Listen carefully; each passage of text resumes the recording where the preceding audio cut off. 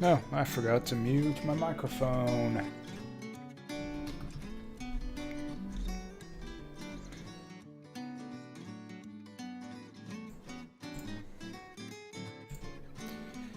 Hey, hey, hey, what is up?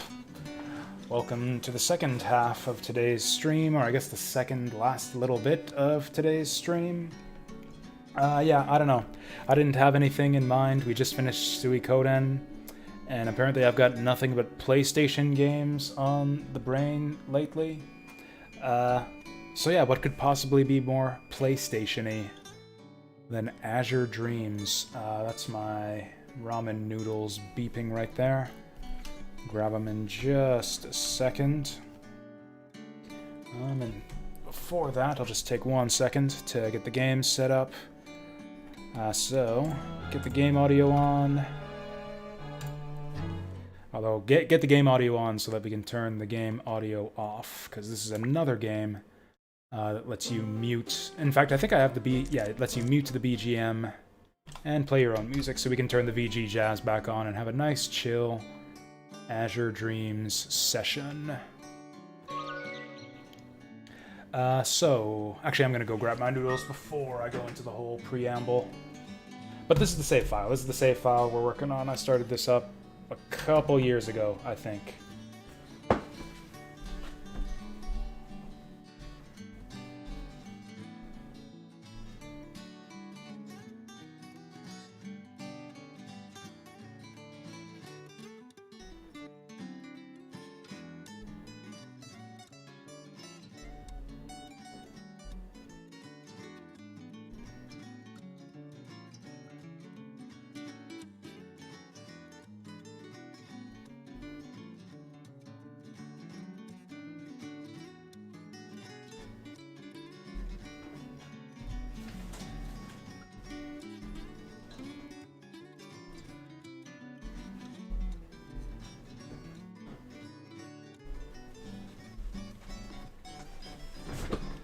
So yeah, this is Azure Dreams. As you can see, we're working with like a post-game save file. I've got all of the side quests completed, all of the waifus collected. I don't know if I have all of the buildings on this save file. That's something I guess we can work on. But the main thing I said we were going to work on with this one is to get all of the monsters, which we never actually did finish up with that, which is, you know, to be expected. If any of you guys actually know the way this game works, it is not that easy to get all of the monsters in the game. There's quite a lot of them, and they're quite rare. And apparently the last time I played this, I was in the middle of a run, so here we are. What monsters do I even have right now? We've got a saber. Wow, I'm lost. Okay, we got an Ichi and a clown. Or we got Ichi the killer, and we got Sai the clown. That works for me, and I don't even know what this is. Is this like a snowman, maybe? An evolved snowman? I actually have no idea what this thing is. I'll have to check the monster book once we get back home. His AI doesn't seem to be set correctly. But yeah, I have played this game many times over the years, and I played it a few times already in front of the internet. There we go, just follow me. Yeah, I did a Let's Play of this game on my YouTube channel way back in the day when I only did YouTube Let's Plays, and then I played it on stream here. And then I lost my save data towards the end of that stream playthrough, so then I had to play through it again to get my save file back. So I played this game like 3 times in front of the internet. And this is kind of an ongoing thing we're doing. Basically, it's kind of open-ended once you get to the end. There's kind of a main path through the game, where basically your main objective is to get to the 40th floor of the monster dungeon. This is kind of a mystery dungeon style game here. Some might call it a roguelike, but I would call it a mystery dungeon style dungeon crawl. I'll accept his challenge because we seem to be pretty well geared right now. Yeah, we got a good shield. This should be easy. 25 wins and 0 losses. That sounds about right. Is anyone even watching right now? Does anyone know or not know what Azure Dreams is? But yeah, if you know roguelikes, it's kind of like a roguelike. If you know mystery dungeon games, it's basically a mystery dungeon game where you go into a randomized dungeon starting from level 1 every time, and yeah, just progressing a little bit further and further every time. I didn't want to do that.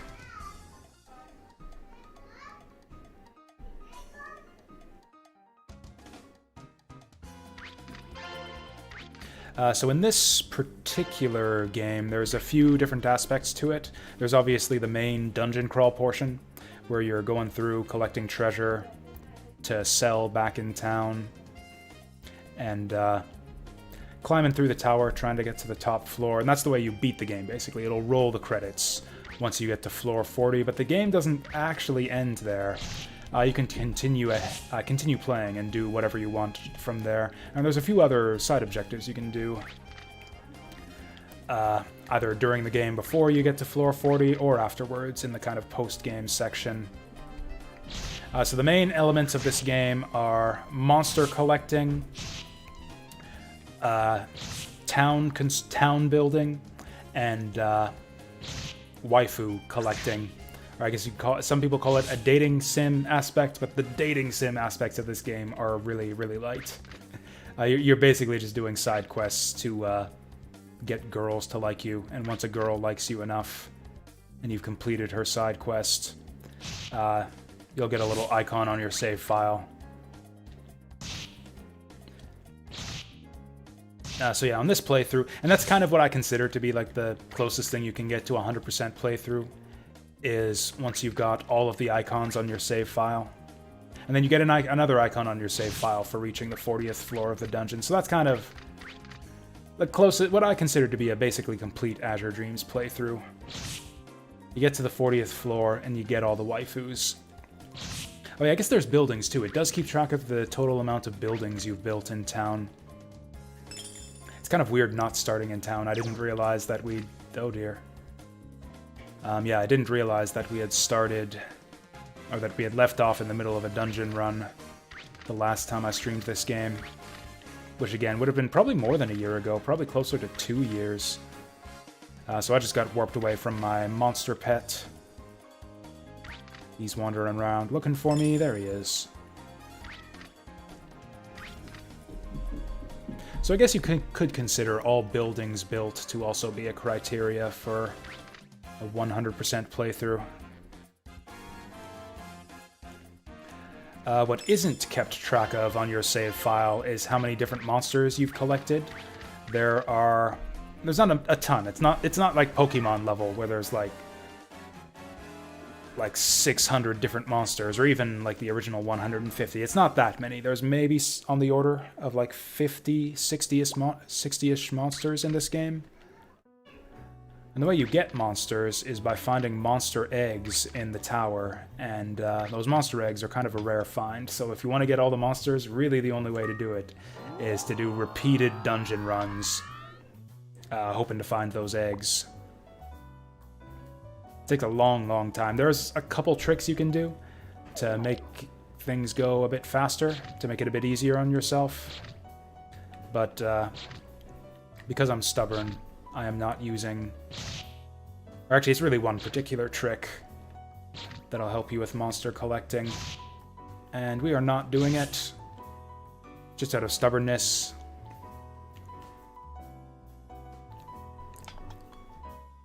But yeah, there's basically one way to reliably get the monster you want. That's the other thing, is monster eggs are, you know, you discover them randomly, and it's a kind of a random monster inside. Usually one that corresponds to the monsters that you can find on that floor. So if you want to get the really high tier monsters off the top floors of the tower, you gotta get to the top floor and hope that you find a monster egg. And even then you might not get a good monster. It might be something from one of the lower floors instead. I think the floor that you're on determines the best possible quality of monster that you can get. The other way to get monsters is to feed a roche fruit to an enemy monster, and that'll convert that monster back into an egg. So you can basically make your own monsters using a very, very rare special item called the roche fruit. It is a single-use thing, so it's like one roche fruit equals one monster conversion. So you can take that route if you want to target specific monsters, but in my opinion, it's not really worth doing that until you've got a good collection of all monsters already. The roche fruit shenanigans are kind of for just targeting those last few specific monsters that you're looking for.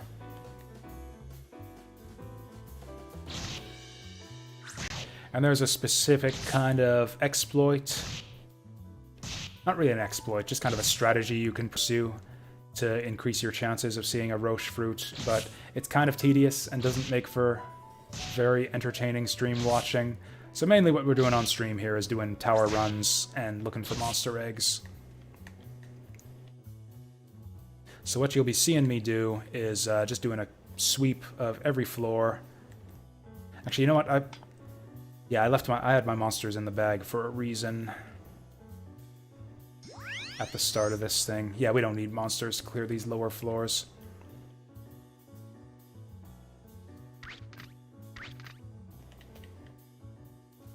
So normally when you enter the tower, you start at level 1 all the time.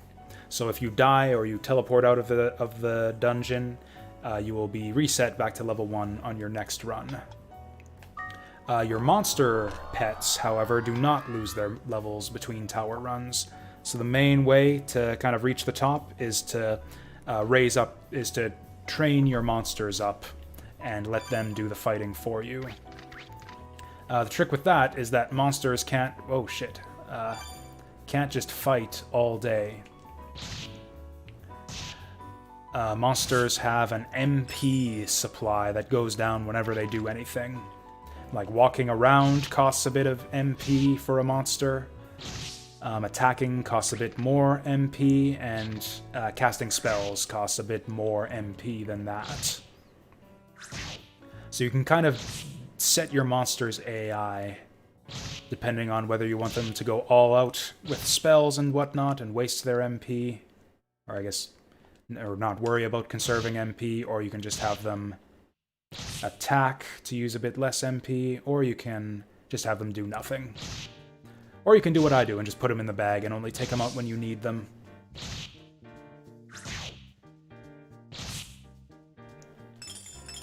Normally that's not really feasible to go without a monster, but there are some, again, kind of tricks you can pursue to let even your level 1 hero hold his own against monsters. As you can see right now, I have equipped a +10 trained wand and a +18 diamond shield. So in addition to your monsters maintaining their levels between runs, you get to take all of your items in your inventory back to town between runs, and you have a vault back home, which you can use to hold items.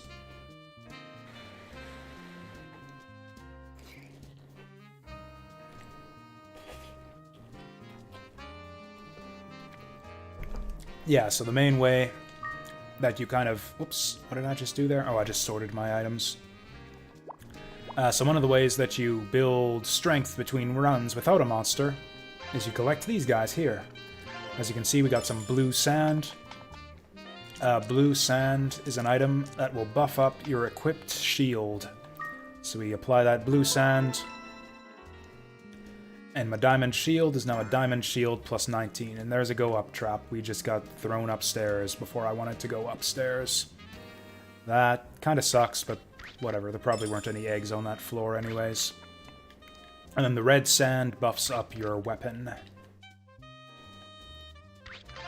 And that's basically the main things we're looking for as we're exploring the dungeon here. I want red sand, blue sand, and monster eggs.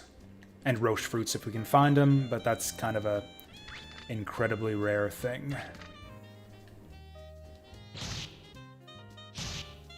I actually forgot that I had built up this much weapon strength on our last run. So yeah, this shield and this wand are doing a lot of work for us right now. Like your basic level 1 hero with just like a crappy wood shield and copper sword equipped is actually not very strong at all. Like I would actually be getting demolished by the monsters on this floor at level 6 normally, but because I've got these awesome weapons built up, I'm able to fight these guys pretty easily without my monster out. But the monsters obviously get stronger the further you get up the tower. So it's not going to be too long before we start seeing monsters that are too tough for me to fight on my own, and actually probably will be too tough for my monsters to even take on. The top floor monsters in this game, like once you start hitting floor 30 or so, get kind of ridiculous. Haha, you're a frog.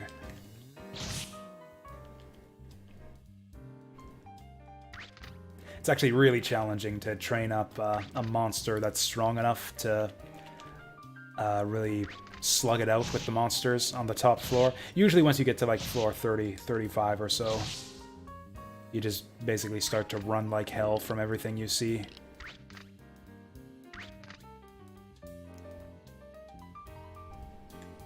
Anyways, yeah, I guess since we're starting in the middle of a dungeon, we're starting off with some basic dungeon strategy here.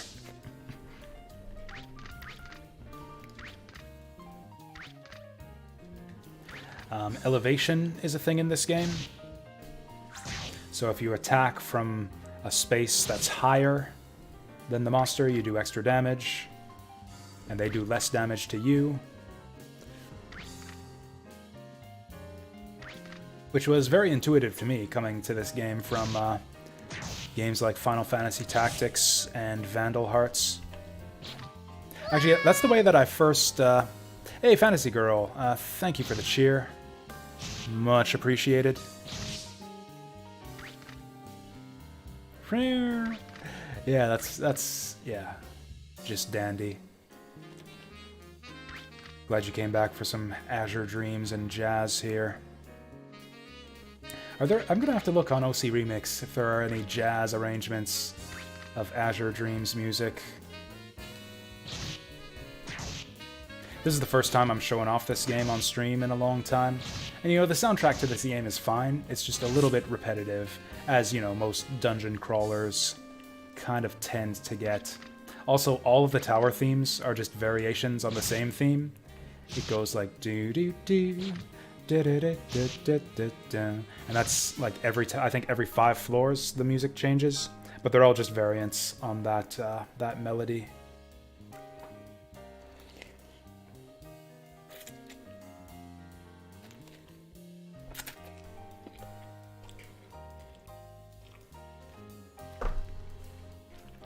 Anyways, I think we've cleared out this floor. If I can find the exit, there it is.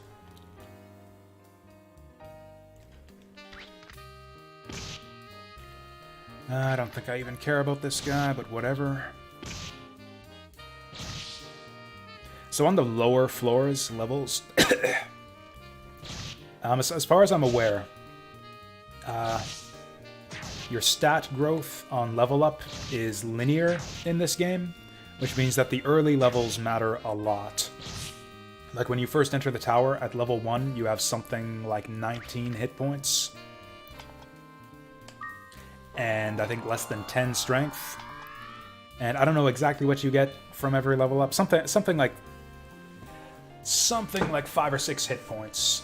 And maybe a point of strength and defense, which counts for a lot in the early game. So what you're going to see is we're going to be spending a little bit of extra time fighting monsters and gaining levels on the early floors, and then just kind of not caring about grinding so much on the higher floors.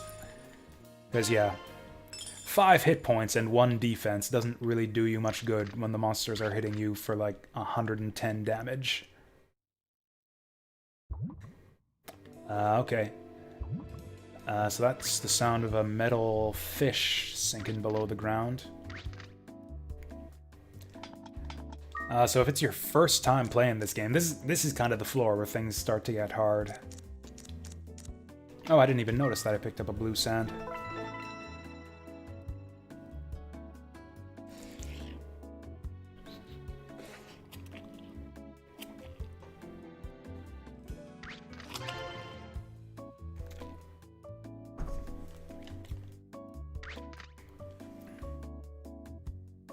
And yeah, anyways, those blue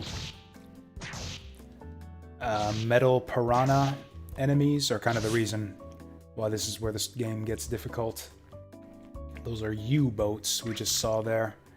That little black hole with the periscope.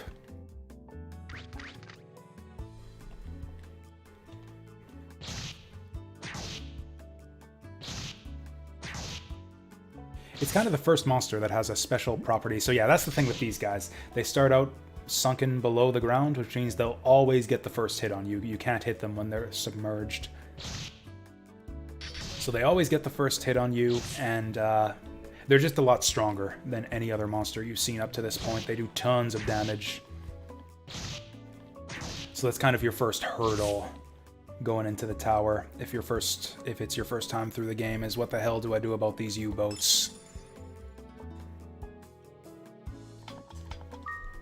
Oh yeah, so I guess the other thing we're doing as we go through the tower here is we're building wealth. I want to collect items that are worth a lot of money so that I can sell them in town and make a lot of money. There's actually not really anything useful you can buy in town, like anything that's going to help you through the tower. The main thing you do with your money is you buy buildings that you can, just plunk them down around town, and they'll basically unlock various things, mostly kind of story related, mostly just kind of little flavor and fluff related things. You can build a library, and that unlocks a little romance subplot with one of your girlfriends. You can build a swimming pool if you want to see your girlfriends in swimsuits. I like that building a lot. You can also buy expansions to your house. You can get a bigger monster hut so that you can hold more monster eggs. You'll want to expand that all the way if you're going for all the monsters. I think the final hut expansion is just barely enough to hold every monster in the game, maybe a bit more. I think you can hold 64 monsters in the biggest hut because it's like an 8x8 square grid. La, da, da, da. Ha, ha, ha, ha, ha, ha, ha.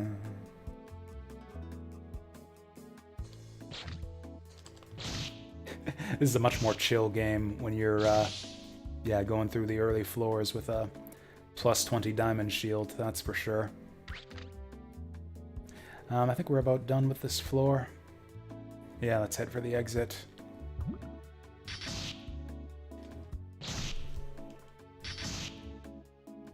Sadly, this game's not quite as good for one-handed play as the old Suikoden.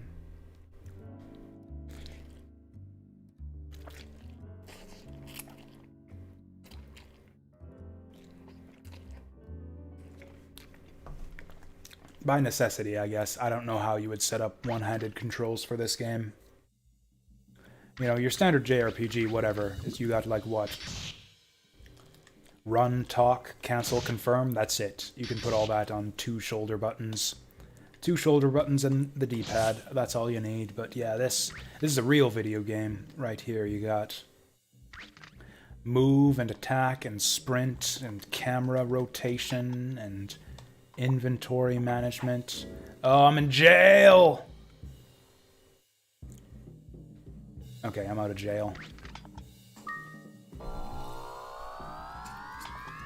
Just a slap on the wrist. Speeding ticket or something. Night in the drunk tank.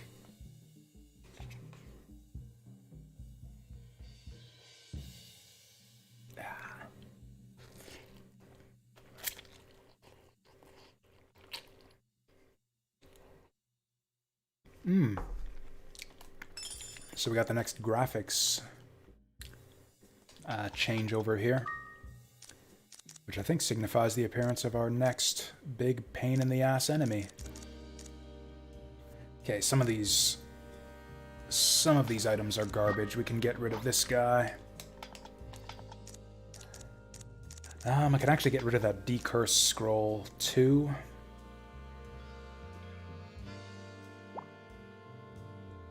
The wind crystal is important. We're definitely holding on to that. So yeah, the wind crystal is the way that you return to town.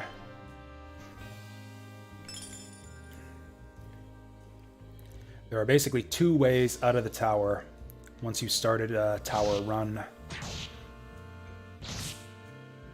The first is that you die. If you die, you go back to town, but you lose all of the items you collected so far, including... Yeah, this is the next pain-in-the-ass enemy I was talking about. He can low down you, reduce your level by 1. When that happens, you end up at the previous level, but with like 99 experience points, so you're just on the verge of gaining your level back, but you'll lose all the experience you had gained on the previous level. So like if I'm like 2 XP away from a level up, and then I get low downs, that's basically like I lost a full level's worth of XP, whereas if I just leveled up, then I'm losing basically nothing. Ooh, Shomuro seed. Might as well use that. Actually, no, I might as well feed that to my familiar. Whoever I'm gonna give that to.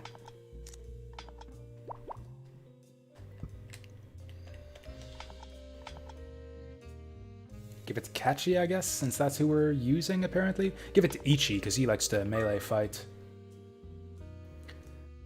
So this is a killer right here. This is a strong monster from the upper floors. I think they start appearing on, like, floor 30?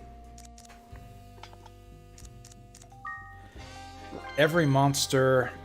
I think every monster in the game, if not every monster, then almost every monster in the game, has a special... unique skill of some kind. Something that no monster in the game has. Sometimes it's a passive thing, sometimes it's a active ability that you can prompt the monster to do. Like this U-boat, for example, can submerge. I'm actually having trouble talking here. I'm just gonna go blow my nose quickly.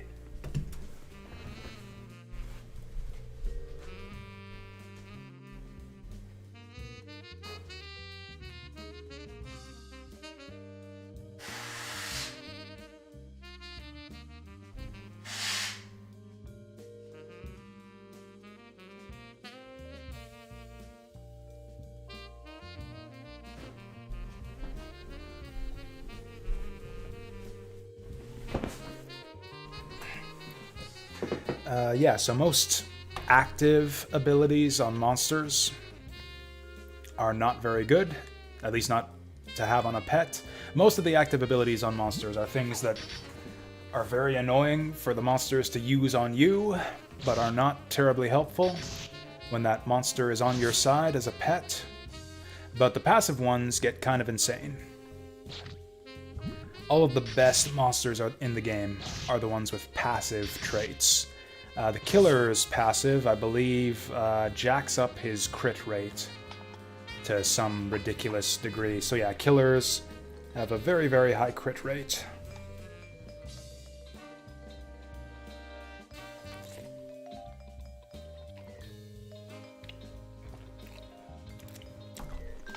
I've got another monster. Yeah, Sai the Clown. Oh, who is at level 1. You know what? So you have 2 callers, or you start with 1 monster caller, but you can eventually get 2.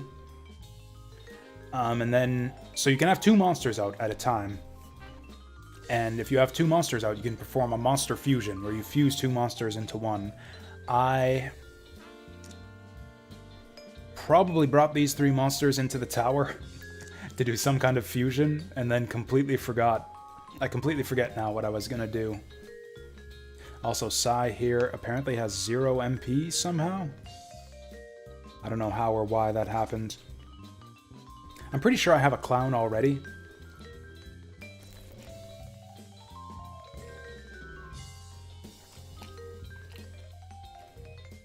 So this clown has probably what is the best ability in the game. Oh, you know what? I remember what I was doing. I know why he has 0 MP. So you can see he has that lowdown spell, which is not very good. You can also see that his lowdown spell is level 2, but he's only a level 1 familiar. Typically, the level of a monster's spell can't go above the monster's level. Basically, every time a monster levels up, his spells gain 1 level as well. The higher the level, the stronger the spell. Clown gets double the spell levels. So every time he levels up, he gains 2 spell levels, and his spell level maximum is double the level of the monster, which is kind of ridiculous, and I think makes Clowns probably the best monster in the game. Like, if you have a level 20 Clown, he's going to be throwing level 40 spells, which is strong enough to wipe out the top floor monsters. It effectively lets him punch above his weight. Punch up at monsters twice above his level. It's pretty insane. The other special property of Clowns, which I think is the reason I brought this guy in here, and the reason that he has 0 MP, is he's got that low-down spell.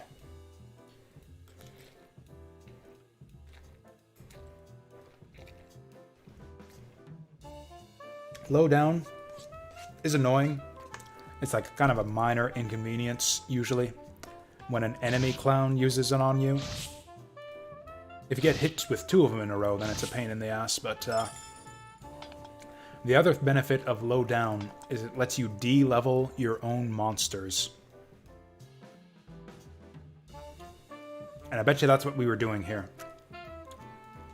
So you can see that this killer is level 6. But he's only got level 1 magic. Every monster in the game has at least 1 spell, but some monsters don't start with their spell unlocked. Some monsters need to be fused in order to unlock their spell.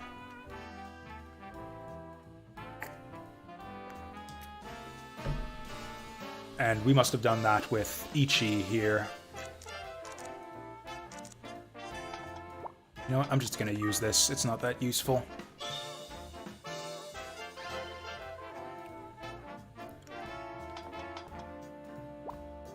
So yeah, we fused Ichi, and he unlocked his spell, but when you unlock the spell, it starts at level 1, which means it's kind of behind the level of the monster. I think Ichi used to be, like, level... I don't know, it used to be a much higher level. But he's got, yeah, Dia Mirror at level 1. Oh, you know what? There's also some other shenanigans. Yeah, he's the wrong type.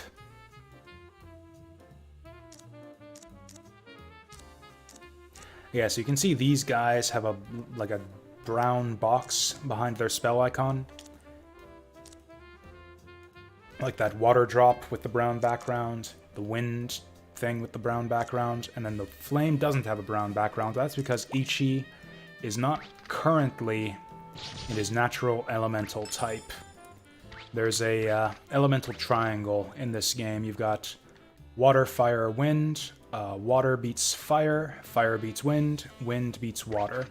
Every monster in the game has an element, but using some special seeds you can find in the game, not this one,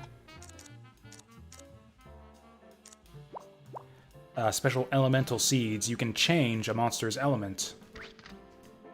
And that's kind of handy for a few reasons. Usually, there's a few things you can do with it. Mainly, it's kind of a situational thing. You can gain an advantage in a fight. Because, yeah, elemental type advantage is huge. I think you, like, take half as much damage and deal twice as much damage. It's pretty crazy. It's like Pokemon level super effectiveness. But if a monster is not on their natural type, then they won't gain spell levels when they level up. So if I use Ichi and have him level up, he is not going to gain any spell levels. I think he's wind type naturally.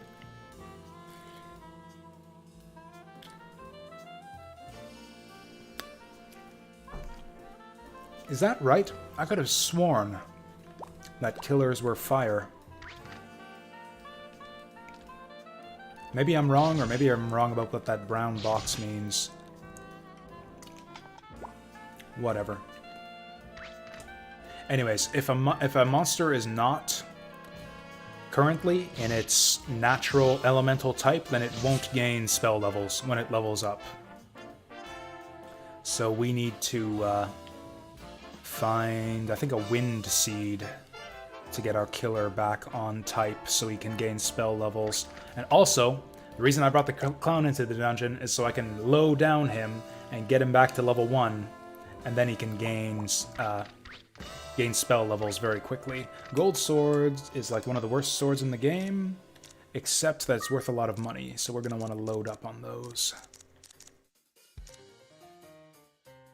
Yeah, thanks for stopping by again, Fantasy Girl. We will see you later. Leo Lamb is not very good. We'll get rid of that.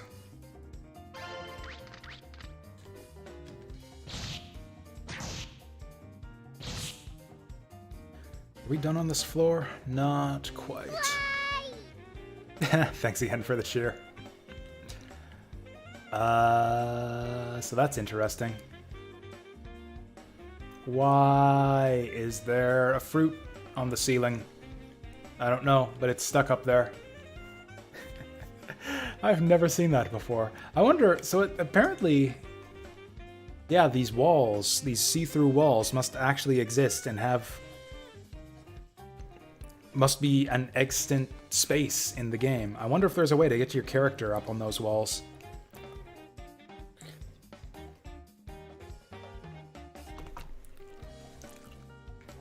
The advantage of that is that,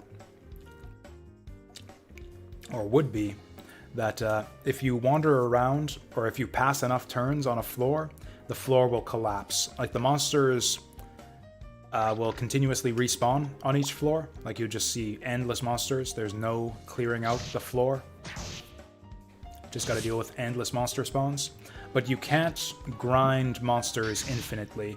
If you wander around on a floor for too long, the floor will collapse, and then you're just automatically transported to the next floor.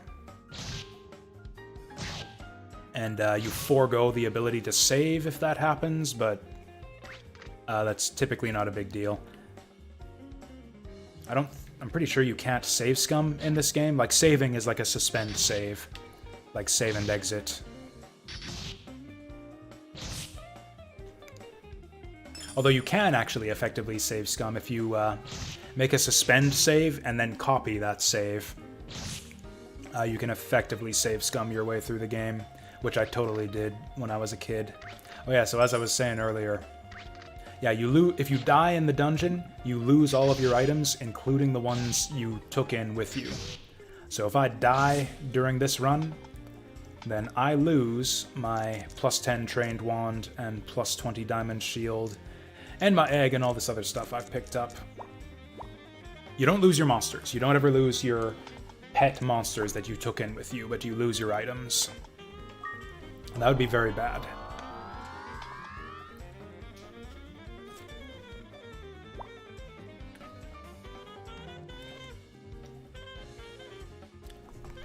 Oh hey, item room. Very nice. Actually, maybe not so nice now that I'm looking at it. This looks like a lot of garbage.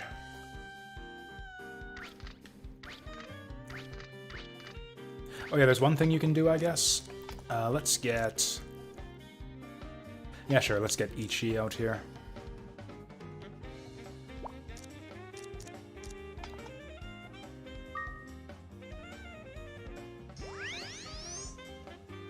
So yeah, you can feed nuts and grasses to your monster. Oh, maybe it's the level of the spell is misaligned.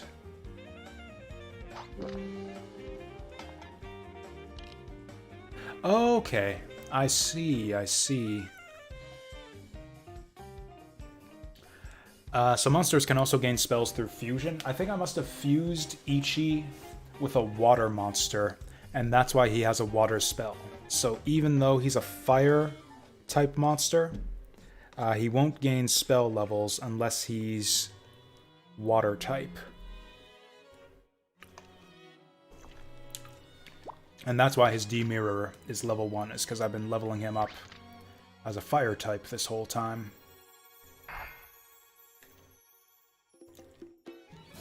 Anyways, so yeah, if you feed... So a medicinal herb is your basic healing item in this game. But if you feed a healing herb to a monster that's already at full HP, then he gains 1 maximum HP permanently, which is pretty cool. I think Vital Sword might be valuable.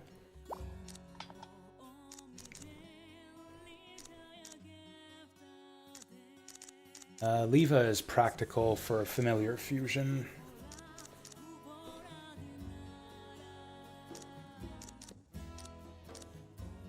Oh, Decurse isn't useful because I'm not going to be changing my equipment at all. Yeah, this item room sucks. One weird quirk of the way that item distribution in the dungeon works in this game is that, as far as I can tell, there is no like modifier for item quality or rarity based on how deep in the dungeon you are. Like, you, as far as I can tell, you seem to be as likely to find rare and powerful items on floor 1 as you are on floor 40, with the exception of eggs. If you want to find rare eggs, you need to go for, or rare and powerful eggs, you need to go to the top floor for that. But yeah, anything else you're looking for, yeah, there's no need to delve deep for that stuff. Although we've actually got pretty much the best stuff we could get right now.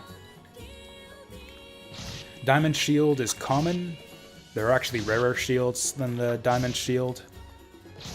But for a particular reason, Diamond Shield is the one that you want to use your blue sand on, because it is rust-proof. Rust is a nasty effect that decreases the strength of your weapon. It's basically the opposite of a sand. Applying a sand gives your weapons +1 permanently. Getting rusted makes your weapons and shield -1 permanently. Rust traps are fairly common in the dungeon. Yeah, they're, designed to force you to rotate your weapons, and yeah, they're a lot more common than sands. And each rust trap rusts both of your weapons. So yeah, if you equip a regular, non-rust-proof weapon and try to train it up, that's just a losing battle. They will rust faster than you can sand them up. Which is why you want to use your sands on a rust-proof shield and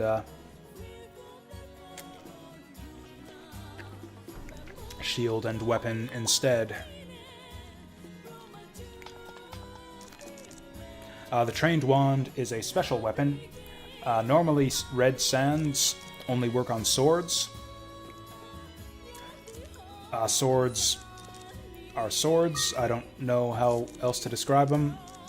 It's like a physical type weapon, whereas wands are...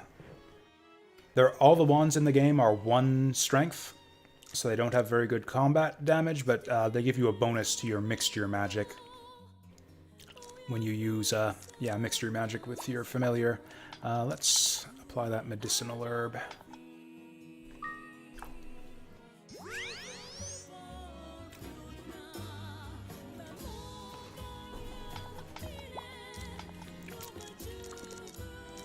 The benefit of the Trained Wand is that it is a wand, so it buffs up the strength of your mixture magic, and it is also sandable. And it's rust-proof. Wands are also rust-proof. So yeah, Trained Wand is basically the best weapon in the game if you're, like, taking the same weapon through multiple runs and upgrading it.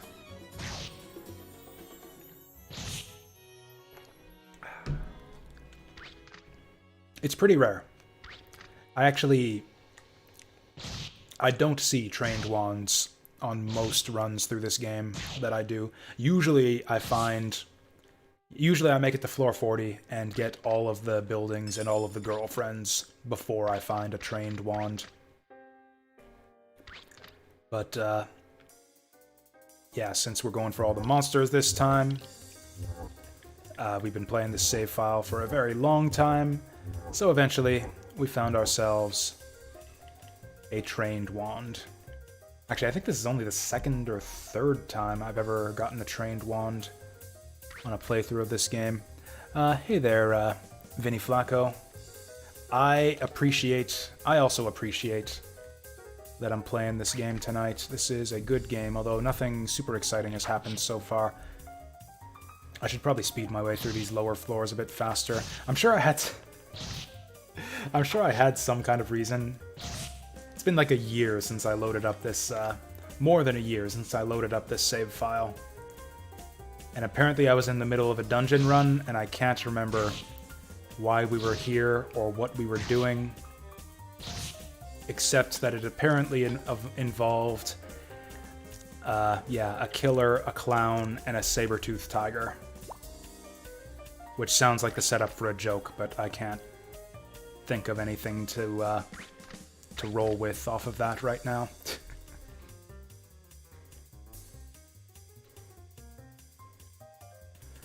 Yeah, I think we're done on this floor.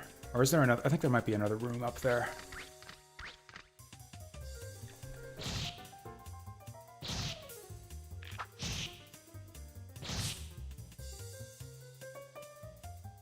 Kind of bothers me that lowering the background music volume also kills the level up fanfare. It makes sense because, you know, the level up fanfare is also music. But I don't know, I think it classifies more as sound effects. Like if you're playing your own background music, which is the main reason to disable music in this game, you're usually not gonna be bothered by hearing the level up fanfare. Maybe I'll just hum it every time it happens. Maybe every time we get a level up, I'll just go doo-dee-doo, doo-dee-doo-doo-doo-doo. That synced up nicely with the music here. You know, the main Azure Dreams dungeon theme does resemble Chirno's theme just a little bit, when you think of it that way. Doo-dee-doo, doo-dee-doo-doo-doo-doo. Do-do-do-do-do-do-do-do-do-do-do-do-do.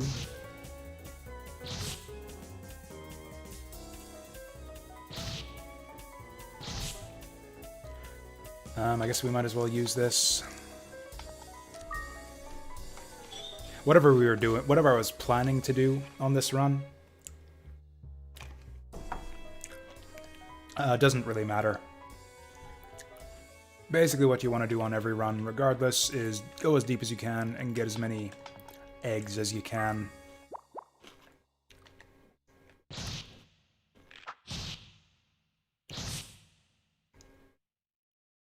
Which is usually not that many. We've got one so far, and we're on, what is this, floor 10? That's about average. I find that I average about one monster egg every 10 floors.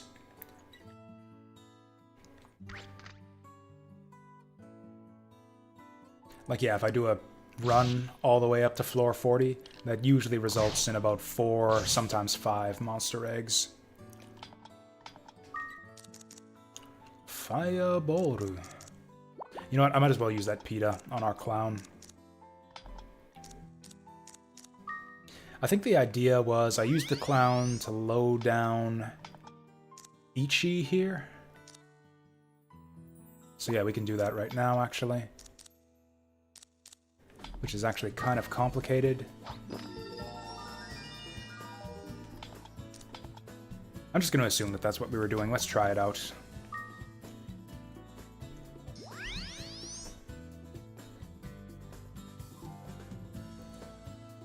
So to make this work, I need to get my clown facing this guy.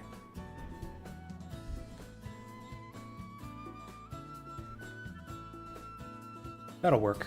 So now I can issue a command to him I command you to directly low down this guy. So then I'll just pass my turn, and then he'll low down. Damn it. I'll command you to low down again.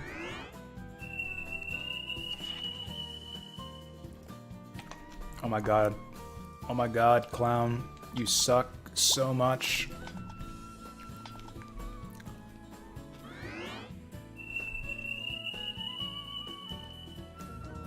But yeah, the main reason to do this is to make it easier for this guy to get magic levels.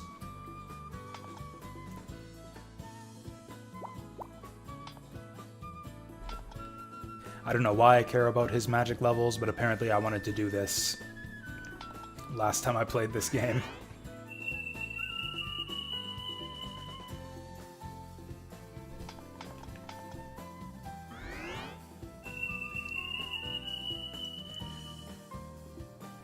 God damn it. You know, we might as well feed him. Feed him again. Damn it. Okay.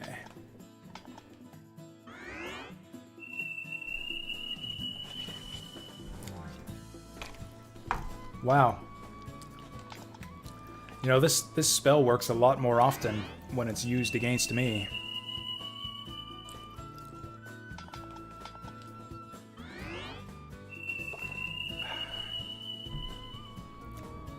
Nice.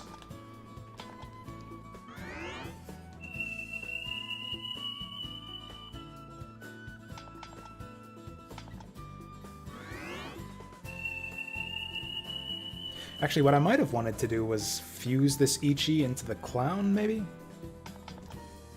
There are a lot of somewhat complicated rules surrounding monster fusion in this game, and none of them are really intuitive. You kind of have to figure them all out through trial and error. Essentially, the results of a monster fusion are based on the type of each monster. I think the way it works is that the monster of the superior type will overwrite the weaker type. So if you merge a fire and a water monster, the resulting monster will be of the type of the water monster. Could be wrong about that. It's been a while since I've done this.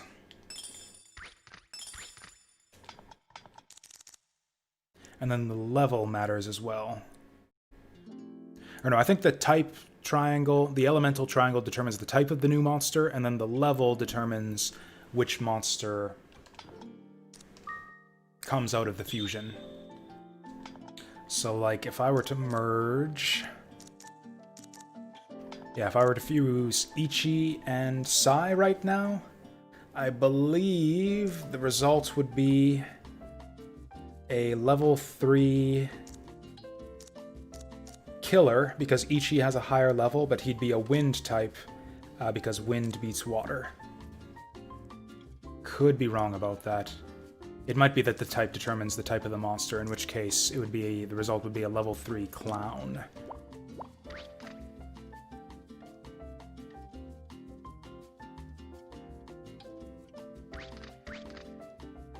And then we would unlock some kind of new spell and or special ability as a result of that fusion as well, which is the main reason to fuse monsters, is to unlock the monster's latent abilities, or to fuse a monster's abilities into another monster.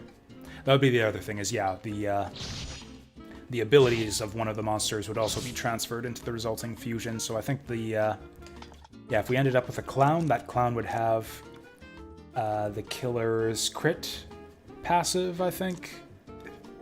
And if the killer were the resulting type, then he would have the clown's double spell power passive.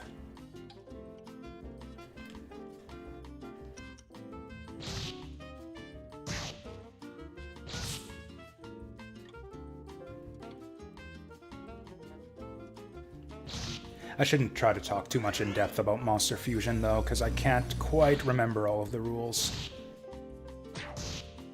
I don't want to misinform anyone.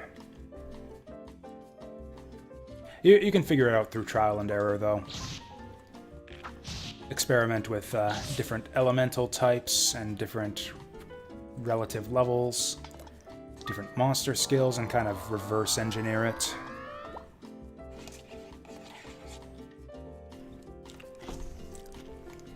Okay, it's kind of coming together now. I think what we want to do for this run, as usual, we want to go up as high as we can and find some monster eggs. And then the second thing we want to do is we want to go up as high as we can, and we want to fight a really strong monster and kill it, so that we can level up these guys all in one go. The way XP scaling works in this game is kind of like a lot of other Konami games, like Suikoden, which we just got done playing, where, yeah, if you have a weak monster beat up a very, very strong monster, then your monster will level up very, very quickly. We're talking like from 1 to 30 just in one battle. It's kind of awesome. This guy's tougher than I was expecting. This is definitely the point where, yeah, you often want to start running away from monsters. These Krakens are the next big hurdle if it's your first time through the game.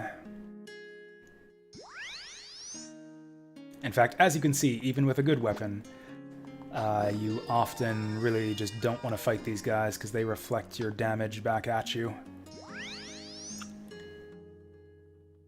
Ooh, Holy Scroll. That's a good find.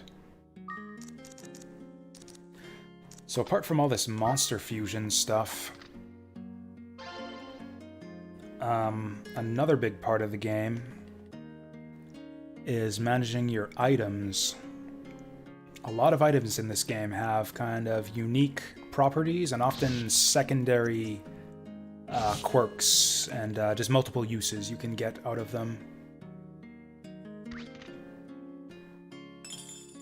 The Holy Scroll can be used to put a glyph on the ground. That's basically kind of like engraving Elbereth. You stand on the holy space and monsters cannot attack you until the Holy Scroll wears off. It's pretty great for getting out of trouble, but as soon as you walk off that space, then you're vulnerable again. You can also throw the Holy Scroll at a monster, and it'll convert that monster to your side. He will fight for you for the remainder of the floor, which can be pretty powerful. Again, since I've been saying, monsters on the top floors can get pretty ridiculously powerful. Whoops. Nah, that's fine. I still have the high ground.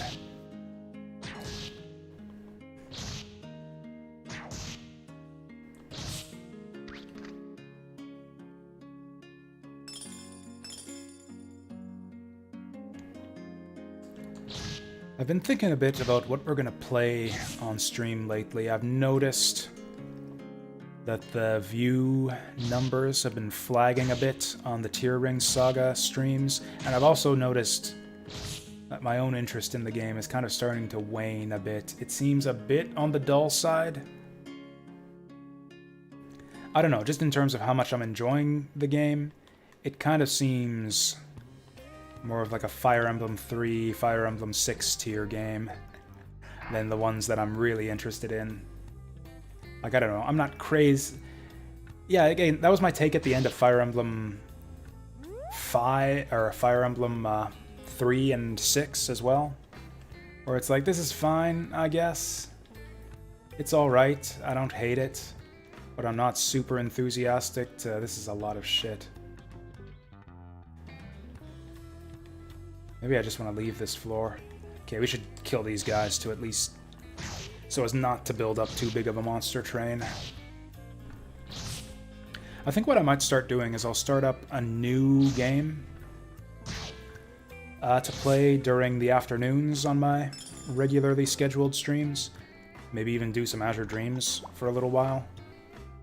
Just to take a break, but then we'll continue doing Tier Ring Saga on the evening streams when we do those. You know... oh, nice. Oh, that didn't do much. At least we got the high ground this time. So it looks like he reflects about a quarter of the damage we deal to him back at us. Oh, fuck. We have at least one way to get out of this. Because, yeah, we're going to take a lot of damage if we slug it out with this guy. Let's just do it this way.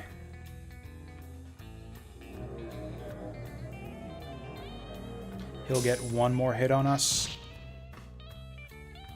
But yeah, now he's still trying to attack forward. The dummy. Yeah, the blinder ball is actually really helpful. Yeah, blind in this game is like almost as good as defeating an enemy. Because yeah, if they can't see you, then they'll just ignore you and go about their business.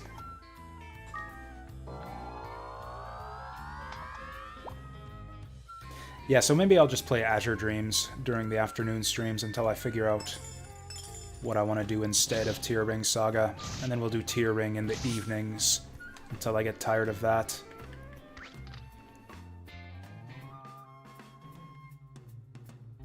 Yeah, it's like it's not exactly like I'm tired of the game. It's just it's a bit repetitive. I'm not crazy about it. It seems like it's going to go on forever. And yet, I want to keep playing to see what happens next, because the story's kind of interesting, even though it's a bit tough to follow. And the maps are kind of interesting, even though they end up being a bit dull in the way they play out a lot of the time.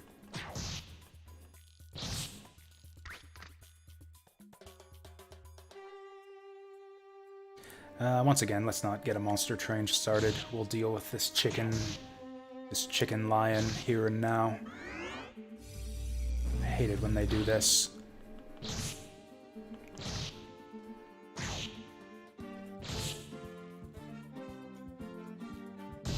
Nice! Okay, that was close. So the bomb trap can actually destroy items on the ground. So if you end up... It's pretty rare for it to happen, but if you end up with a bomb trap next to an egg, and you step on that bomb trap, you will destroy the egg. That has happened more than once to me. More than twice. Maybe more than 3 times, but I think it's happened to me 3 times. Limit Fruit is not useless, but not great. Also, this egg is not useless and not great. Even an egg of a weak monster, or a monster that you don't want, is still useful, because you can use the monster as fusion fodder. Just fuse it into another monster to unlock its latent spells and abilities. But, you know, that's not exactly what we're looking for. What we want is eggs for monsters we haven't seen before. But we're still early on in the dungeon, and I'm pretty sure I own every monster on this floor and below. Let me just think. I have a noise, I have a troll, I have a Pulunpa, I have a griffin, I think I have 2 squids, I have a volcano, I don't know if I have a dreamin', I think I do. You know what, I'll just use this. Let's take a look. So these glasses identify items. It'll let you see if an item you've picked up is cursed, or if it has any bonuses. It'll let you see how many charges you have left in a spell ball, which is probably its most useful application. And it'll also let you identify any eggs you have in your inventory. So that Cinnabar egg we just picked up is a U-boat egg. U-boats are kind of crappy, so that's not terribly exciting for us to get that. U-boat, it's kind of weirdly random which monsters the game considers rare or common. Like U-boats seem extremely common.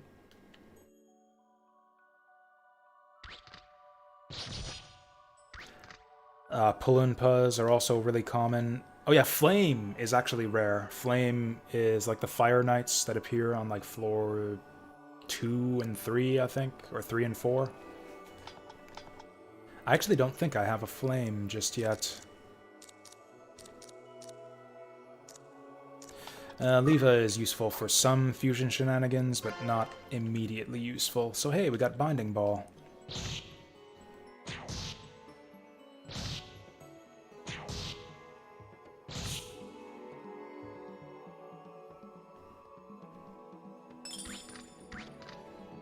So in a normal run through the tower where you don't have a +10 trained wand and shield, this is the point in the dungeon where it kind of starts to become futile to try and out-level the monsters.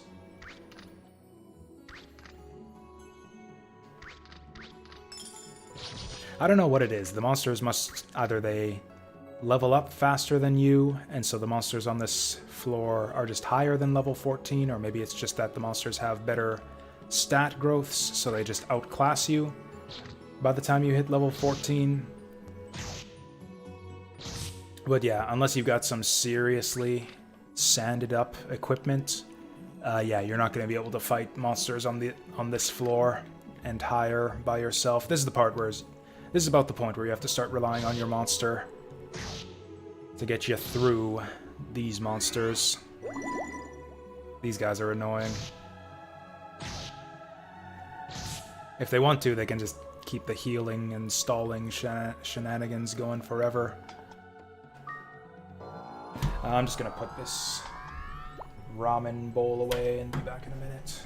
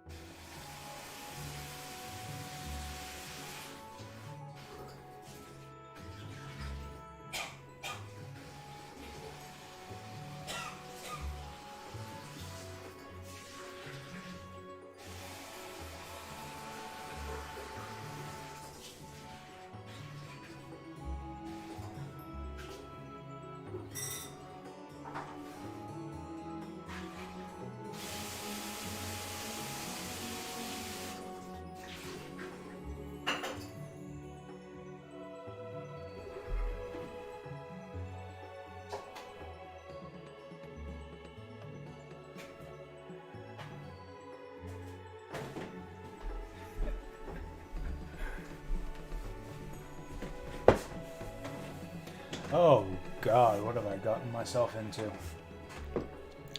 So yeah, this is a fun quirk about this game, or really the mystery dungeon type games in general, is there is no sanity check or anything when it comes to dumping you into a new dungeon floor. Yeah, sometimes you just get dumped into a room full of monsters and there's nothing you can do about it. In this case, though, there's a few things we can do about these guys.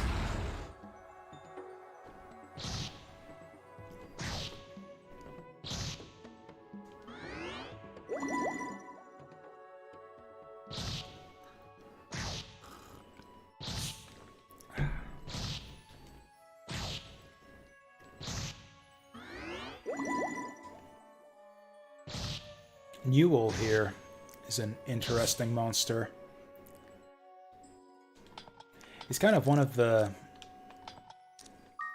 most useful monsters in the game, I think. He has a unique special ability where you can feed him anything and he'll gain all of his MP back.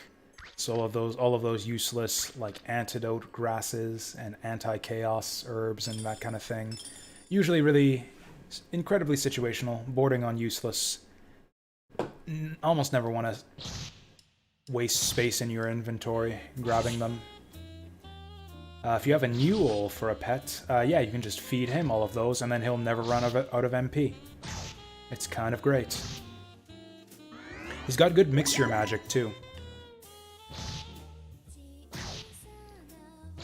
Yeah, I think Newell was one of the monsters that actually carried me through. Watch this, watch this. This is gonna be fun. Boing! Yeah, monsters can fall into traps too, which I guess we've seen already a few times.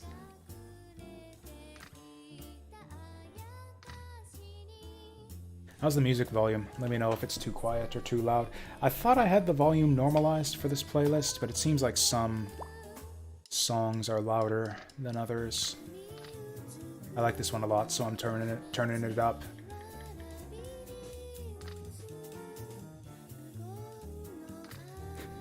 Some Toho jazz fusion right here. I think that's a poison trap. It looks like it didn't trigger. Anyways, this isn't really jazz fusion, the genre, but you know, it's like the track is a fusion of, I think, Flandra's theme from Embodiment of Scarlet Devil, and then, I forget her name, but the extra stage boss from Toho UFO.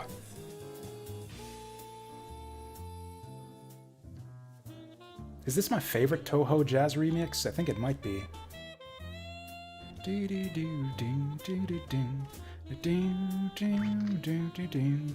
I can't hum along.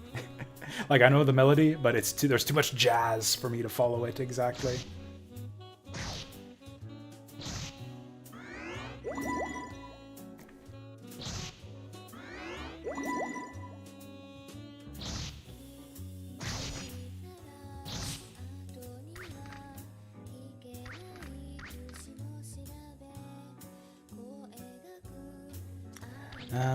Maybe we'll fare better against this guy with the height advantage. Yeah, that's a lot better. Oh yeah, check out the difference here. I mean, I guess it's not huge, but still, it's noticeable. Helps a lot to have the high ground. Obi-Wan wasn't wrong.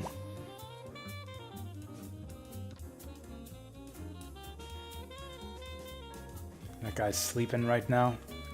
I'm gonna try to get him before he wakes up. Nice! Stab him in his sleep.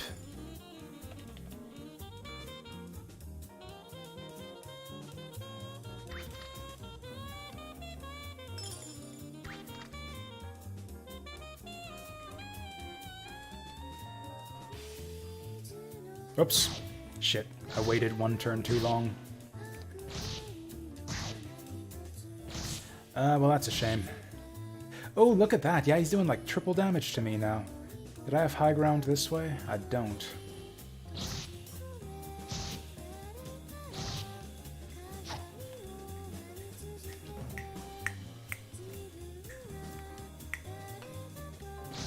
Okay, I was pressing X and nothing was happening there. Nothing was happening there. Like, I didn't just completely pause the gameplay to snap along with the music. I was intending to mash X and keep fighting, but it didn't work. Apparently my left hand is so atrophied at this point that it's not even strong enough to press the X button hard enough for the game to register.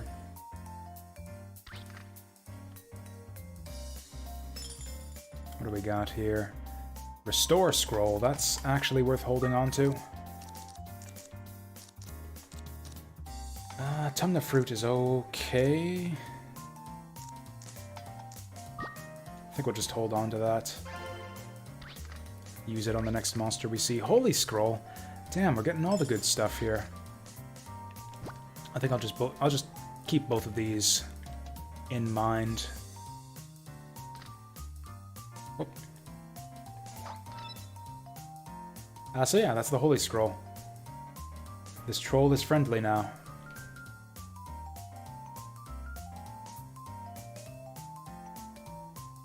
Actually, Troll's a good familiar to have on this dungeon floor. The most dangerous monster on this floor is Garuda.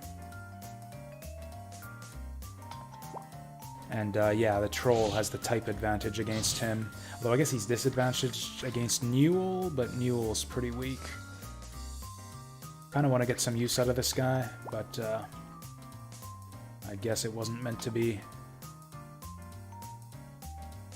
Roam free, little troll buddy. Don't let them bully you too hard.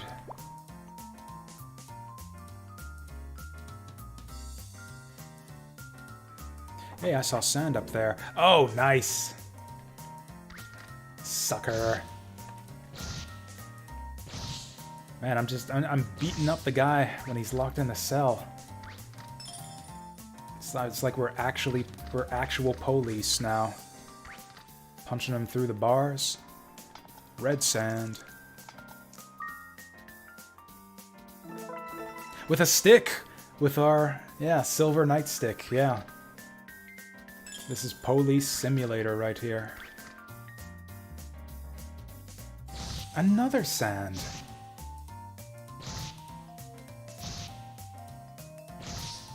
This is how it is. I get all of the good luck when I first load up a game. Like you know when you load up a game for the first time in years and years and you think you forget how to do everything? And then I don't know, whenever I do that, the game just hands everything to me.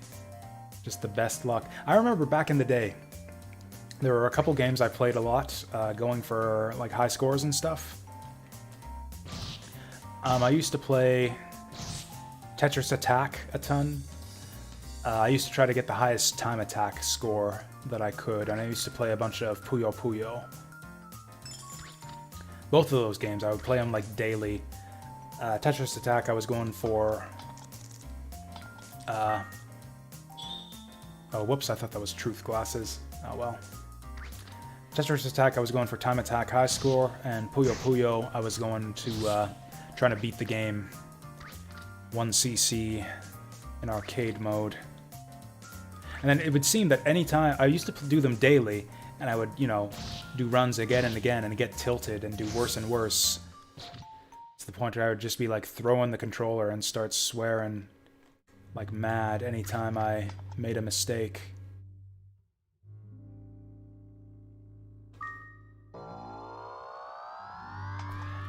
And then I would like stop playing for months at a time, and then I'd come back to it and I'd like beat my old records first try, having not played in, yeah, sometimes months at a time. I remember one time I stopped playing Puyo Puyo for like 6 months. And then I came back to it after that, and that was the run that I got my arcade hard mode 1cc, or it was Puyo Pop Fever on the GameCube.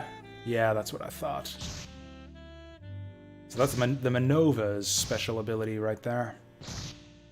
Once again, you can see, very annoying to deal with when the enemy does it to you.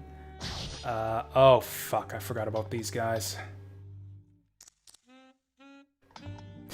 So actually that's 2 monsters with special abilities that are annoying to deal with them as enemies and that are completely useless to you as pets. So the picket can steal items. Just pickets them right out of your inventory. He can take your eggs, he can take your wind crystals, and after he does, he just teleports away. And you gotta go find him and kill him to get your item back. Actually, so to prevent that from happening...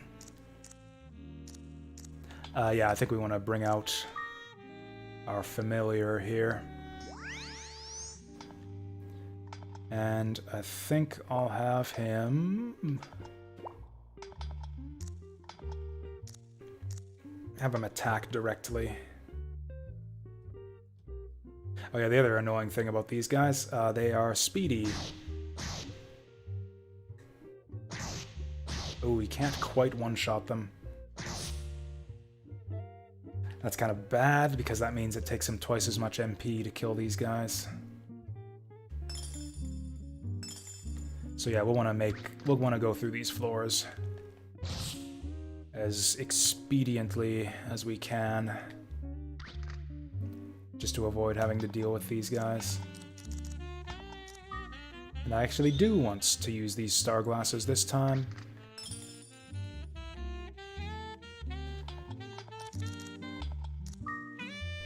Because yeah, this way we can see the pickets coming. This guy's gonna get one-shotted, watch this. Yeah. I don't think I even care what kind of scroll this is. Can I lift this guy? Didn't think so.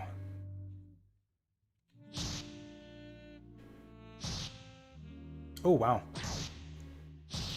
I did not think that he would be a match for my monster. I mean, he's not exactly a match. We still beat him pretty easily, but, like, he took some damage. Oh, wow, never mind. He's got a lot of hit points. I don't know if he's just naturally really tanky, or if I've been feeding this guy medicinal herbs for a long time. Exit loop is helpful, but not worth carrying in my inventory.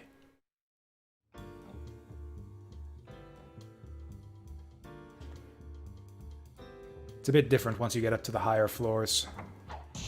Ow. Yeah, once you get to the really high floors, yeah, exit loop is like a blessing from God.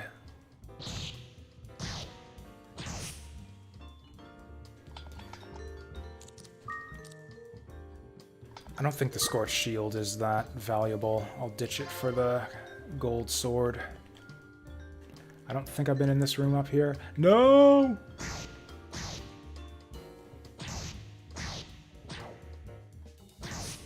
I like that punch animation. Like, yeah, this Tiger Man knows how to throw a punch. It's like, man, even Captain Falcon... Copper coins. Even Captain Falcon can't throw a punch that good.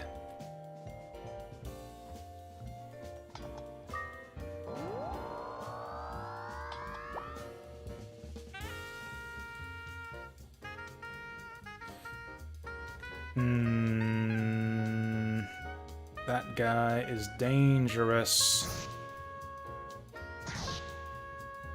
Hopefully we can kill him in 2 shots.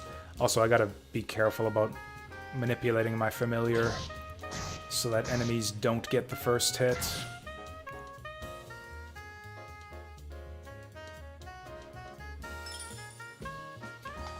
Ooh, we got another acid rain. I'll get rid of the vital sword. As much as I value money on this run, I value making it as far as possible even more. That's the thing, you kind of have to pick what type of run you're gonna do. Like, are you trying to fill your inventory with valuable items to make as much money as possible, or are you gonna fill your inventory with survival items to delve as deeply as possible?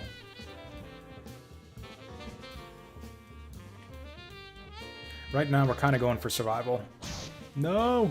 Most of the stuff in our inventory right now is going to help us get out of trouble.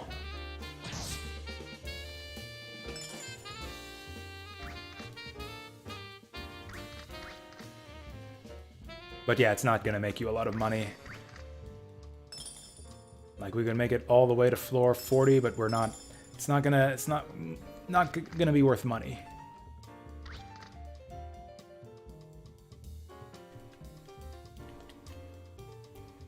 Paradoxically, yeah. You can get all the way to floor 40, but that's not worth a dime to the townspeople. They want you to come back with the goods. And the goods are apparently like a bunch of useless junk that's going to clutter your inventory and isn't going to help you dive through the dungeon at all.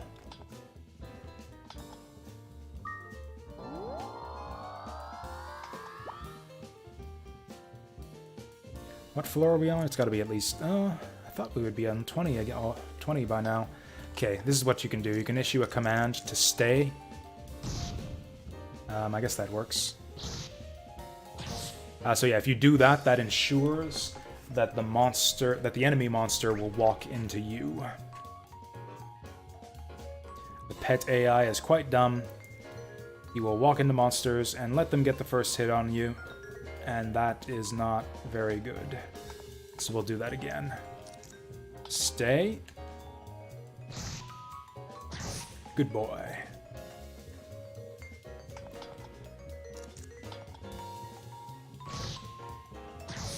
Simple little trick. That's kind of what expert dungeon delving is in this game. It's like 50% inventory management and 50% little AI, like pet manipulation tricks.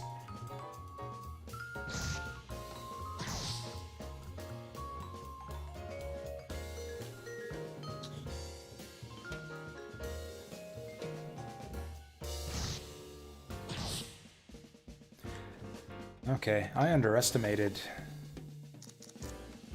our hero's strength here.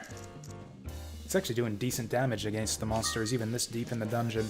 Yeah, I think I'm just gonna throw away that gold sword. I don't really care too much for money. If we want a bunch of money, we'll just do a money run. Yeah, money run is where you just find the most valuable shit you can, fill up your inventory, and just get the hell out of there as soon as it's full. Stock up on gold swords. Damn it. I think he still gets the first hit, though. Damn it. That's not good.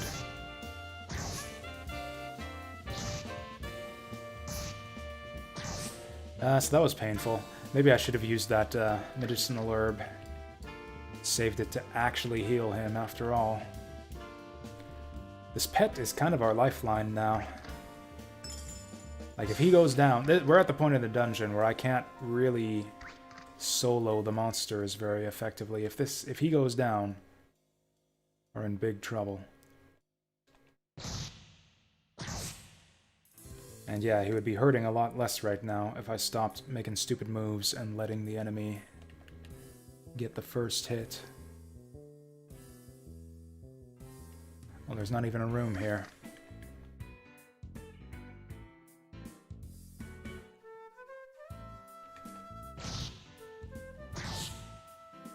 Alright, where was that exit? There we go.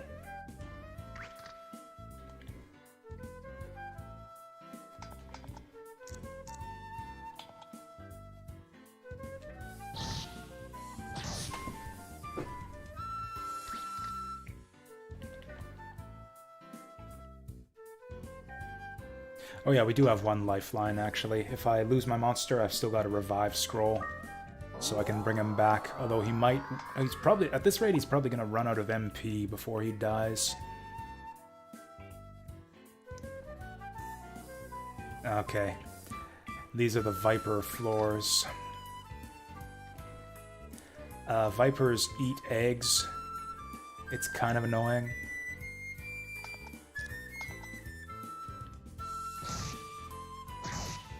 Oh, we can't one-round them anymore.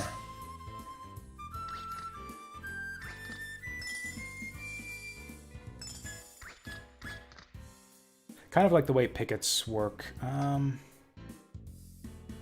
So these unicorns are going to have a type advantage against me. Or against my pet. I think we still want to have our pet help out, though. We'll just hope. Oh. Might have to put this guy away right now. Actually, here's what we'll do. Because, yeah, I don't have a better monster than this. I'm pretty sure I do have better monsters than this, but they're back in the hut. So I think what we want to do is try to conserve our monster's strength.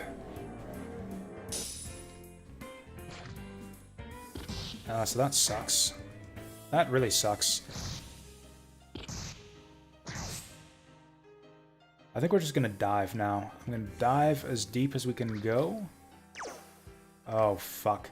Okay, we worked on the exit. That's bad, because our pet can get into fights and will probably die if he has to solo anything, so we want to exit immediately. Because, yeah, that immediately reunites us with our pet. Is he sleeping? I don't think he is. Yeah. Yeah, those wee dogs are... Like, their sleeping animation kind of looks the same as them just standing around. So yeah, it's tough to tell if they're asleep. Oh, ooh, white sand. That, yeah, increases the amount of times you can use your spell balls. So yeah, we're going to use that on Acid Rain. Acid Rain is like the ultimate spell ball in the game. It kills every monster in the room. Or if you're in a hallway, I believe it kills every monster adjacent to you. I'm pretty sure it always spawns with one charge. So like the best possible use for a white sand is to use it on a acid rain ball. Actually, you can even carry them forward if you want. That's kind of worthwhile. Like the same way that you carry the same training wand and shield between runs and use a bunch of sands on them to train them up. You can do the same with the acid rain ball. Just keep bringing the same ball through. White sanding it over and over to get a bunch of acid rain charges. It's actually a good way to level up a monster. You get a acid rain ball with just a bunch of charges on it. Go to the deepest floor you can find, bring out your level 1 monster, and just go to town with the acid rain ball. Which I guess we could do right now. We got 2 level 1 monsters. We've got 3 charges worth of acid rain at least. I think it's possible for acid rain to spawn with more than 1 charge, but I've almost never seen it.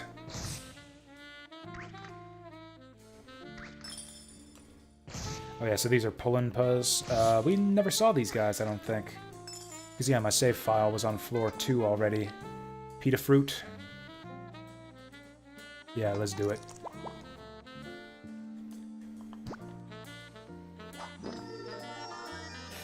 Okay, so that's going to solve our MP problems for a little bit.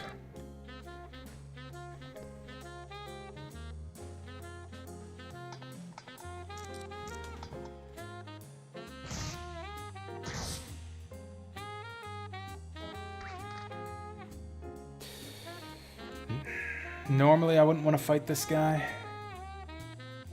But, like I said, vipers eat eggs, so you're kind of obligated to. Like, if there's an egg in the room down south here, he probably ate it, so we'd probably have to fight him to get it out of him.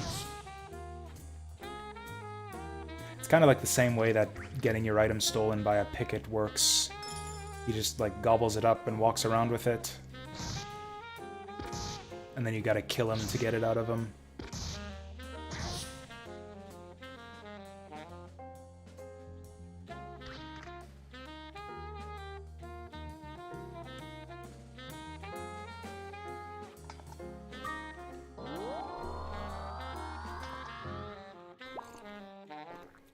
Okay, so, I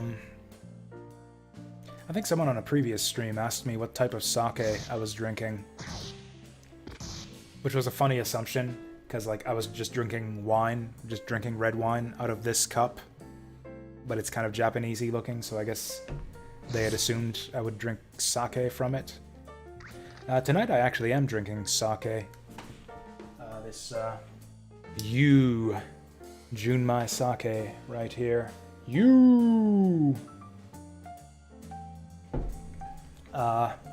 Which is somewhat better than my usual low-grade bargain basement Gekkeikan sake that I drink on stream.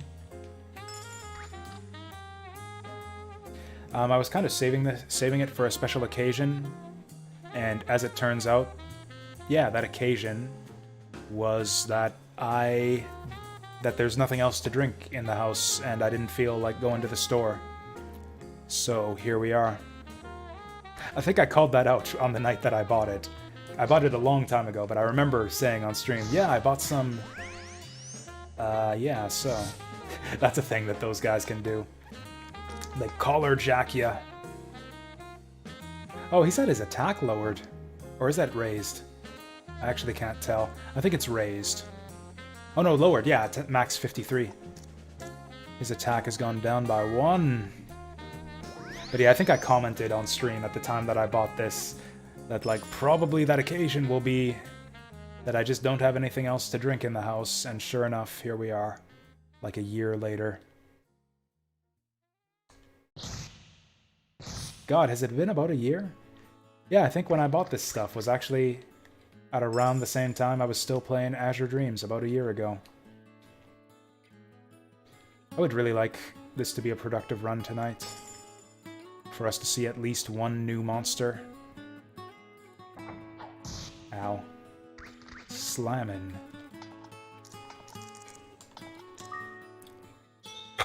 Excuse me. Oh yeah, I guess that's the one way. Ooh. Come on, man. That's the one way, I guess, that you get money during tower runs without building up. Hey, that's what I'm talking about.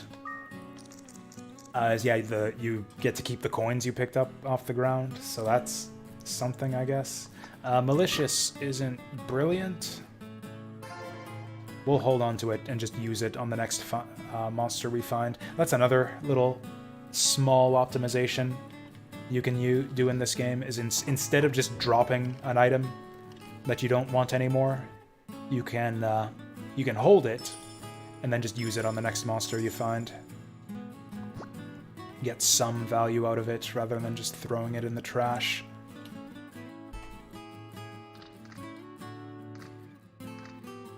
Just leaving it on the ground. You know what would be a nasty surprise to see from a monster in this game? Is if there were a type of monster that used items. Oh, you know what? Oh, fuck. Fuck. Whatever.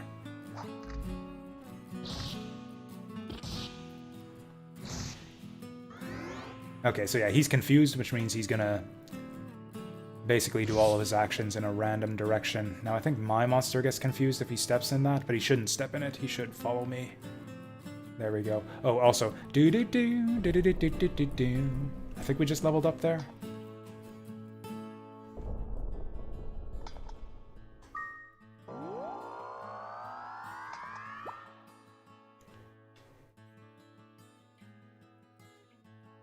Oh, boy. They're both awake, too. These are wind-type monsters, though. Oh, fuck. Oh, fuck, I forgot about this. Okay, we're fine, we're fine. No better time to use a fireball. So yeah, Block's special passive trait is that they have, similar to the way that the clown has double magic levels. Nah, we're fine. We don't need to acid rain this. I got fireballs. But yeah, similar to the way that the clown has double magic levels, the block has double defense. It's really difficult to attack these guys down, but they're wind types, which means they're weak to fire. This guy's sleeping, so I think we're going to see if we can get away with this. We can't get away with this. Fireball it is. I'm almost out of fireball. I'm going to save a fireball so I can train up those low-level monsters. Let's bind this guy.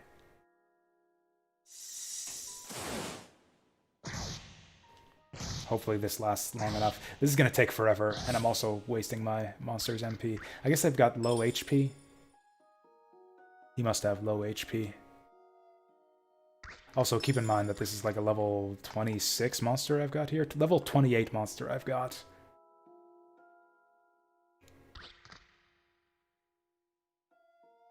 Although he does have a type disadvantage because he's water and block is wind.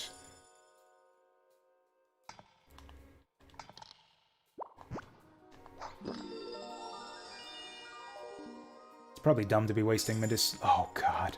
You know what I'm gonna do? I'm gonna change his AI to follow so we can run away from these guys. Also, I probably want to hit the exit. Fuck.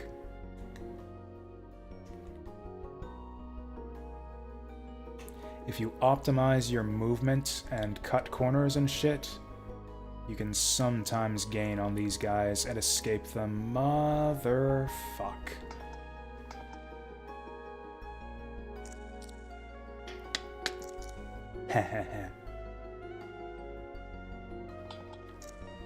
No time like the present.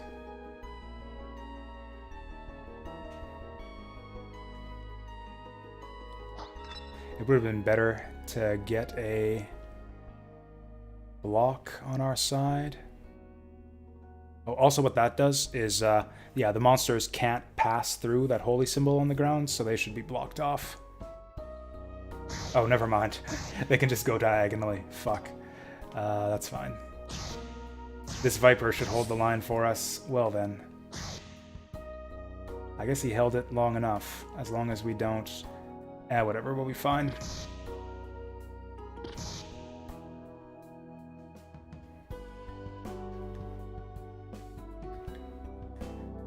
So it looks like I took a wrong turn there.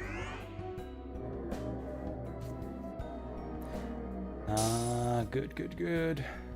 Oh, come on. We can probably just tank this. I could use my other Holy Scroll. That's a waste, though. It's also a waste of a turn. Yeah, fuck it. 20. 20. Is he gonna survive this? Oh, fuck. Screw that then. I'll put him back in the bag. This is now extremely dangerous. Because this guy can cast Bind on us to paralyze me.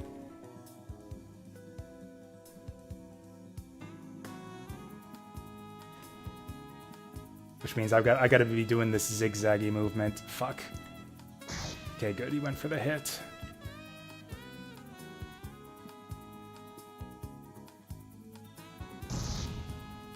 Nice! Because, yeah, that's Bomb Trap does fire damage, and those are all wind monsters, so that actually did decent damage. I would actually like to spawn into a room full of monsters here, because then I can use my Acid Rain Ball and level up my one monster. 3 monsters? That's not terrible. The problem is that I've got a block in front of me, and if he decides to use Binding, we could die. So I might just have to throw the naked Acid Rain, or we could do it this way. That seems worthwhile.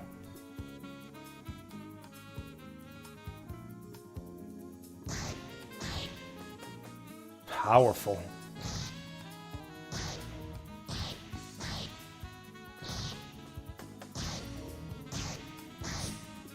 Oh, the Viper lowers your attack power. That's right. Okay, so that's how our guy ended up with minus one attack strength. I should probably pull our Tiger Man out of storage so they can walk around and gain some hit points, although it's a bit complicated sometimes with the pathing when you're walking around with 2 monsters. Well, that's fine.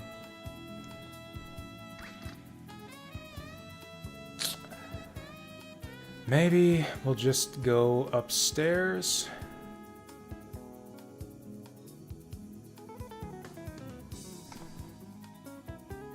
Let's just go upstairs. Probably nothing good on this floor anyways.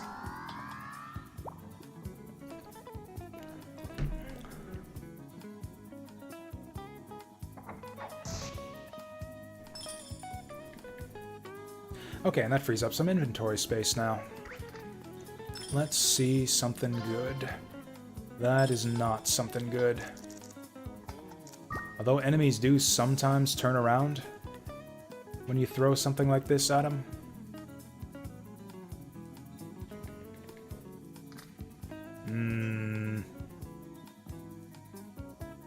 Okay.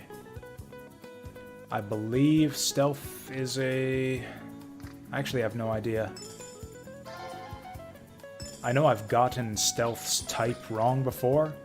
It's like, oh, wind, I thought he was a water type. Except I'm not sure which way it went. Whether he's wind and I thought he was water, or if he's water and I thought he was wind. I think I thought he was water, but he's actually wind. Because he's like he's a turtle guy, right?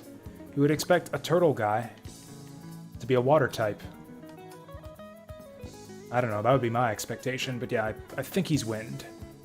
I think that was a mistake last time when I thought he was a water type.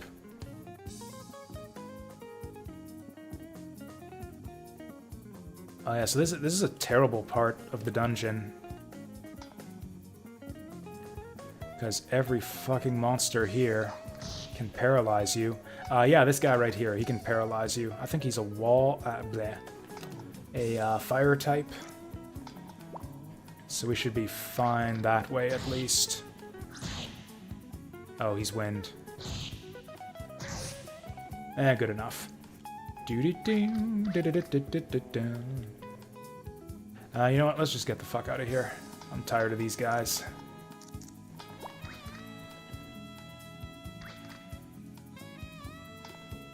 Also, let's get set up. So if I walk into a room full of monsters, I'm gonna want my Ichi out.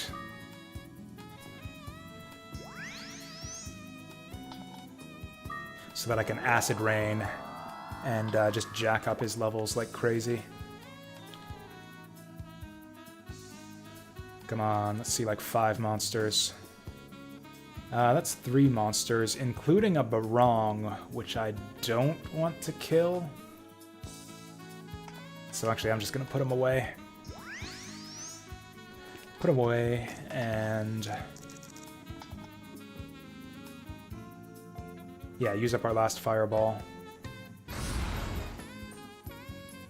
And what am I gonna do about this guy? Probably binding. So that'll give me some time to bring out my other monster.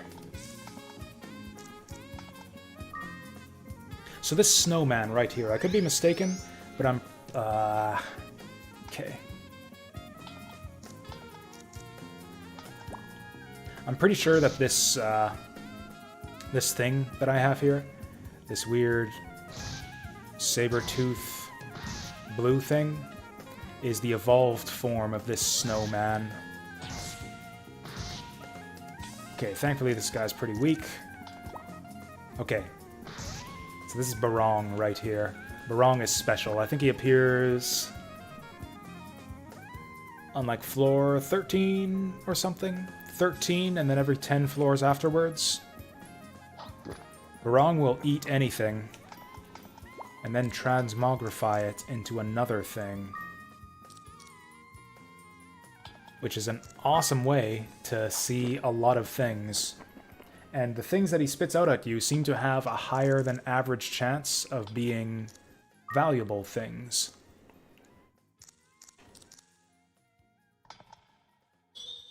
So yeah, if you want a trained wand or anything good like that, yeah, your best way to get it is probably to just feed a bunch of stuff to a Barong. And if you can get a pet Barong, find a Barong egg, then yeah, you can just do that anytime you want. And I believe we have a Barong egg, or a Barong pet, back home.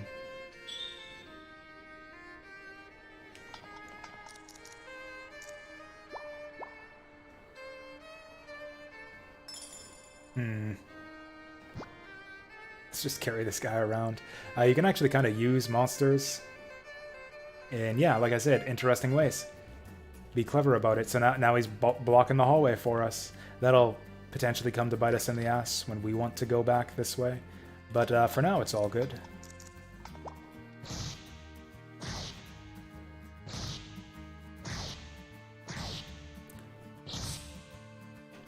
Come on, get him before he... shoot. Shoot, shoot, shoot. Okay.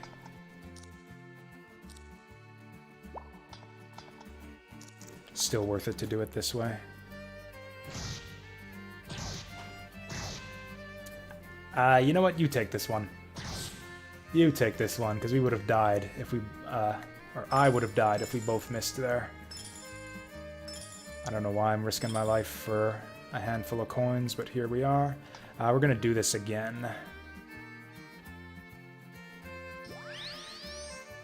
Put him back in the bag and get out our shitty monster.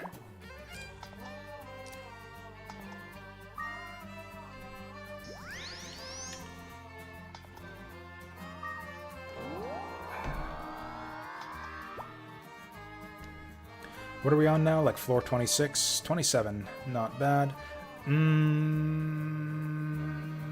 I'm gonna run for the elevator. Hope he doesn't wake up. Whoops. Fuck. Fuck! I didn't mean to do that. I wanted to hit the menu. I meant to hit the menu and press up. Fuck. I can use my revive scroll on him to get him back, but then that means I don't... Whoops. That means I don't have it for if I lose my main familiar. The one who's, like, keeping us alive. Also, this is the point in the tower where you pretty much want to be running away from everything. If you heard a snoring sound there, yeah, that's a monster we're not gonna want to fight head-to-head. Shit.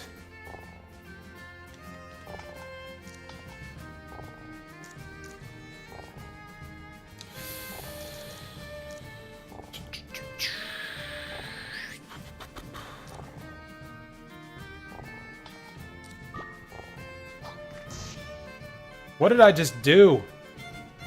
I wanted to cast that. Fuck. Oh my god. Well, okay. That frees up a bit of space in the old inventory, at least. I don't think that Catchy and me can take this guy.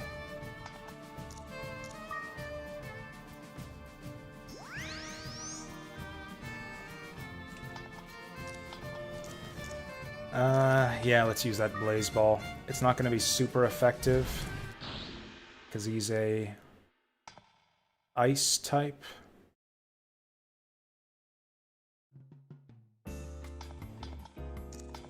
Okay, good, he's set to attack. Dude, I wish you would not have done that.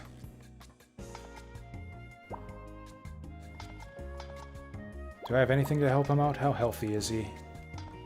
Moderately healthy? We'll probably have to revive him after this one. Maybe we'll be alright. Manova isn't super strong. So this is Naplas.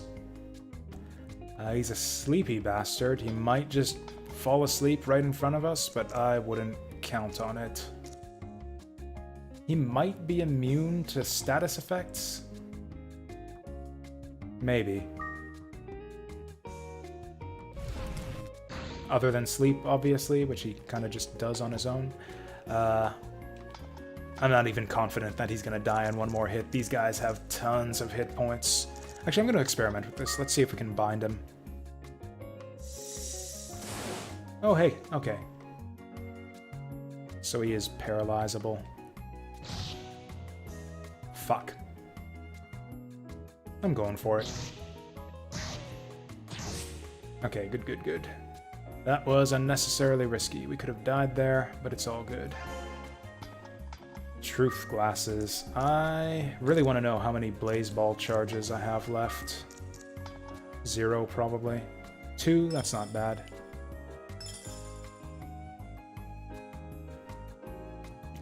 I just want to find the elevator.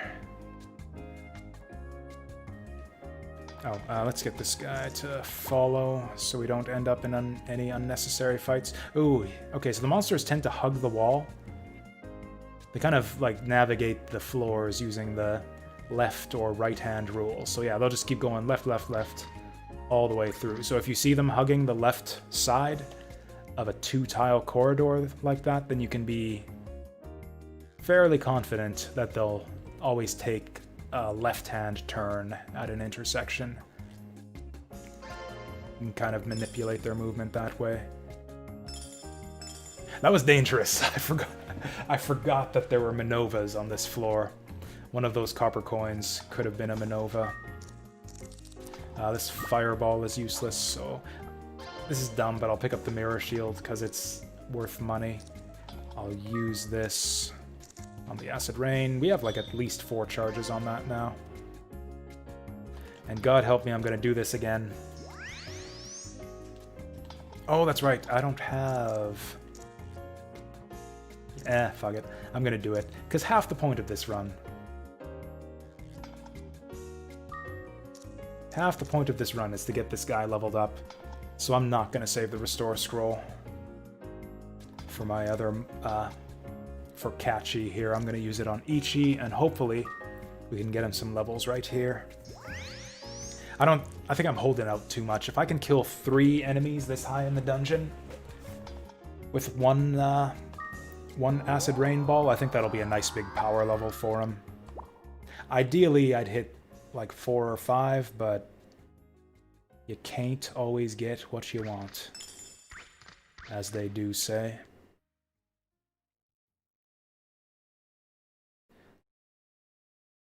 Actually... So the whole reason I took this guy out was just in case... Just in case there's a bunch of monsters in the first room. There's no need for me to pull them out and have them walk around with me in the dungeon. Hello again, Saturn Meteor. Did I check out the Halloween sales? Yes. There's a lot of good stuff, and I bought a few, like, super-duper cheap games. Motherfuck. Motherfuck. Nice! Get wrecked!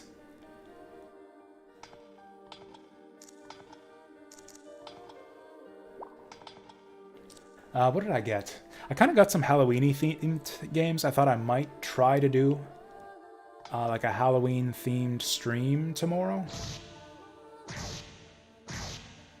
It's not like super horror-themed or anything, because I'm not a big fan of horror games. I got one, it was like a puzzle game based around wearing a bunch of hats, which I thought at least had a dress-up type theme to it. And, actually, why don't I just look at what I got? Because then I would have to load up Steam.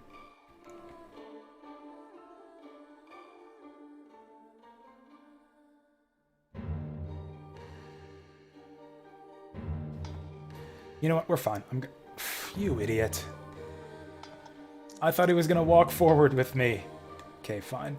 And then we're going to use half of this blaze ball. Anyway, so that was one of them. The other was... Ooh, see? This guy's got over 100 hit points. I'm actually curious now, because I can't... It's bugging me that I can't remember. So in the Steam... In the current Halloween sale... I picked up... Nothing super exciting. These were all very, very cheap games. Yeah, I got Ultra Hat Dimension, which is like a top-down puzzle-solving game, where you put on different hats and use their abilities to solve puzzles. I got Battle Princess Madeline, which is like a ghouls and ghosts themed, or like a ghouls and ghosts style platformer where you're a princess instead of a knight. And I got Mary Skelter Nightmares, which is kind of like a corrupted fairy tale dungeon crawler type thing. Only the fairy tale protagonists are all anime girls.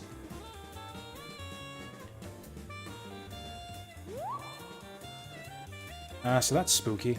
Oh, that was the sound of a Manova disguising itself. Truth glasses, not half bad.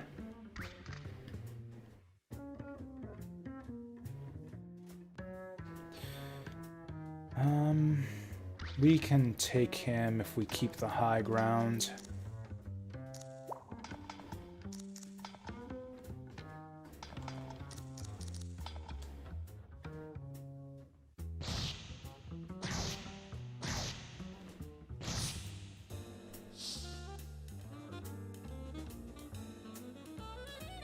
Have I heard of Ghosts and Demons? I might have. I don't remember. If I have, I don't remember it.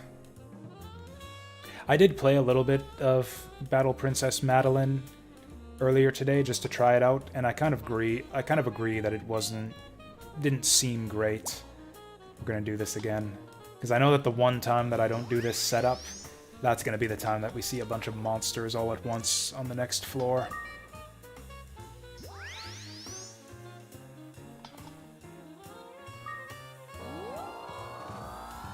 So yeah, I don't know if I'm going to stream Battle Princess Madeline, but I don't know, maybe I'll try out that. I bet you we can fight this Manova. I bet you just the two of us can fight the Manova. Sekiro is at a good sale? I didn't even notice that it was on sale. Like, if it's 50% off, I might just buy that and start playing it right the hell now. Okay, so we're good to take Manovas one-on-one pretty much. Vinny Flacco, thank you for the follow. Much appreciated. So this guy's a fire type, but he's also really strong, and he likes to berserk himself. Also, he's got an annoying, unique movement pattern where he, instead of patrolling down the hallways, he patrols around the perimeter of a room. Which basically means we'll want to stay out of there, which is fine, because it looks like it was all garbage in that room anyways. Are there still Minovas on this floor? Oh, piss off. Piss off, Minova. He's on the high ground, too. Okay, there's an...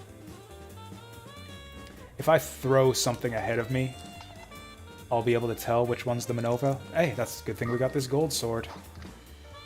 Neither of them? Maybe I'm wrong about Minova transforming back if you throw something at him.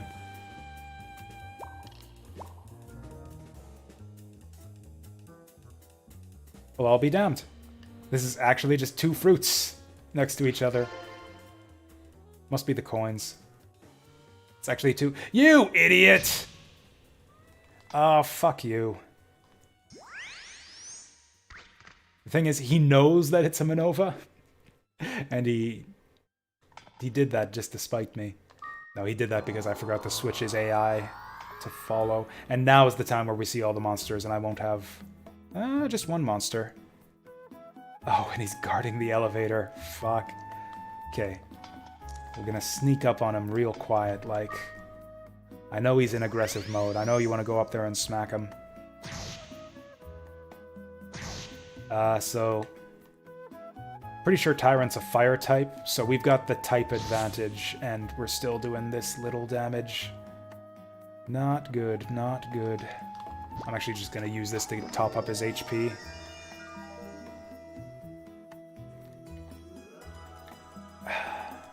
Kid dragons. We got kid dragons happening. I'd love to be able to just explore these top floors. I'm probably missing out on eggs.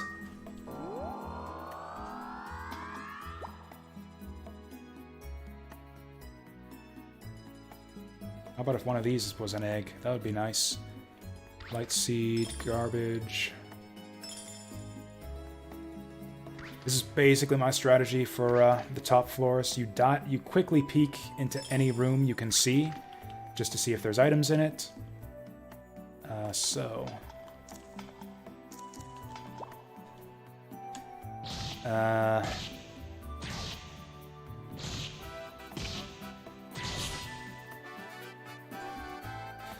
that's a kid dragon, one of the strongest monsters in the dungeon.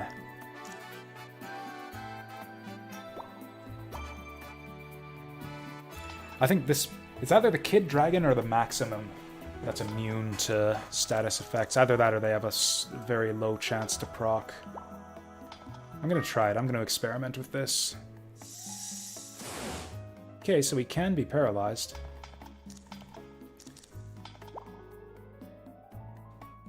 Paralysis is kind of unreliable. Yeah. So that's interesting.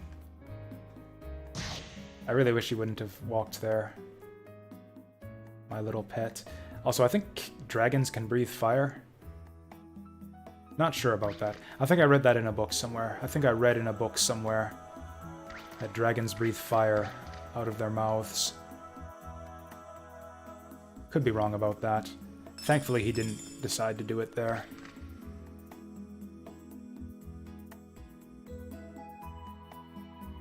Anyways, Sekiro. Oh, cool, we got a sleeping dragon right here. I'm not falling for the bait, though. We probably could have gone for it, though. He's still asleep. We probably could have gone for it. Yeah, I saw Little Witch Academia. I was tempted by it, but I don't think I'm going to play it immediately. What did I say? What did I fucking say? Okay, so we'll bring him out.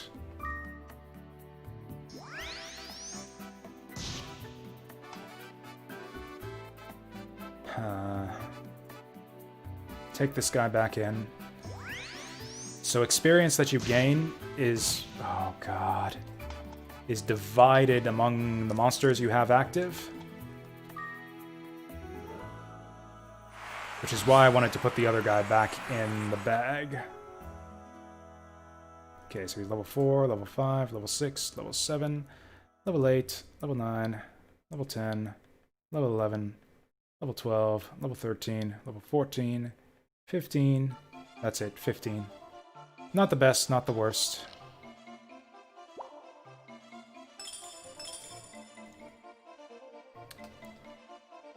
Oh, right, I keep forgetting it's L2 to command the monster on your other colored collar. This guy's going left side. Oh, no, he's not. Yeah, I saw that Little Witch Academia got mixed reviews. I'd mainly pick it up for the animation style anyways. I think that game looks gorgeous. I would love to see more anime-styled games just in that that kind of hand-drawn looking graphic style. So there's the boob golem. Boob golems are happening now.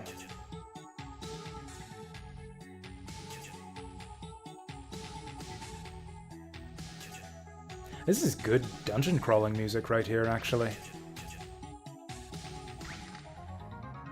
Very appropriate to the current scenery. I'm not sure if Kachi can handle this one. But we'll do our best. Ganbate. Oh, he said unfollow me. I think that means he won't get the first attack here. Oh, he still does. We should be able to survive this. So we're just about dead. Nice.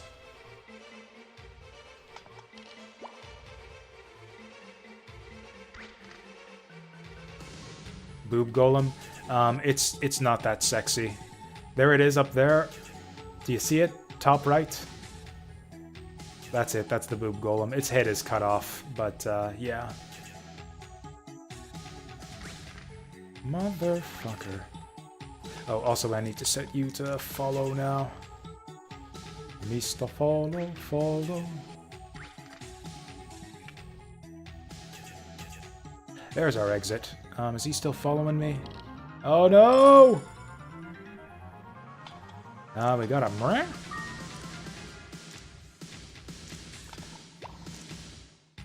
Oh, truth glasses. Might as well use that. I want to know how many charges this binding ball has left.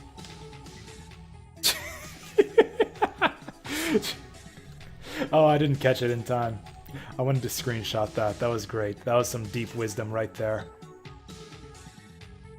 Jasu of the tower, what is your wisdom? The fuck just happened there? Oh, God.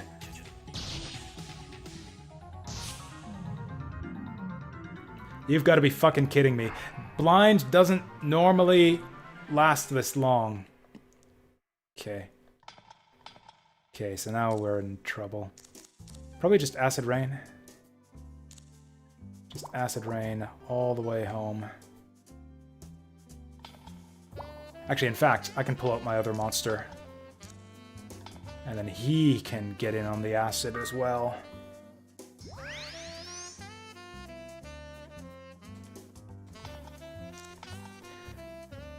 Could also go for the binding to save the acid rain for when we get better use out of it.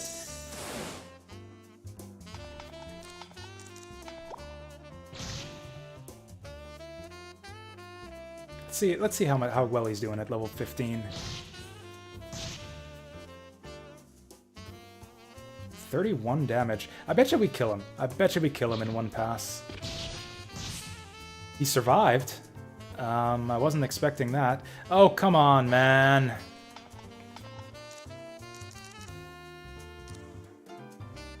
Okay. I'm gonna get you to stay. Then we're gonna bind him.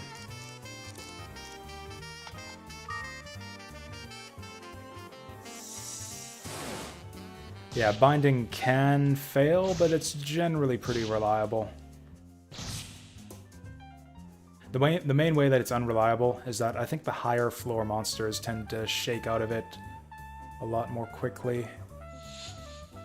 Oh no. So down he goes. That's fucking garbage. I keep forgetting that they can do that. Well, I guess we're just egg hunting now. In fact, I might as well go back home. Or actually, you know what? We can still be productive here.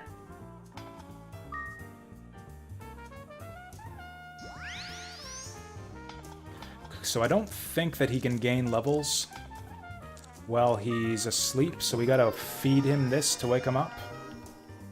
And then we can make with the acid rain.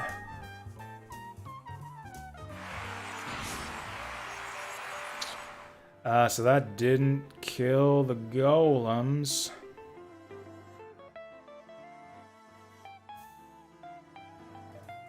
Does it not work against wind monsters? Or maybe it just dealt some damage. Anyways, so you see he got a lot out of that. He's got level 22 magic now. Oh! Okay, we can fix this. I think I'm dead. Never mind.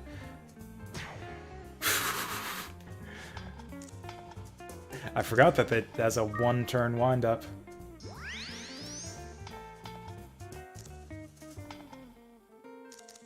Okay, I never want this guy to attack directly.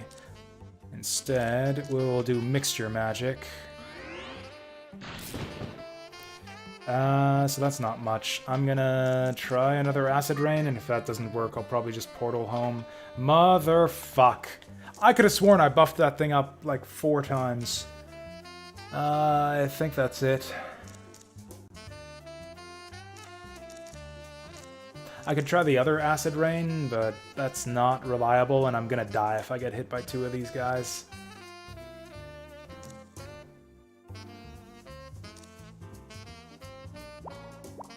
Although, we might as well use the tools we have at our disposal. I'm gonna... Okay, never mind. I'm gonna acid rain to see if it works. Okay, so it just didn't do enough damage is all. And now we're out of acid rain. Well, that keeps the run going a little longer. I'll just try to scope out as many rooms as we can see. And pick up all the items we can get.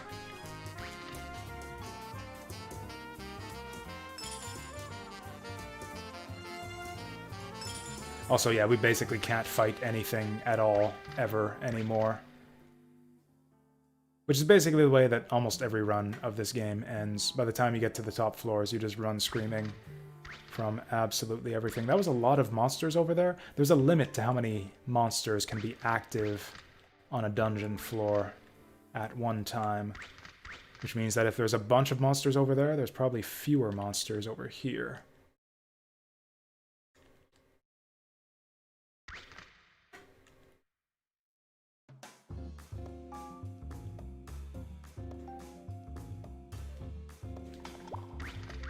Also, this kind of shows what I was talking about earlier, how there's no loot quality increase over the course of the dungeon. Let's just get out of here. Also, Troll Hammer is money, baby. We can get the empty... Actually, even the empty Acid Rain Ball, I think, is worth some money. Limit Fruit is worthless. We're not fighting anything ever again. This is a little trick you can do. That saves us 1 turn going over to pick that thing up.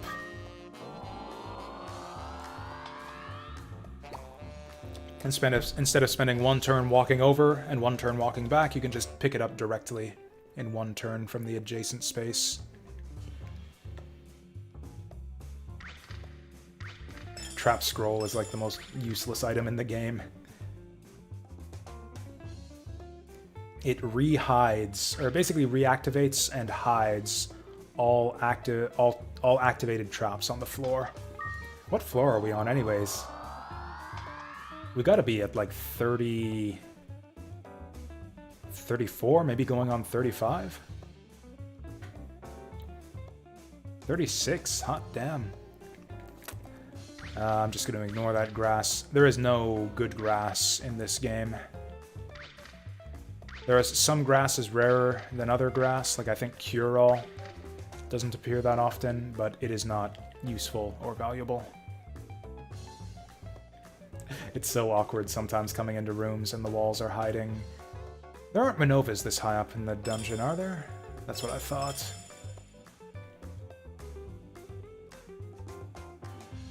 Also, we got little upside down smiley faces on the like on the top of the wall there.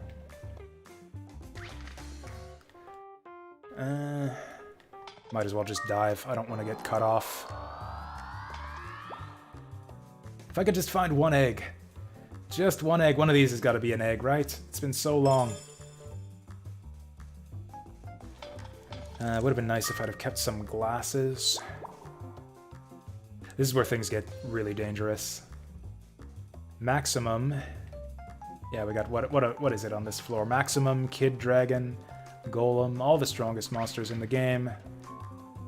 We got enough defense that they won't one-shot us like they will on a typical run, but the problem is if we come across a bad trap, like a sleep or paralyze or something, that could potentially, yes, end the run immediately.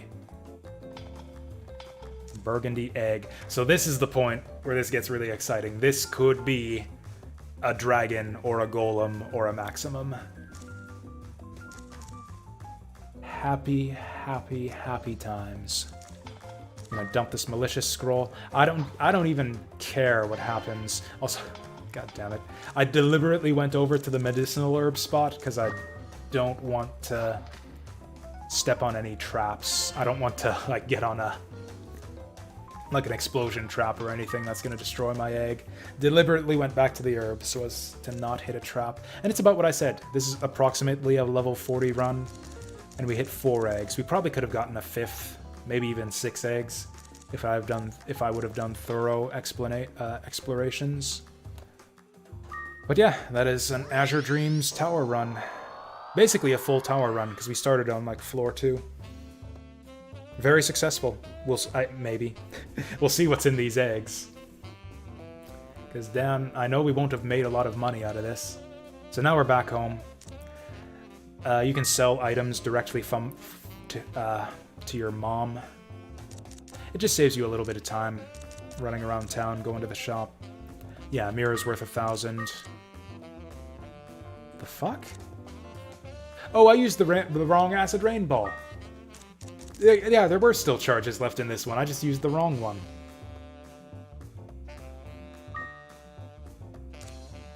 Well then. Actually, this is some pretty good... Glacier. That's like almost the shittiest thing I could find on that floor. Bloom, U-Boat, Troll, Glacier. I have all of these already.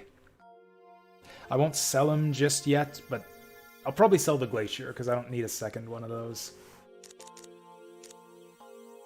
Yeah, this is like the least rare and least useful monsters I could find. Oh yeah, the Troll Hammer is useless except for money. I always double check all this because if you accidentally sell the wrong thing, there's no way to get it back. Don't sell my familiars, don't sell my wands, or my shield. Don't sell my eggs just yet, although maybe I'll sell them later. 6,000, that's a mediocre money run. On a dedicated money run, you can make like 20,000 in one go.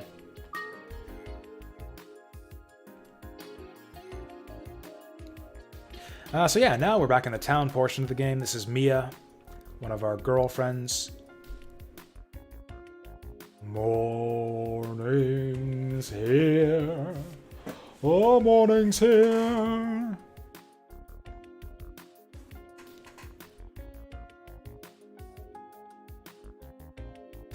Most of the other girlfriends will like rough you up a bit to wake you up, like give you a good smack or something. Yeah, Mia just is content to watch you sleep, which is kind of creepy. So creepy that it just, yeah, woke us up.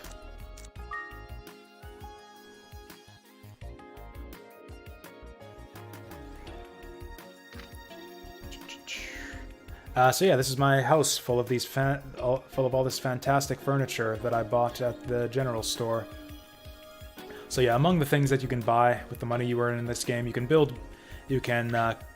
construct buildings around town that'll unlock mini games and side quests and just various little knickknacks, Easter eggs, really. And you can buy furnishings for your house.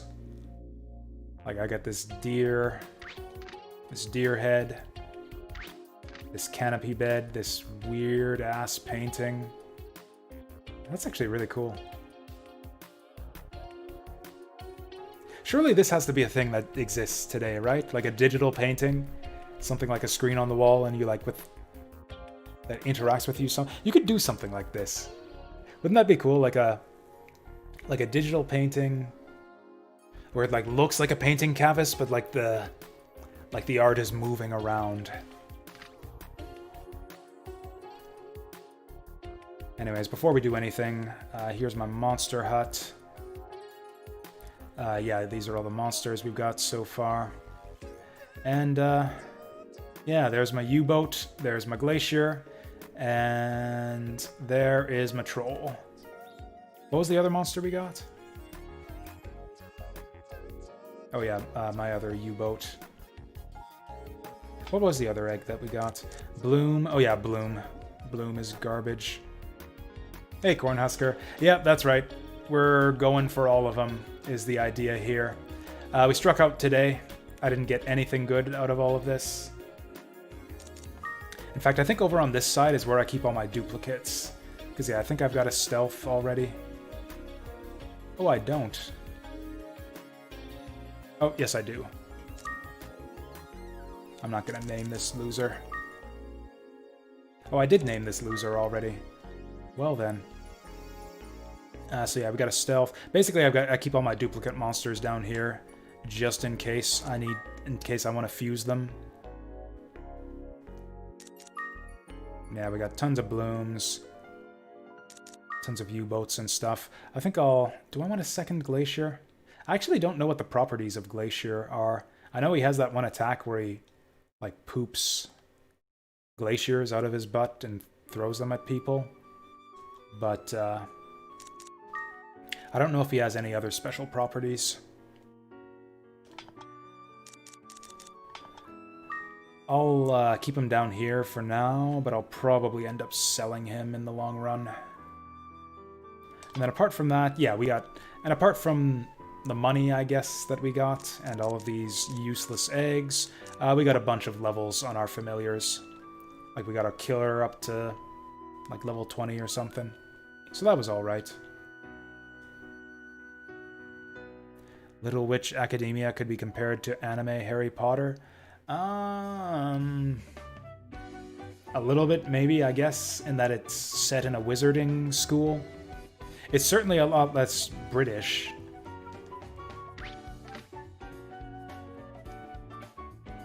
Also, as far as I know, there's like no real world aspect to it. Or it's like the wizarding world of Harry Potter was like kind of like a hidden thing, apart from the muggles, you know, the normies outside. Like, it was like a secret wizarding school that nobody knew about, and wizards were kind of like this secret... It's almost like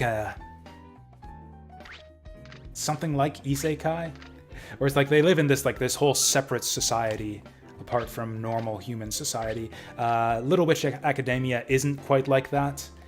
Witches and wizards are like integrated into society. Everyone knows they exist. They do make big magic shows and stuff. Magic is real and everyone knows it. Oh yeah, so this is our harem, our stable of girlfriends here. This is Selfie. Oh yeah, you can hold triangle to get their names out of the way if you want to admire the artwork. all of you, get down on your knees. Worship as you wish. Selfie's... Yeah, that was just her imaginary self. Selfie's a bit of a freak. I liked her a lot back in the day. Because, you know, she has... Oh, I was going to say she has a cool hat. A cool wizard hat, but she actually doesn't wear the wizard hat in your house. I guess she doesn't wear it indoors, maybe? Is the idea? This is Mia. She's like 13. It's in the manual, actually. I think she's 13. I never liked her. This is Nico, the childhood friend. She's cute.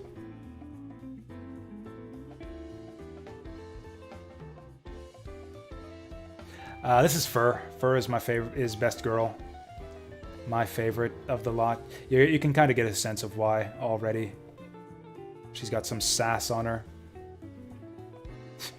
You're an idiot! Now go out and make me money! Yeah, she's fun. I like Fur. We've also got Patty and the other one, Vivian, I think her name is. Also, apparently, Mom approves of our girlfriends. What did she just say there? Oh, she said it already. She won't say it again. Oh, and this this brat here is Weedy, our Imoto, the little sister character. She's not a girlfriend, not by any means. You cannot romance her at all. But she does have a monster book where you can look up all the different types of monsters in the game. I'm actually not sure what we're missing here.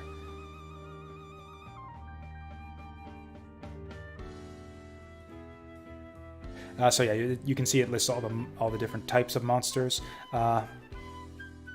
Soil Claw. Oops. Soil converts energy. This monster is in vacuum machines. Oh yeah, that's right. So yeah, some of the monsters in the book aren't actually monsters that you find in the dungeon. Like yeah, like it says here, this is a monster that appears in, I think, the bowling minigame, or no, in the whack-a-mole minigame, which is a building that you can construct in town. This is in the bowling minigame, I think. Yes, and yeah, so yeah, some of these entries get unlocked from you building certain buildings or putting certain appliances in your home. Also, this is the frog that monsters transform into. Some monsters have evolutions. So like, yeah, Arachne here evolves into Ashra once it reaches a certain level. Oops. And yeah, just like I said, that saber that I have is the evolved form of Snowman. Evolved monsters don't ever appear naturally in the dungeon. You have to catch one of your own and then level it up to evolve it. I still don't have a mule, do I?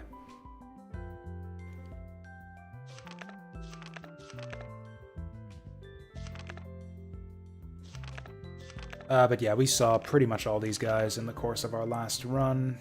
I don't know what we're missing up here. So yeah, Griffin evolves into Grinute. Flame has an evolved form. And I don't know what we're missing here. I think we're missing Maximum up here. Oh, it's gotta be the dragon. Yeah, it's gotta be the kid dragon. I don't know why it's not in the monster book. That actually makes no sense to me. And then up here is the Maximum. I have no idea why they're not showing up in the book. Oh yeah, and this is Haikun. This is the monster you get for beating the game.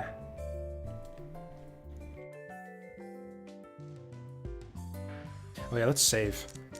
I got a favor to ask. Save my game.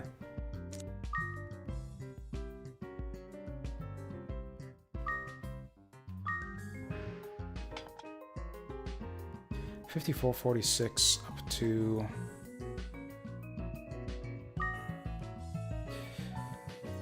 Wow, that was a long run. 2.25 hours, that's about normal. Also, we've only got 14 buildings, that's not very many. I don't know how many buildings you have on a completed save file, but I don't know, 14 doesn't seem like a lot. We gotta fill this big empty room with stuff. There's my vault.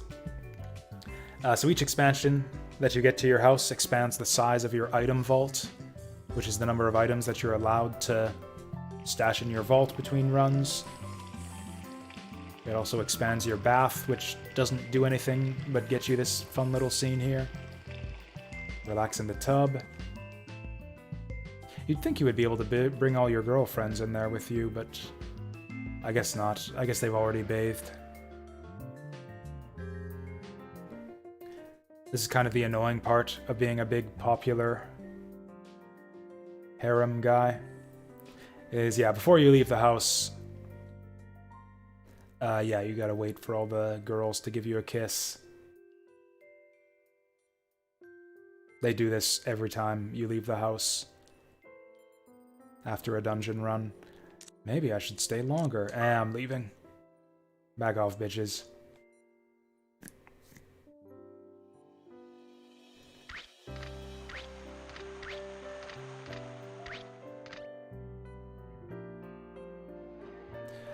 So yeah, this is Patty, our other girlfriend. She runs the restaurant. Since she's a working girl, she doesn't have time to hang out and wake us up in the morning. And Vivian works at the theater, except I don't know if she shows it. Yeah, there she is.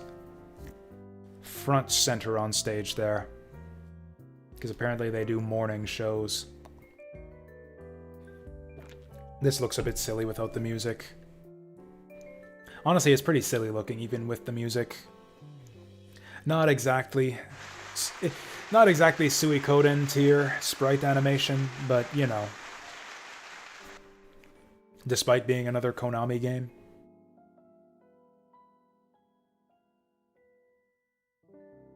That's right. I am Mr. Cute Guy.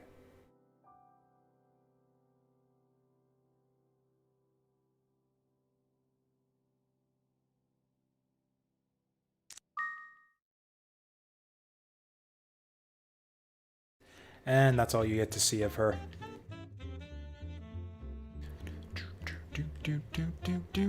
Anyways, there was something about the Steam sale. Oh yeah, you mentioned Sekiro was on sale.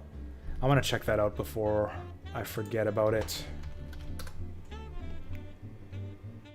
Yeah, that's only 35%.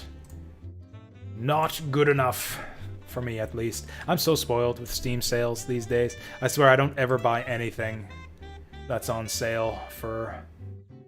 unless it's on sale for 50% or more. Unless it's something I'm super, super excited for.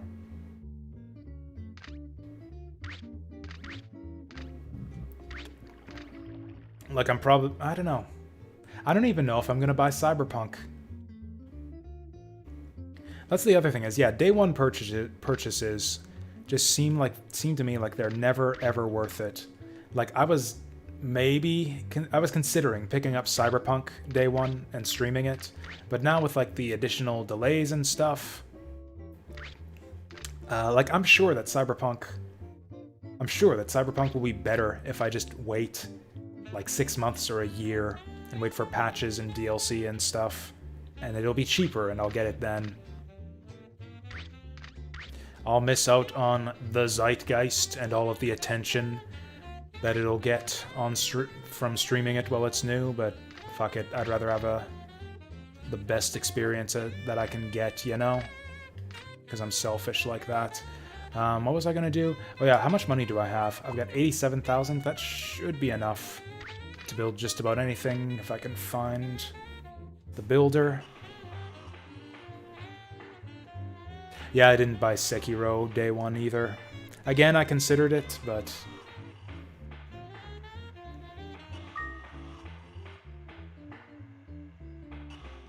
Oh, that's right, we're saving up for a casino, that's right. Also, this isn't even our full monster hut, but I don't need to build that until we've filled up the current one. Yeah, we'll save up for the casino first. Oh yeah, in the meantime, I can show off some of the other fancy buildings I've built. This is the bowling alley, I think? Oh, the arcade. Yes, let's play Hit the Mole. Do you need Hit the Mole explained to you? I don't think I need Hit the Mole explained to me. I think you've already explained it.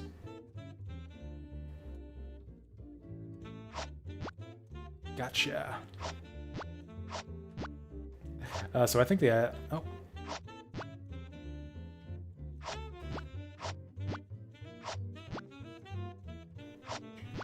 I like how you can see the moles moving around underneath. Except you can't see the ones that are moving to the bottom. Anyways, these minigames are dumb, and you don't get any reward for playing them. They're just fun. Just silly fun that they put into the game. There's a bunch of these. None of them is especially high quality. I kind of like the racing minigame. I kind of like chocobo racing. Or they're not chocobos. Mule racing. Game over. 27 out of 30. We missed one.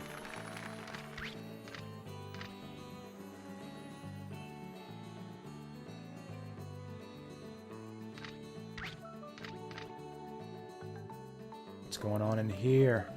Yes, let me into the battling center. I actually have no idea what this is. Most of the time I don't bother with the buildings when I play this game. I just get all the save file icons. Clear 440, get all the girlfriends, and then quit it. Hit it and quit it is my style.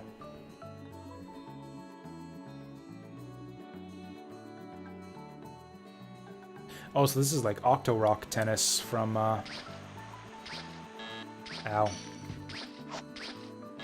Oh, wow.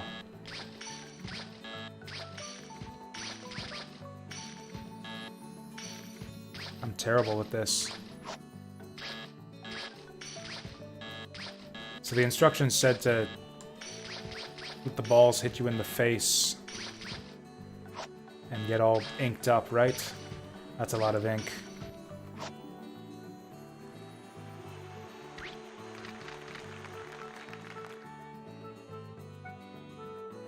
You know what? We don't need to do that again.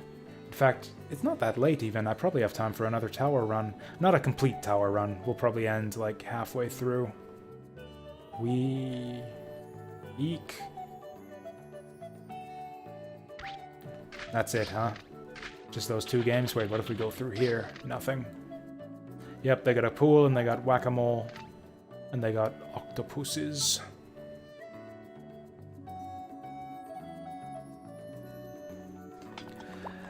So, what are we gonna do? Oh, I got a pool on the roof!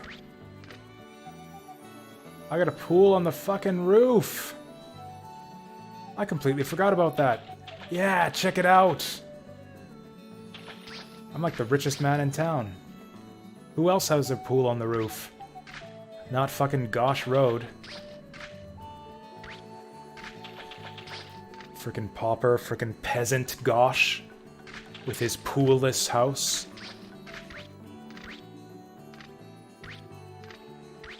At least I don't think it does. Yeah, it doesn't! Get wrecked. Okay, we need to come up with a battle plan. So the other thing about the tower is you can only take 5 items in. So if I want to go back in the tower, I've got to stash probably just all this. In fact, I think I'll just sell these. I've got enough fusion fodder already. I'll just sell the others.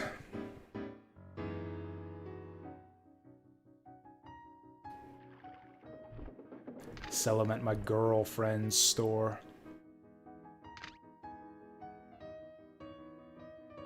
Just because I like to talk to her.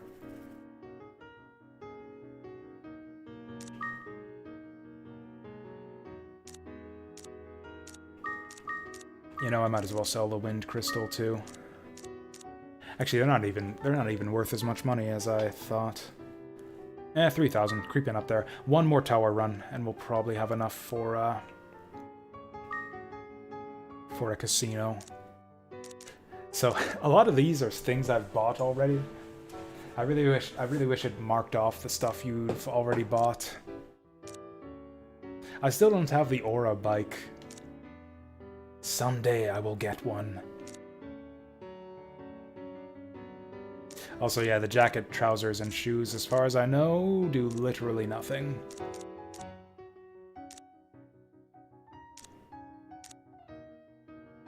Oh yeah, and these are all gifts that you can give to your girlfriends.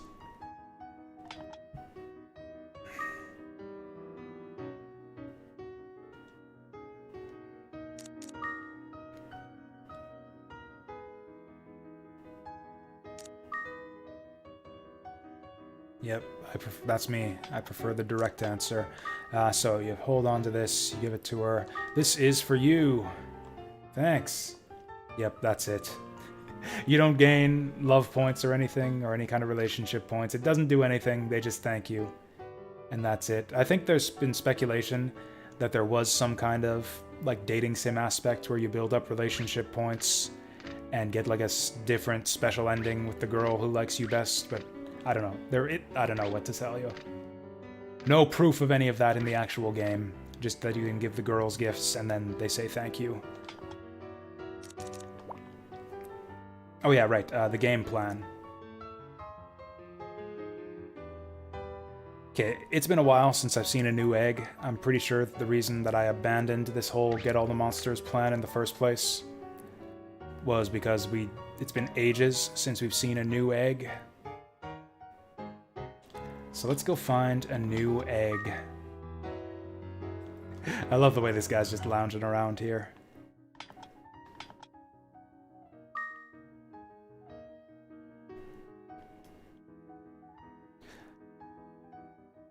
So yeah, I'm gonna use my monsters that are already good. Wait, is this our actual clown? Oh, maybe that was the idea. Maybe I fused my other clown and I wanted to train up a new one. Who would I have used my clown on? Okay, so we could just use Haikyun if we want to demolish everything. He's the strongest monster in the game, but he's also an MP hog. So he's actually not... I don't think he's actually the best monster for deep diving.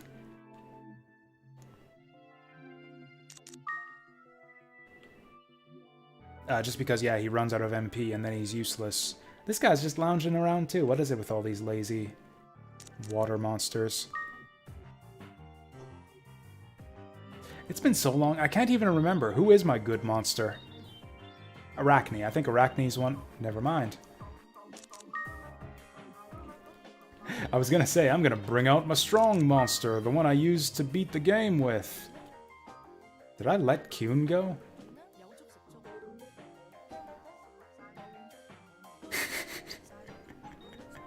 Okay, that's funny. Well, I guess it's not possible for us to get all the monsters now. I can't remember why I did that, but it must have been hilarious. Yeah, so Kyun, my starting familiar, is fucked off.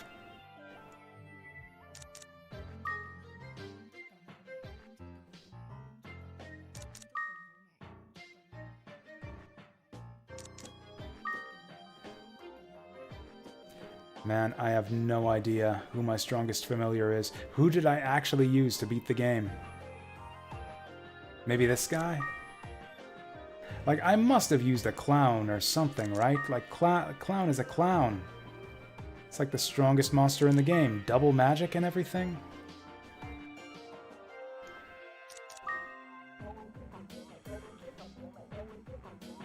Well, I have no idea what's going on here, or how I even beat this game with this sorry set of familiars I've got right here. Did I just deliberately set my strongest familiars go for the sake of keeping things interesting? Well, I guess we're taking...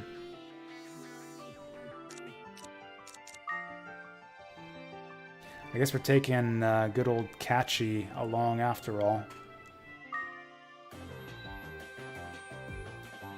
Like, I have monsters in the monster book.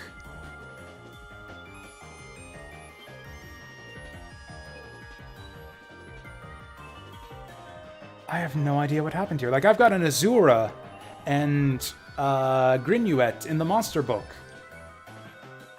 Oh, no?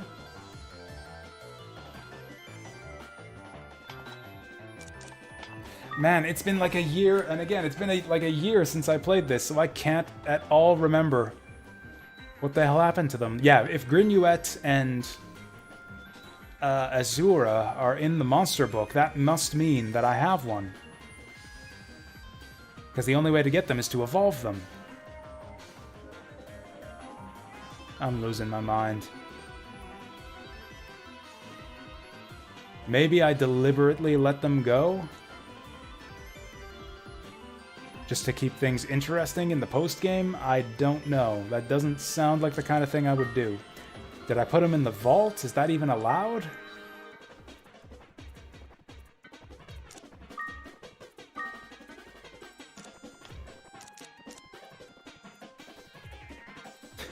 Hey there, food equals life. Yeah, this is like a Azure Dreams mystery stream right here. What the hell happened to all of my familiars? Also, what is a lar seed? I don't even know what that is. Oh, wow, this is amazing. Well, anyways, I guess we're training up. I guess that's what we were doing on our last dungeon run, as I was just training up new familiars, since apparently I lost all of my old ones.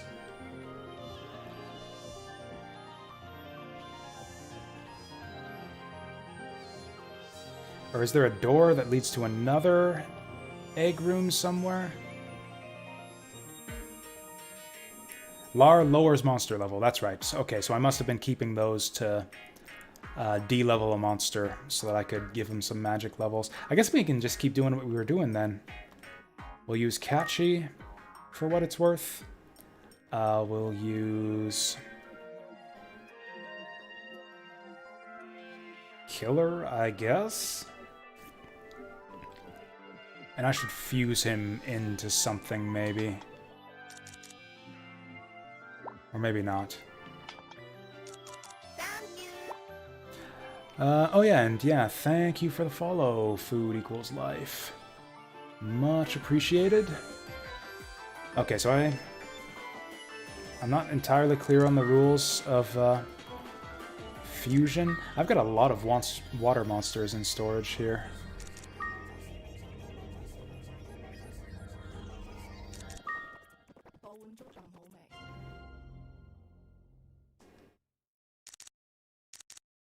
Let's just get a Pull-and-Pa. Oh yeah, it's one of my favorite games too, actually. It's been a long time since I played this. I started up a save file like a couple years ago. Originally I was just going to do like the full 100% run, get all the buildings, get all the girlfriends, and then I decided, well, I want an excuse to keep playing this game, so I'll go for try to get all of the monsters in the game in my hut. That was like, and then I got distracted and haven't played the game in like over a year. So we're just coming back to it. Like a year later, and everything is a fucking mess. I don't know where all my best familiars are. I know I had an Azura and a Grinuet and a high-level clown. Yeah, evolutions too. Like, I know that I had Grinuet and Azura because they're in the monster book. So I must have had one, and I'm pretty sure I used Azura as my main familiar to beat the game. And they're not in here? I don't even have Kuhn in here.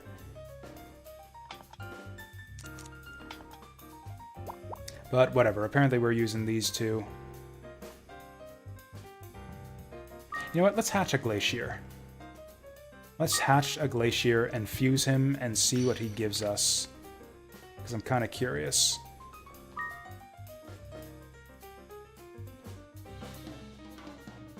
Store them inside the safe. Is that possible? I considered that. I think I just checked the safe and they weren't in there.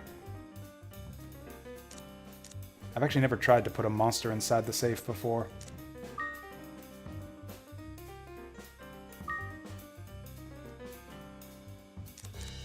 Yeah, you're not allowed to put them inside the safe.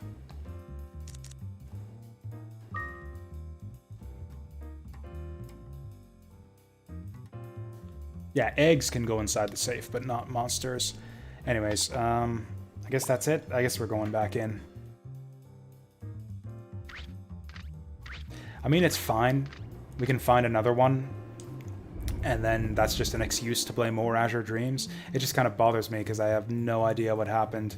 And Kuhn is gone too. I have no idea. I didn't think you were allowed to get rid of Kuhn. I thought that was against the law. The only other thing I can think of is maybe I fused them into someone by mistake. Actually, I just thought of something. Because when I loaded things up today, I was in the middle of a tower run. Maybe there was some kind of fusion mishap the last time I played this game. And maybe I didn't want to,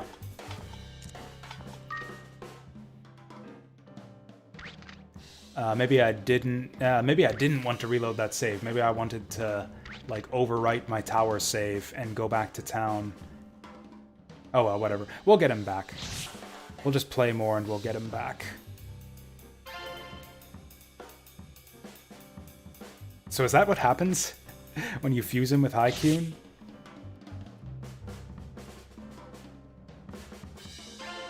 See, I thought that Kyun overwrote... Well, okay, there we go.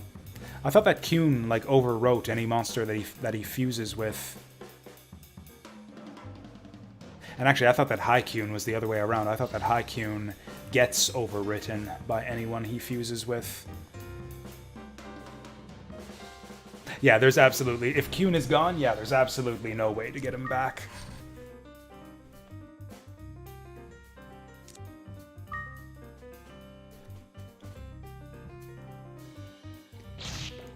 I mean, which is fine. I'm not that OCD about it. I don't need to have all the monsters in the game in my vault.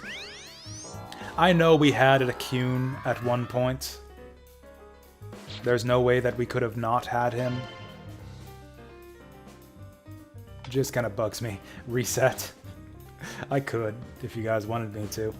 If enough people want to see Azure Dreams run from scratch.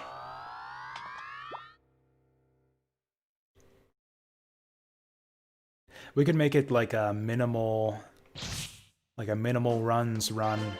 Like, see how few attempts it takes me to get to the top. Actually, that can be quite quick. Like, potentially, if you do well enough, you can get to the top in one run. 100% bookless? I don't even know what that means. What happened to Kyun? That's the great mystery, isn't it?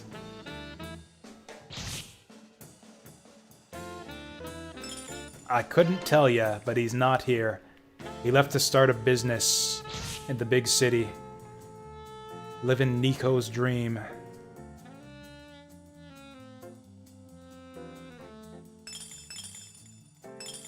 Probably got lost in the desert along the way. I don't know, are any of you guys Azure Dreams experts? Do you know how it's even possible to lose Kyun? You don't complete the monster book? Oh, that's what bookless means. That's what bookless means.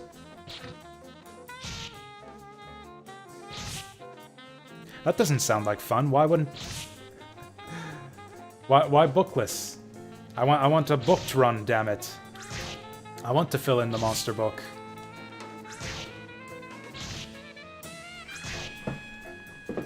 Really? You think so? It's impossible to get all monsters? Oh, in a speed run, sure, yeah. In any, like, reasonable time frame, yeah, for sure.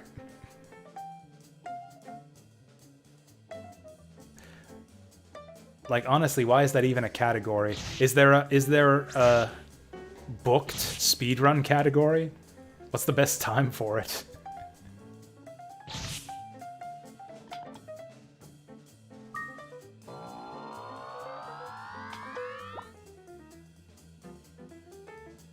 Got a speedrun for days, no glitches. If you're going for 100%, yeah, for sure. Like, to just do a tower run wouldn't be difficult, though. Like, yeah, you can defeat Beldo in, I don't know, probably less than half an hour if you really knew what you were doing. No, probably like 10 minutes if you got lucky enough. Just, oh, there's the exit. Oh, there's the exit.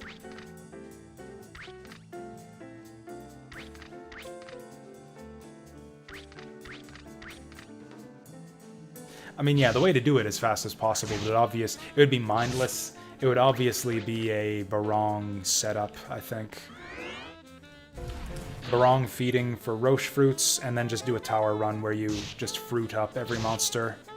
Do that repeatedly.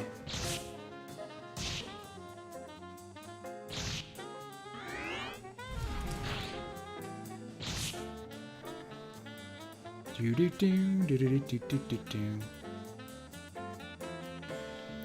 this is a big floor. And honestly, it still is worth exploring for eggs this low in the tower, because I still don't have my damn flame egg. I wants it.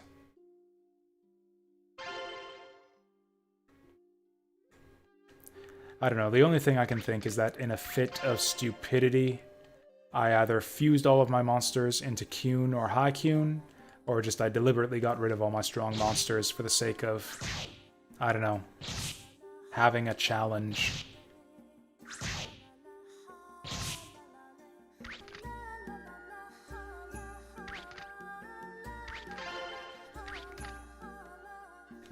But yeah, I don't know that I would speedrun Azure Dreams ever. I dabbled in it a little bit, like just single segment tower speedruns,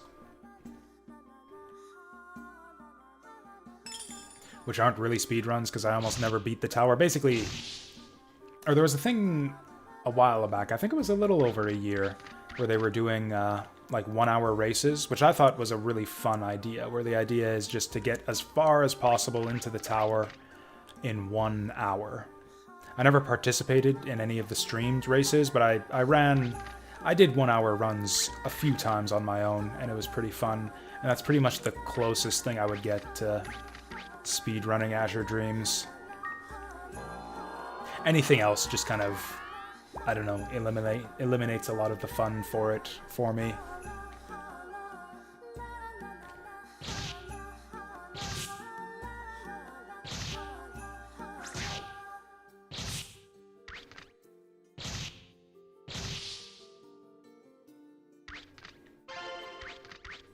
Yeah, some of those guys got really good at those races. Like, in fact, in the ones I saw, I think almost everyone, someone managed to get to 40. Like, people just got that good and that consistent with it.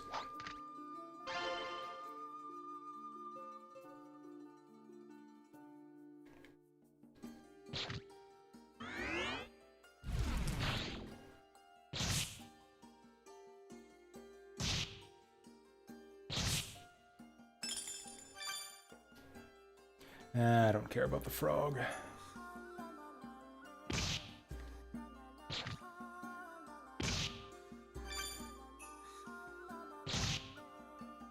But yeah, there's all kinds of like little optimizations you can do in this game, and a fair bit of strategy too, as far as like what to keep in your inventory and when to use it.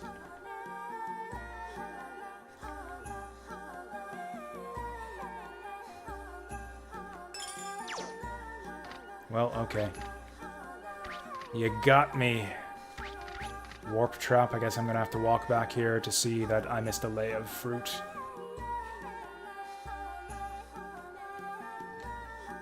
Okay, what I need to do is I need to get better. I guess the one thing I can learn from speedrunning this game is how to better optimize these lower floors, because I definitely waste a lot more time than is necessary dicking around on like the first 10 floors where nothing can even really threaten me.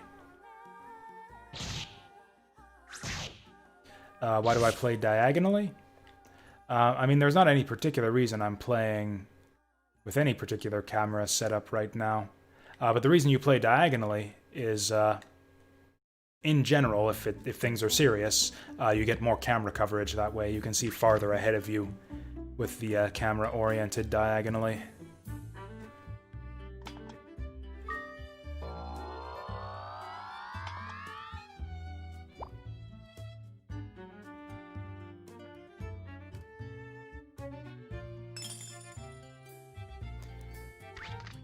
I mean, you know, it's just simple mathematics.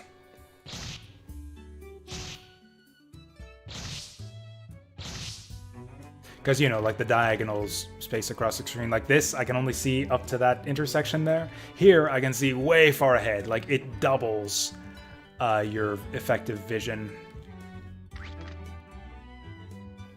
It's kind of a habit. Like, it's really not necessary this early in the tower. Because I've got a plus 20 diamond shield, so nothing can touch me, basically. But it's just kind of a habit at this point. Also, it tends to give you the best camera angles coming into rooms, so you can actually see inside a bit.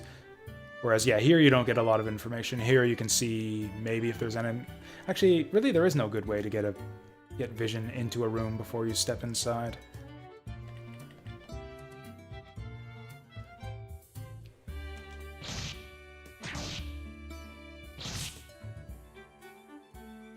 Oh, what do we got? Man, I'm getting nothing good so far. Although I guess I did get warped out of the first floor.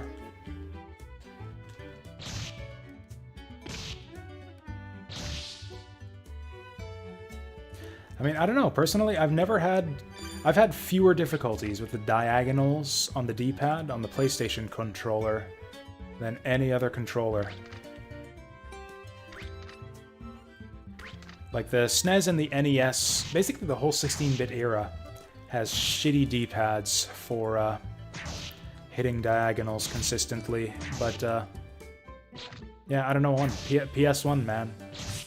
Always clicked with me. I use a PlayStation controller for everything these days. All of my gaming. My good old DualShock 3.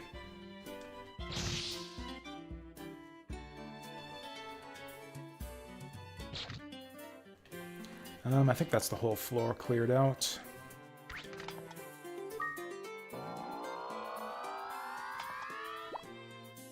I actually miss the old, like digital PS1 controller, like the original PS1 without the original PS1 controller without the analog sticks.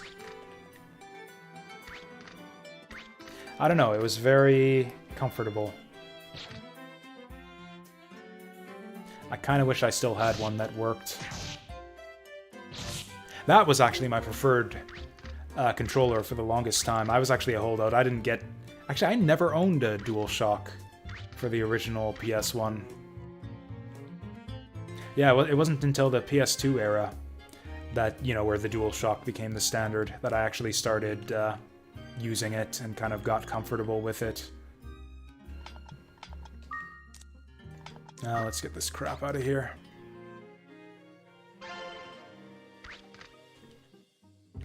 Oh man, I generally avoid the analog sticks if I can get away with it. Especially for 2D platformers, even ones that are probably better if you do use analog sticks. Bump. But it wasn't a big deal. The most demoralizing trap in the game. Haha, you fell on your face, you stupid.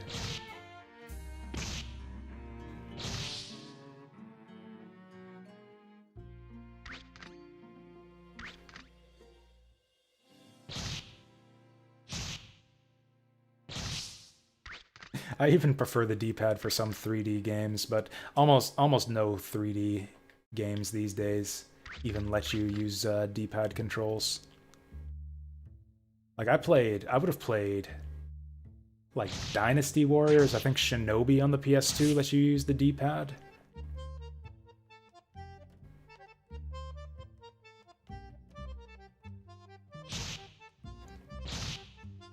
That's actually a game that I want to stream sometime. Go back and try out Dynasty Warriors 3 and see how it holds up.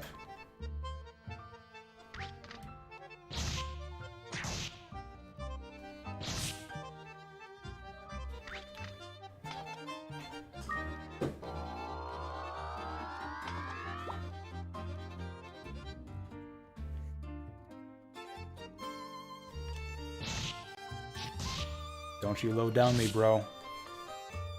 Truth glasses. Do I even have anything worth using truth glasses on? I don't have any useful spell balls. I have an egg. I guess I can truth the egg. Please give me a flame. Fuck. Freaking bloom eggs on every run. I'll actually hold on to that truth glass.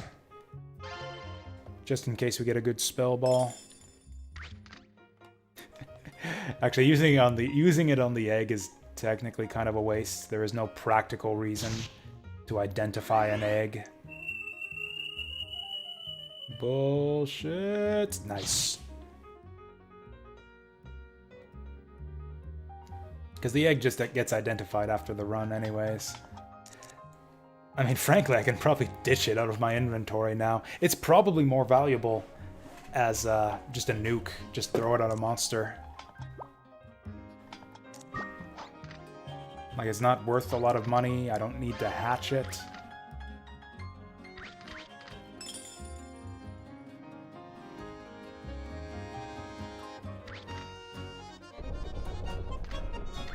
Earthquake!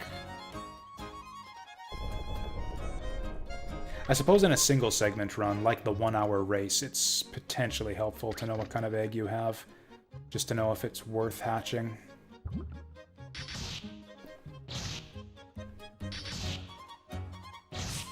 I think that's my favorite thing about like the single segment tower run, is that hatching eggs in the tower actually becomes like viable and useful.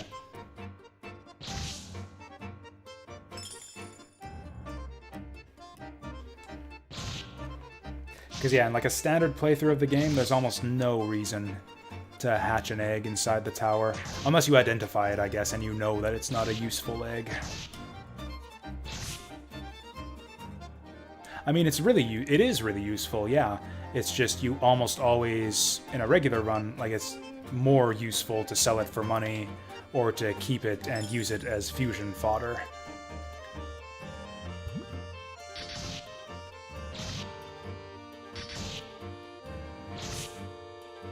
Certain levels where they love to get eggs. Yeah, I actually don't have very good knowledge when it comes to like which eggs can appear on which levels.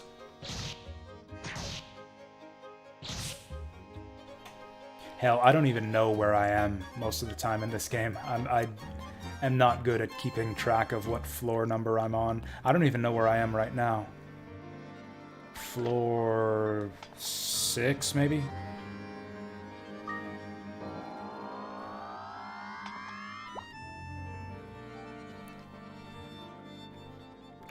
Well, I was way off.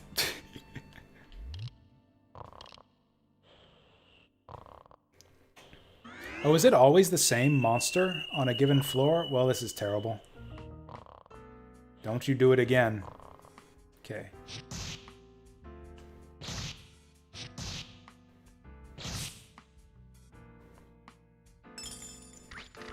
If that's all it is, then you would think I would have gotten some of the good monsters by now. Just based on how many runs I've done. Just like by coincidence, you would expect we'd have gotten an egg on the magic floor by now.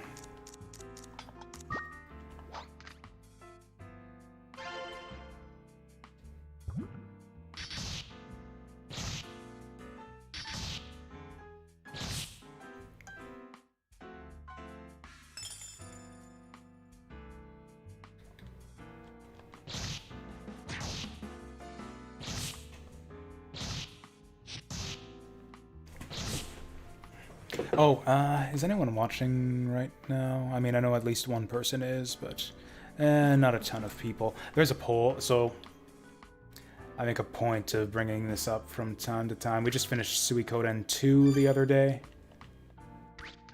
Basically during regular scheduled streams in the evenings, I've got like a viewer's choice JRPG thing going on now, where I've decided that 2020 is going to be the year of the classic JRPGs, playing through some of my old favorites, and you guys get to vote on which one I play.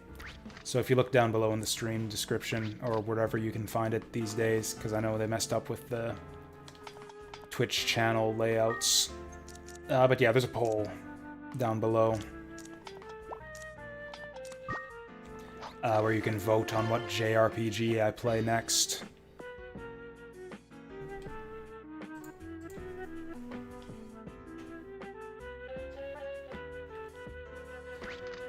I don't know that. Eggs can spawn with different monsters, so it's all about the stages. You can't find it? Yeah, that's unsurprising. I don't actually remember how to find the, like, you know, down below, it used to be you could just scroll down below the screen and it would show you all the tabs of, whatever the streamer wants to put there. Just like information, links, that kind of thing. It's in one of the boxes down there, down the list of, in the section with the list of games I've played recently, and the upcoming and recent games tab. There's a link to the poll.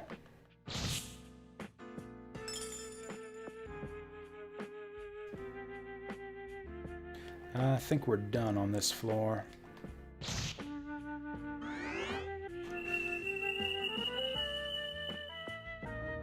Gah, that's the second one.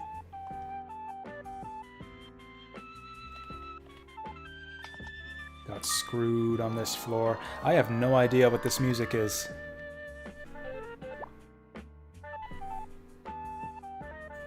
It's like I put on some George Winston or something on the wrong playlist.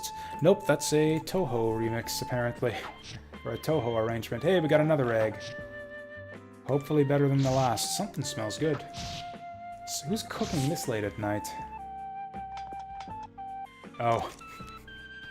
Yeah, I guess because I identified it, we know what it is. I guess I'll take it.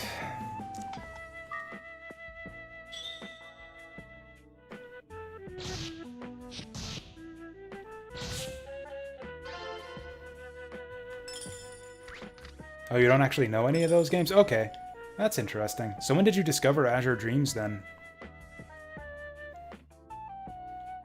I kind of just assumed that anyone who knew Azure Dreams would have, would like know all of the big tentpole PS1 games.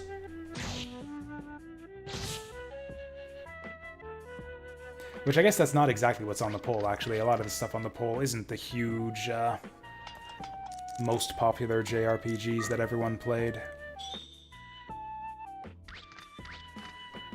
Other than FF7.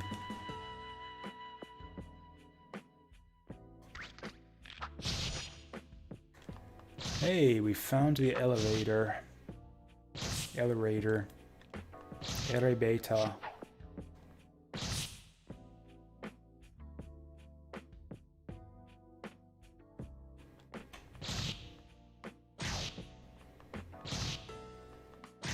Played it when you were 7 to now? That doesn't really tell me anything. I mean, I don't want to pry into how old you are right now. Like, I played this game when I was like 14 until now. Because I played this game like back when it first came out. It's like I played it when I was 7 till now. Which was 1 year ago. I turned 8 this year.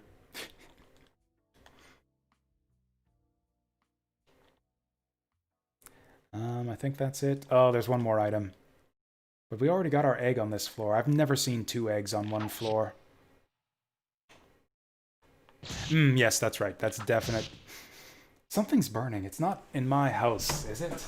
Sorry, I'm just gonna quickly get up and make sure I haven't done anything. I'm not cooking anything.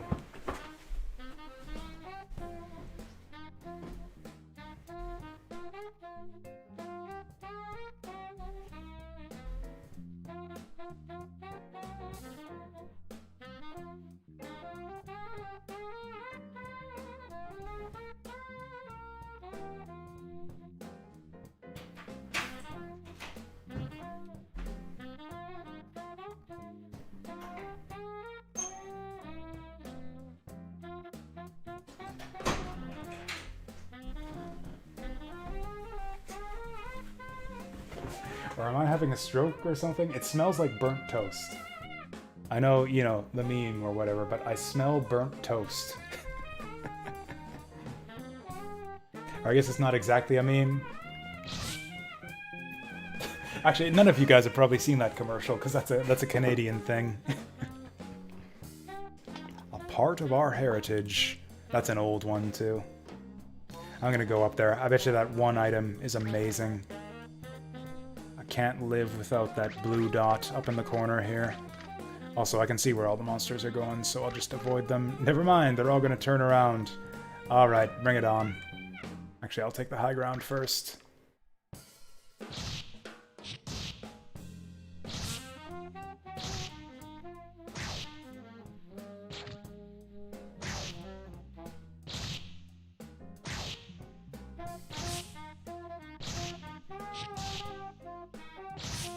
God, it's not my computer, is it?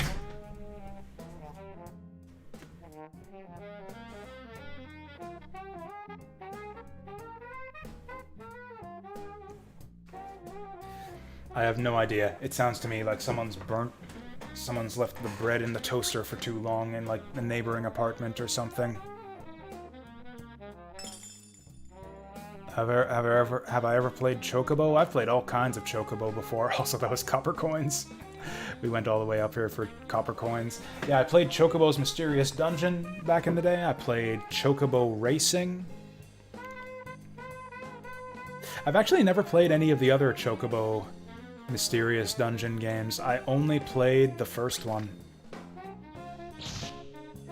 on the PS1. The newer ones look good. I haven't owned any of the consoles that they're on. Yeah, the new one on Switch, I've seen a couple people stream it. It looks really good. I just don't own a Switch.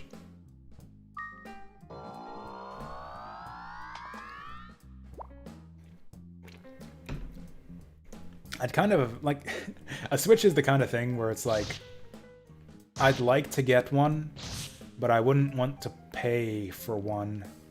Like if I get $500 or whatever to blow on a Switch, I would blow it on a new graphics card instead first. Just because I do all my gaming on PC these days, so I think that would just be the better. These spell balls are not valuable. Neither is Tumna this early in the dungeon.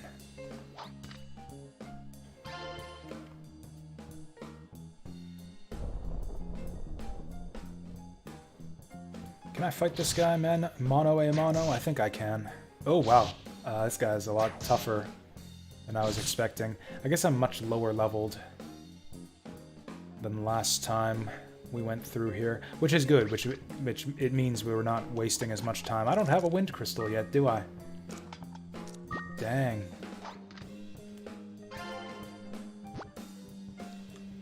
Like, I was actually thinking I would do that. Just blow all of my savings to pick up a new graphics card so that I could, I'd be more likely to be able to stream Cyberpunk 2077 without issue, but I don't know, with the delays and stuff, and the more I think about it, I think I just want to wait for Cyberpunk. I don't think I need to play that game immediately. It'll be better if I wait like 6 months to a year. Wait for a sale, wait for patches. I just don't think it's worth it to play new games anymore these days. It's always better if you wait.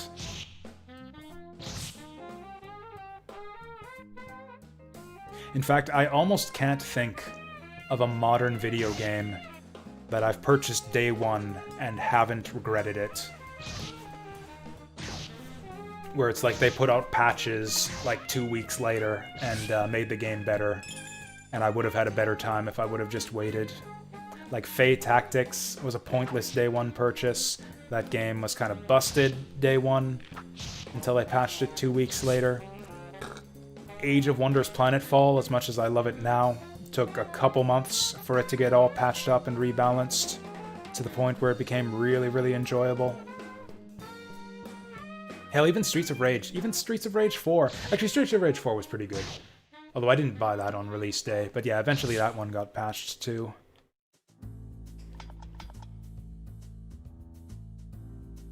Genshin? That's not exactly a new release though, because hasn't that game been around in China for a long time already? Or am I wrong about that? Was it just a simultaneous global release? Anyways, I'm gonna feed this to my familiar.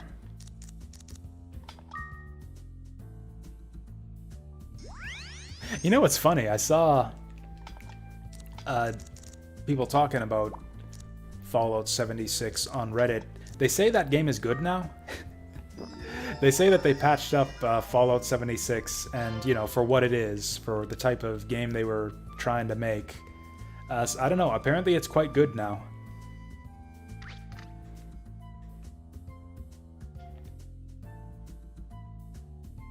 I still wouldn't buy it because it's not the type of game that I'm interested in, and it's not at all what I would want out of a Fallout game.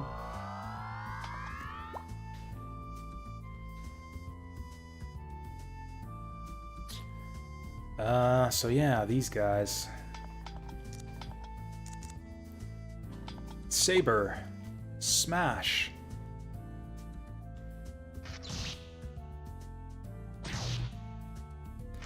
Can't believe that he can't one-shot these guys even at level 29.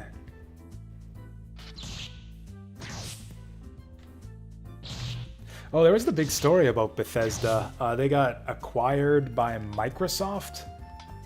That kind of blew my mind. Like, Bethesda is a massive company, isn't it? Like, I was just shocked that even Microsoft could afford to just blow that much money on a shitty video game studio. Actually, Bethesda is a publisher too, and they actually publish some really good stuff. Hey there, Thescally. I actually don't know. I'm sorry, I can't. I do have work tomorrow, so I can't go on too late. You're actually a bit late already, but it's really tough to tell with these Azure Dreams streams. Because sometimes I can just keep going and going and going with these. Probably not too much more than an hour. Yeah, probably not much longer than 1 hour. Although it kind of depends on how long this run goes. I mean, if it goes as well as the last one, I'll be on here for another 2 hours.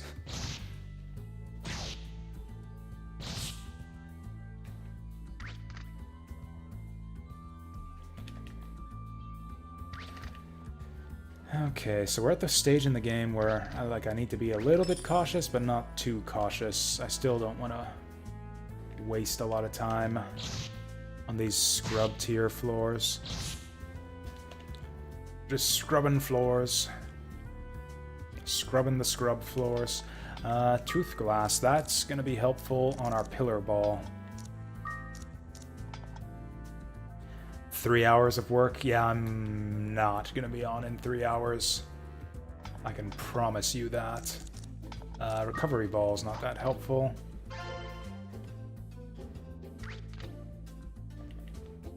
I think they're worth a decent amount of money, but they're not useful. Man, I'm taking so much damage from this guy.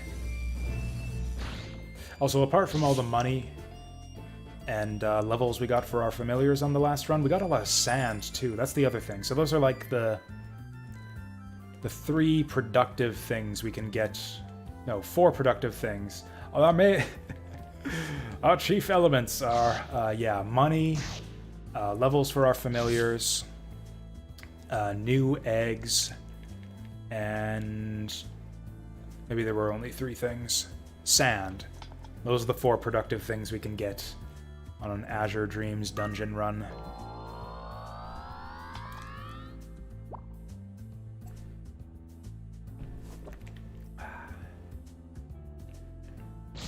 That's a lot of monsters. This is actually already going a lot worse than the last run. Like, I'm not getting any sand, I don't have any acid rain balls. I had like 4 sands and 2 acid rain balls at this point on the last run. We're getting no luck this time. It's probably the game's way of telling me I should have gone to bed already. Fuck the game. I'll go to bed when I'm good and ready. Which is maybe gonna be right now. Wow, this Kraken's kicking my ass. Yep, I'm half dead in one fight now. Okay, I don't think I should ever fight those guys without the height advantage. Probably don't even want to fight that griffin. We can just ignore the coins. Whoa, 2 griffins. Ah, Kraken. Actually, he only does 6 damage. I do more damage to myself than he does to me. Wait, what am I doing? Or I'll wait till I encounter... Yeah, get the fuck out of here, nerd. What time do I work? 10:30 a.m. tomorrow. But, you know, I want to sleep. I want to sleep a decent amount before that, so...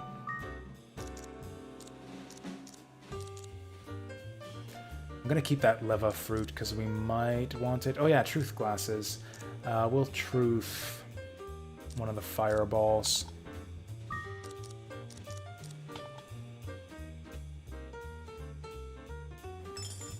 I don't know why I went out of my way for copper coins right there. Ice rock ball is one of the good ones.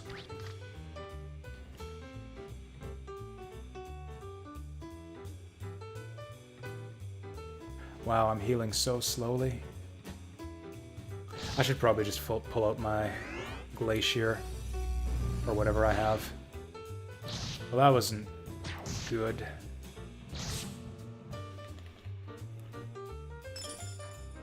We're getting a lot of spell balls, a lot of fireballs. I might as well use those up. Also, let's get rid of these gold swords. Getting not a lot of great stuff, but a lot of decent stuff. This has all the makings of a good, mediocre run. I'm just gonna fight this guy since he's the only one left.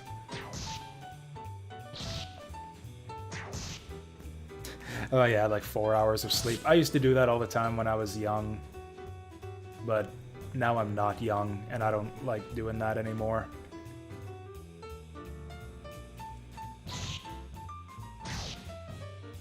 I mean, I don't know. Frankly, no matter how much sleep I get, it seems like I'm tired all the time. I strongly suspect that I'm not eating right or not eating enough or something, but, meh. Who knows? Let's just hang around until we heal up. Whoop, dang it. Hate it when that happens. That's actually good enough. That's a good zoom level. Actually, I'm gonna fight him.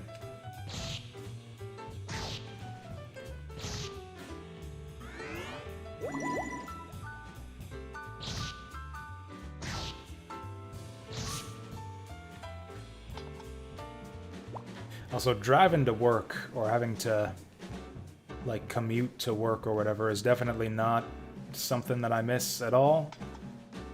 In fact, I don't know that I would ever want to work at a place outside of walking distance ever again. I'm just gonna, like, only ever apply to places that I can walk to from my apartment. It is so, so convenient.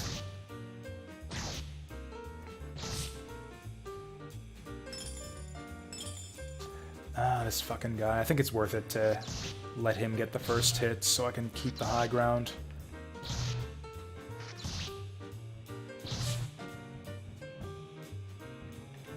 Same with this guy.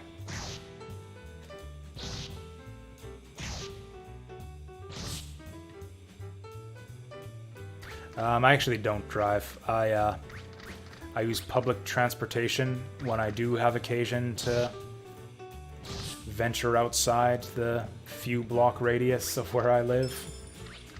But I generally don't have to. Like, I can walk to the supermarket from here, I can walk to whatever stores I need to go to, I can order anything else I need online.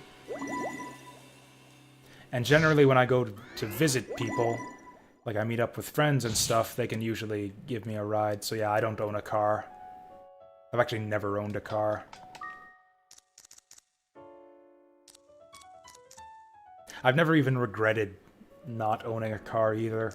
Like 90% of the bullshit I hear about in people's lives and the things they complain about is related to like car repairs and car insurance and gas money and all kinds of bullshit.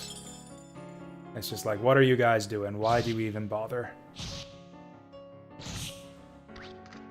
And then again, I guess most people leave their houses more than like twice a week outside of work.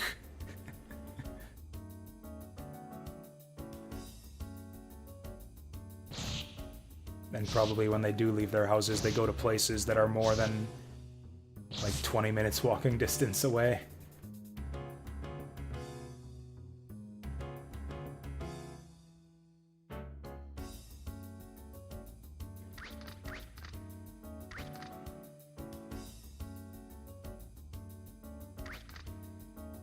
Yeah, that's the thing. Yeah, if you had kids, then that's a big deal.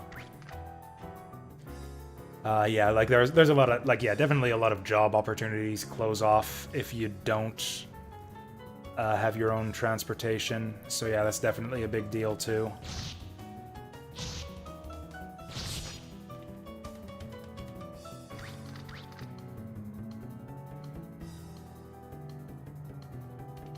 But, you know, I've never had any of those things, so fuck it. Take the easy road, so to speak. I'm not taking the road because I don't own a car, which is what we're talking, the whole point of what we're talking about.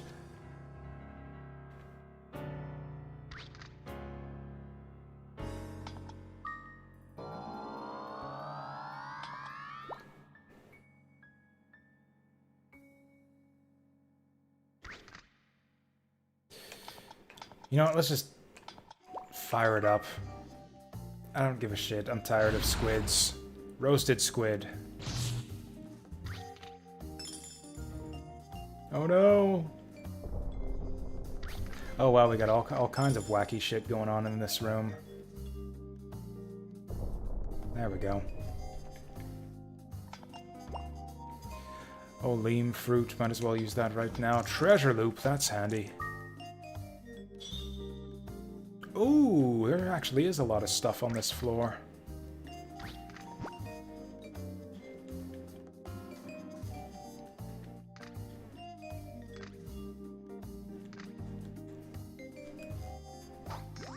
You know, there aren't a lot of mystery dungeon... welcome back, Food Equals Life. There aren't a lot of mystery dungeon style games on the indie scene these days, are there?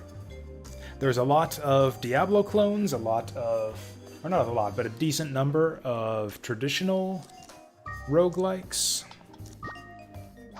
Not a lot of mystery dungeon style games, and a lot of the ones that there are, they're like shitty, low budget, like Idea Factory anime trash.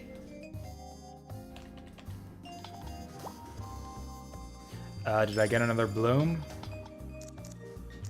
Yes. Funny thing, identifying one identifies the other. So yeah, since I identified the type of egg that is a bloom egg, it auto-identified the next one I picked up because it's the same color. I do live in a pretty convenient area. It's like right in the middle of town.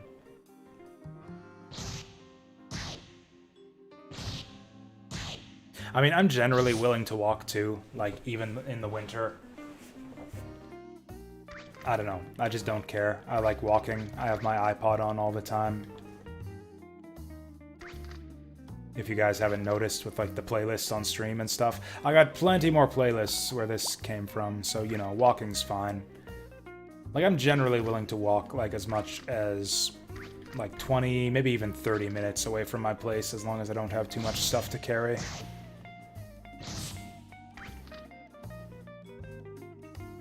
But yeah, grocery stores like 5-10 minutes away. Work is 5-10 minutes away.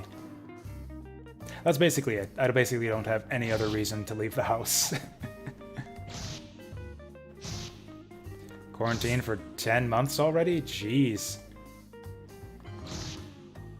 That's a difficult position, I guess. Although, like I said, for me it would be kind of easy, because that's just kind of the life I lead in the first place. But I know some people, most people, yeah, that's not an easy thing to deal with.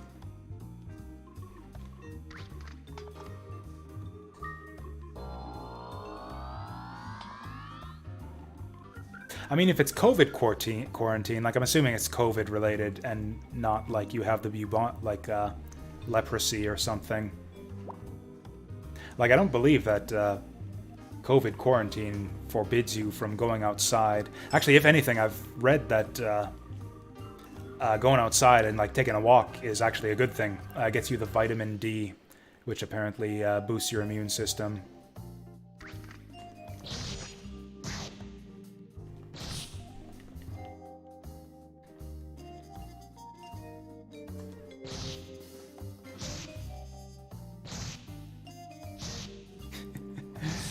Well, you need to make like a cool gaming playlist then, where you can make like the playlist of songs from video games that like people would still think is cool and wouldn't even realize is from a video game. I have a playlist like that. It's mostly stuff from music games, like stuff from I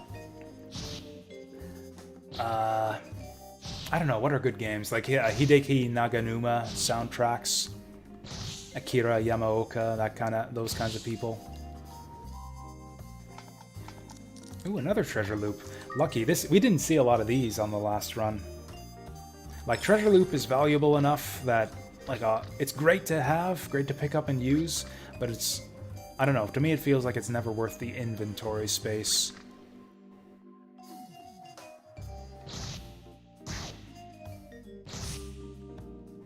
Guess we'll wait for the next one. Oh, there's two of them.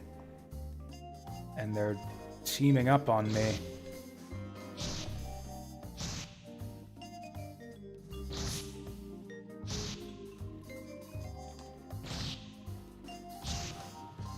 Want to eat outside food? I don't know what outside food means in this context. Like you want to go like climbing apple trees to like forage for your own food or something? Hey, there's our acid rain ball. We got a lot of balls and a lot of loops on this run. Also, what did I just say about holding on to these things? Let's get rid of the gold sword. So we definitely want that. Might as well use up some of these spell balls, because we're not gonna carry them all. Like, we're gonna come into some kind of emergency situation where spell balls aren't gonna get us out of it.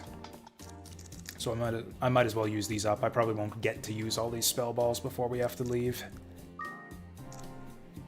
Before we have to make our emergency exit from the dungeon. Also, I was gonna fuse these guys, wasn't I? Might as well do that. That'll free up inventory space too.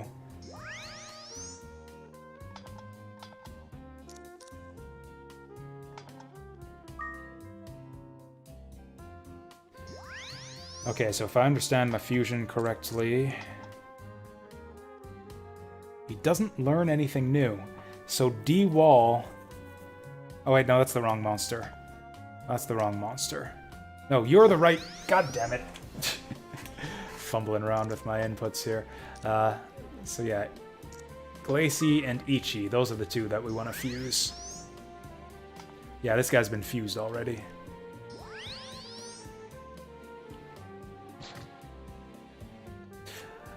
Oh, ramen or buffets. Okay, I don't do that kind of thing myself. I would if there was any of that stuff around here, but yeah, there isn't really.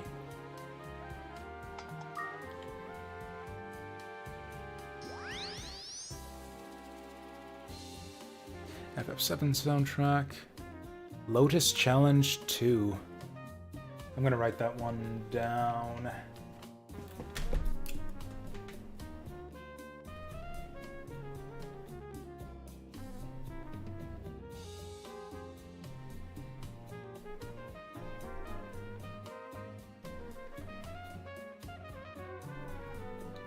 There, I'll check that out at some point. Okay, so Killer in the Glacier. Fuse, and we get Demirror again.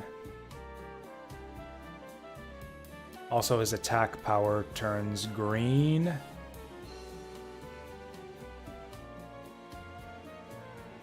I mean, that sounds like fun. I like green attack power. Sure, let's go for it.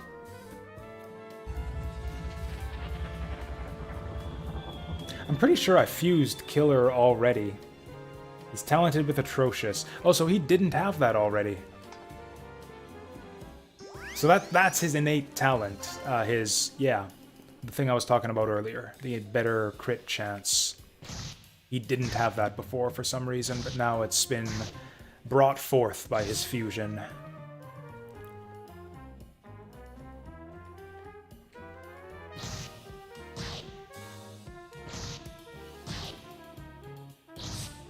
Oh yeah, 2,000 a day. Yeah, that's the thing, is some people seem to... I don't know, it's more like the thing with COVID is mostly like how the people around you react to it. Like, it sounds like I might end up having to wear a mask at work, which would be annoying, but, you know, I'm not gonna quit over it.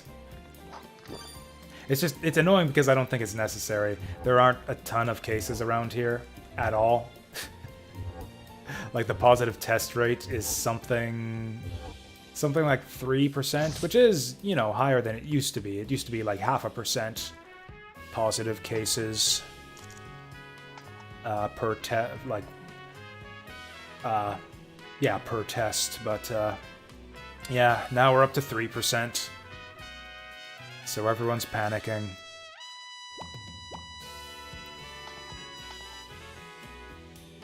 Give this guy more hit points.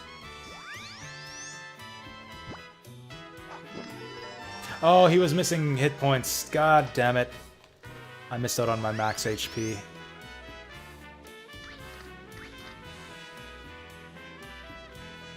On Amiga, huh? Interesting.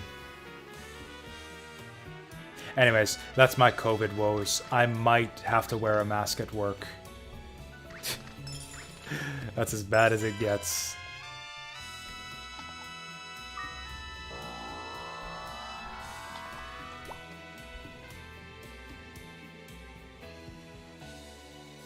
Actually, there has been some talk that that our province might go into lockdown again, but I'm very skeptical that it'll actually come to that. Like, even if it were useful or necessary, I just don't think they would do it. I think it would be too politically unpopular.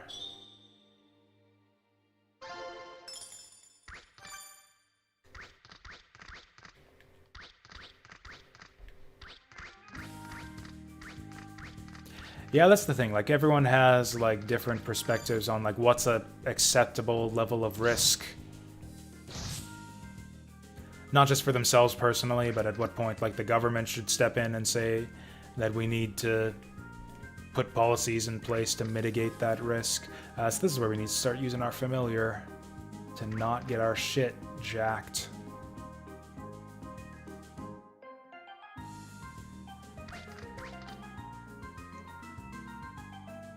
Oh, I think my shit's about to get jacked. Actually... How does this work again? Yeah, oh no, Ichi's a water type now. I could have sworn that these guys were fire naturally, but okay, here we go. I don't know, I'm slightly confused. I don't know why my killer has a water spell.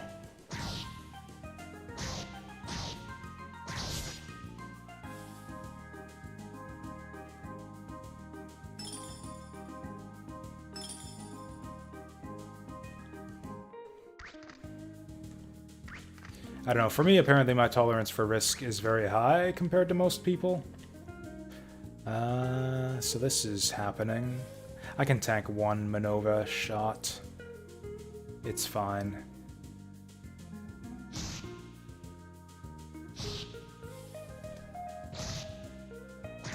Is he wind or fire? Either way, he's water right now. Like, I don't know, sometimes the colors of the monsters confuse you. Can confuse you. Like, the killers you find in the wild are green. They're green in color. But that doesn't necessarily mean he's a wind type. I always thought he was fire. I'm gonna have to double check that in the monster book. And yet, when I fused him, he gained a water spell. So he doesn't gain spell levels unless he levels up while he's in water type, which is really strange. I don't know how that happened. He must have gained the spell from fusion, but then shouldn't he have gained his own spell from fusing as well? Again, I'm not 100% clear on what the rules are for fusing. I thought every monster in the game had a spell. Either they start with it, or they unlock it by fusion. And for some reason, yeah, Killer seems to have unlocked a spell that only gains levels when he's a water type.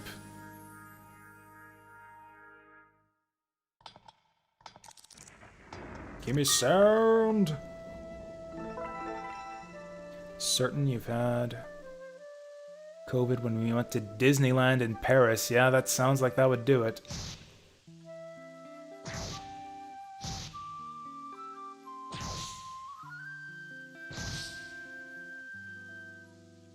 I think the worst thing with the whole...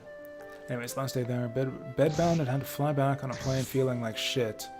And then your partner got sick. It sounds like some kind of illness. Like that's the thing, is like the flu spreads the same way. I don't want to be these people, one of those people who says like it's just like the flu, but like it's contagious like the flu. Like you get sick and you're around someone and then they get sick. Like I've caught the flu from people before. I got pissed off at one of my friends once. He was like came to gaming like all sick and shit, coughing and sneezing, and then I got the flu like a few days later.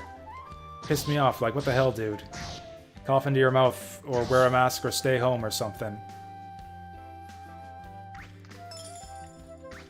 Actually, yeah, maybe COVID is exactly like the flu. I'm just kidding. But you know what I mean? I don't know. Actually, maybe I get it. Maybe I need to channel that energy to understand what people are going through right now. Because it did make me angry at that time, that my friend would have been so irresponsible. And I guess that's what a lot of people are like right now.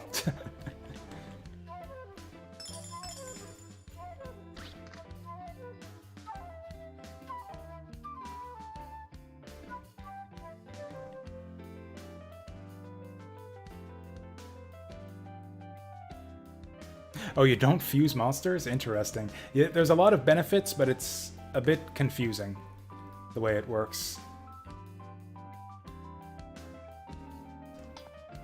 Oh, wait. Oh, he's not going to go into the pit now.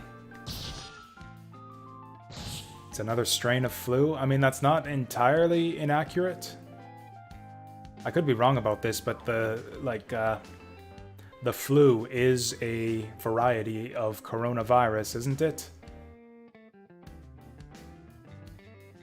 I could be wrong about that. I don't actually know what the definition of a coronavirus is, but I heard someone on the internet say that once, so it's probably true.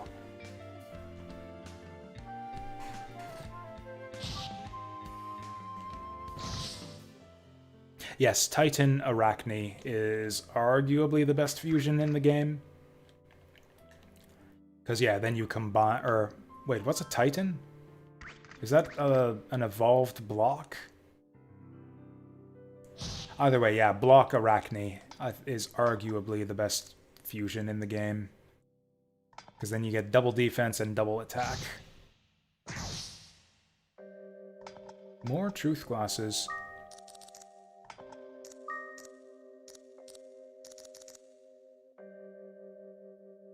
Anyways, I had... Oh yeah, so the worst thing I find about COVID is that it's... I find, at least, that it's basically impossible to talk people out of panicking about it. Like, I have a friend who I think is more worried than he should be, and I don't think there's any way to explain to him why he shouldn't be as worried, because trying to talk him out of it would just piss him off, probably, and make it worse. So it's like, I don't know what to do. My parents, I think, are also stressing out about it more than is warranted. And I don't know, there just doesn't seem to be any way to convince people otherwise without starting a big argument.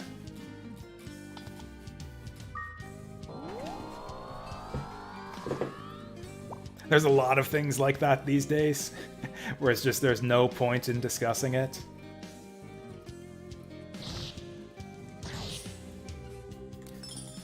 like trying to explain to people how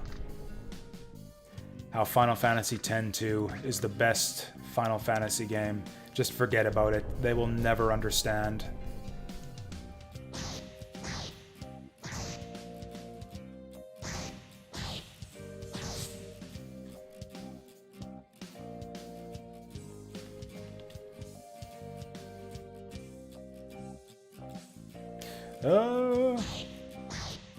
Well, so far we haven't had anything. Actually, I didn't have anything stolen by pickets in the last round either.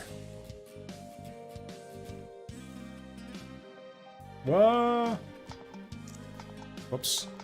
Let's try that again. Hopefully it does the second command. Yes.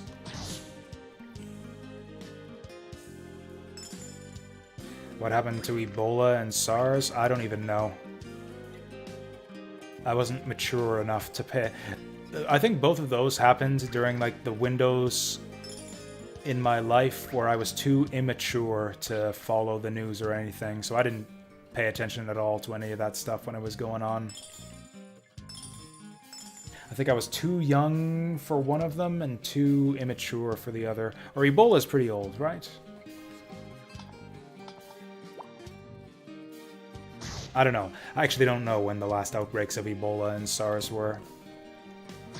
There was a period in my life where I followed the news regularly. And I watched the evening news on television and read newspaper articles, international news, and all that shit. And then I wisened up and stopped paying attention to any of that. It's all garbage. None of it is helpful or important. Virtually none of it.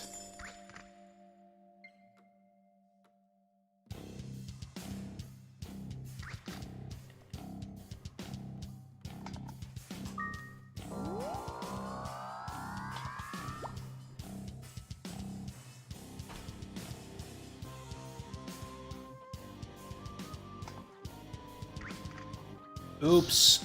I thought he was down below there. Actually, this kind of works out to our advantage. So yeah, now he's down in the ditch. Oh, 2014 to 2016? Yeah, I think I was black-pilled by that point, actually. So yeah, that would have been after the point where I stopped paying attention to the news.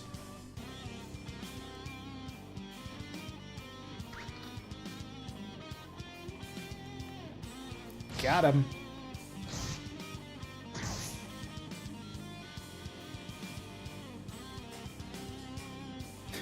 Actually, the way he's like curled up in a ball there, upside down when he's sleeping, is really cute. So that's not great. Actually, it's arguably better than him just moving forward. Now we both got the drop on him. Anyways, this is the dangerous floor for my guy here.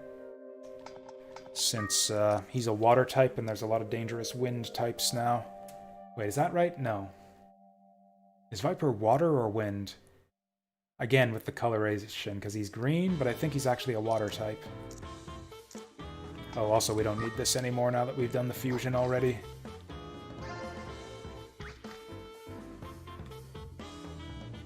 Mazar, I think that's the level up seed. Kachi's pretty close to a level up.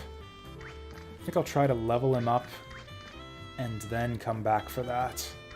Actually, I'll just carry it around so I'm ready to use it when we want it.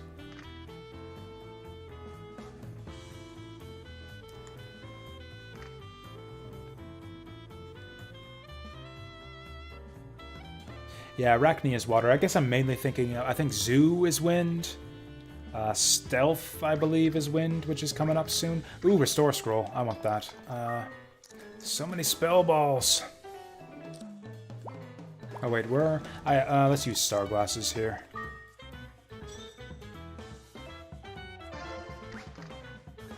The only bad thing about Star Glasses is it doesn't actually show you where you've been. Like, I can see all these rooms and the items and the traps and the exit, but I don't know which of these rooms I've actually been to. I don't even know what this... Actually, this could be the Weakening Grass. That would be bad. I don't want to feed my familiar weak grass.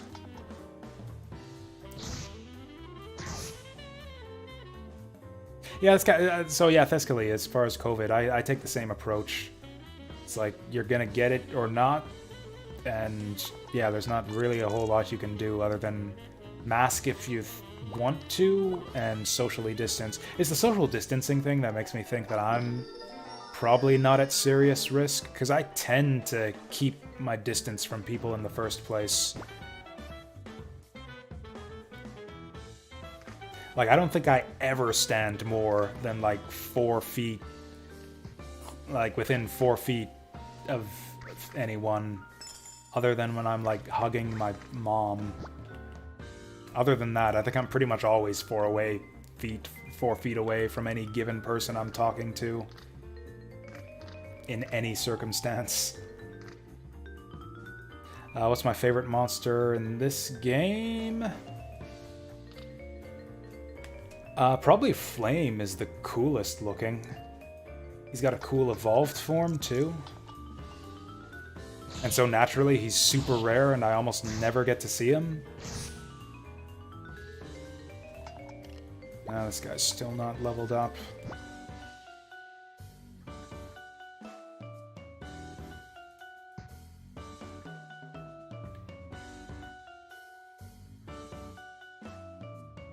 Oh, hey, that actually works. Did I ever play Grand Stream Saga? I haven't.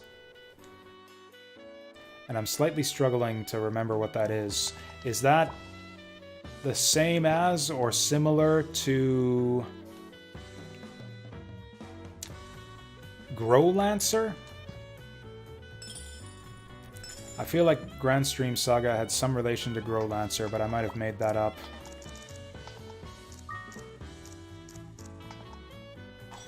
Actually, I'm just gonna look. I actually can't remember what Ifrit looks like. I just said Flame because he's the one you find in the wild, but yeah, it would be Ifrit.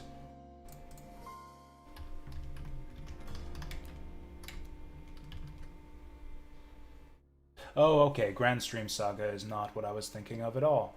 I have no idea what this is, but I have heard the title before.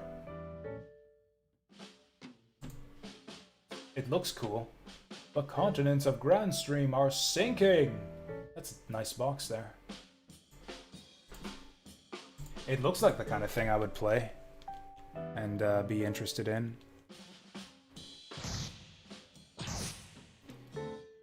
He's not gonna level up, is he? These monsters are too low leveled.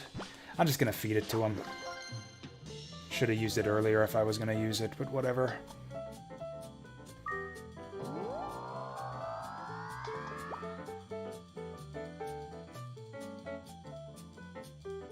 Ooh, I love it when they give you those big, high, like, overhead pans through the,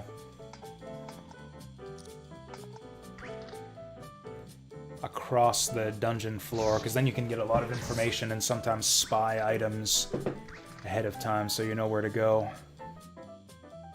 Not that we saw anything useful there, but I guess we knew...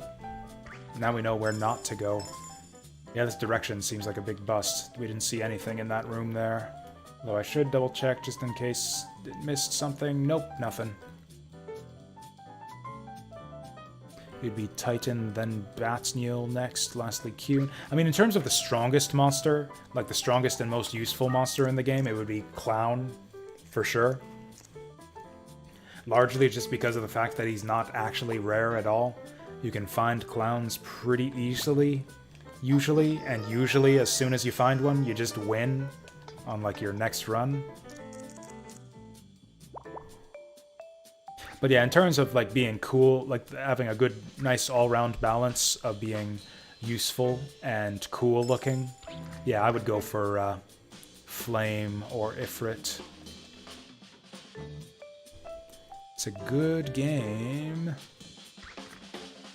Oh, so I had a similar relationship to King's Field. I rented King's Field back in the day.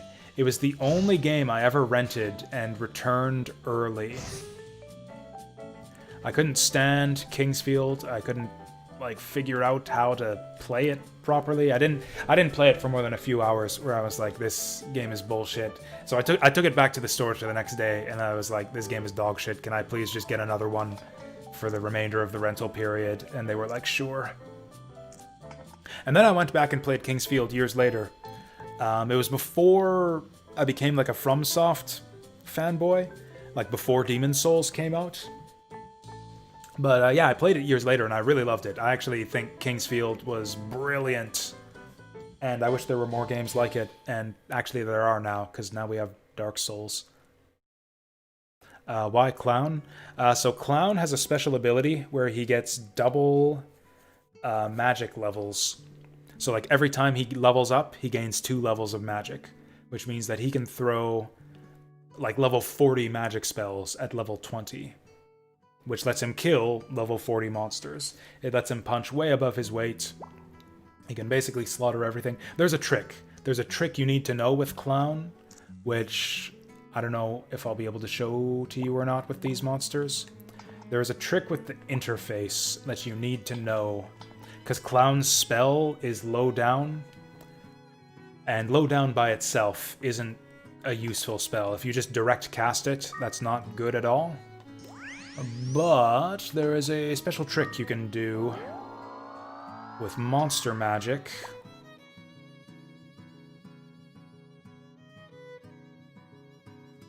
So this is lame. Well, whatever. Actually, our monster is much higher level this time. Okay, let's see if we can... Okay, so I need to find an enemy that's like a long ways away from us. But yeah, we're talking... Basically, if you didn't know, you can manually trigger your mixture magic even if there's no... Even if you're not in combat. Like, normally the way to do mixture magic is to line up, change AI, back up with magic, and now every time I attack a monster, we'll do mixture magic. You can also manually cast your mixture magic using the same menu that I've been using to issue stay commands to my familiar. So like if I go like this right now, mix the wall. Even though there's no monster, we're doing Aqua Blade right now. So that's not helpful with this spell, but some mixture magic has range. And the mixture magic with Clown's low down spell has very long range. Very, very long range. So you can just nuke enemies with lightning from across the map. It is insane.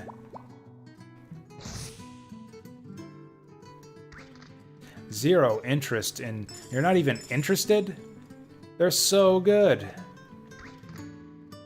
Dark Souls is actually probably my favorite game of all time. It's just brilliant on so many levels.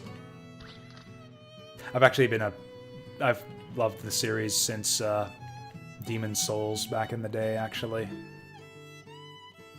I loved it since Kingsfield, even though I didn't know it at the time. I actually didn't find out about the... Or no, that's right. No, that's wrong. I did know when they were doing preview articles for Demon's Souls back in the day.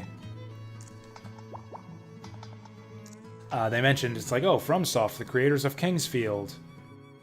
If you remember that from the PS1 days. And I was like, oh, I did play Kingsfield not too long ago. I fucking love that game. And then that got me hyped for Demon's Souls before it came out. They're very difficult. They are very difficult. If you don't like difficult games, and that particular style of difficult game, then yeah. Kingsfield actually gets easier.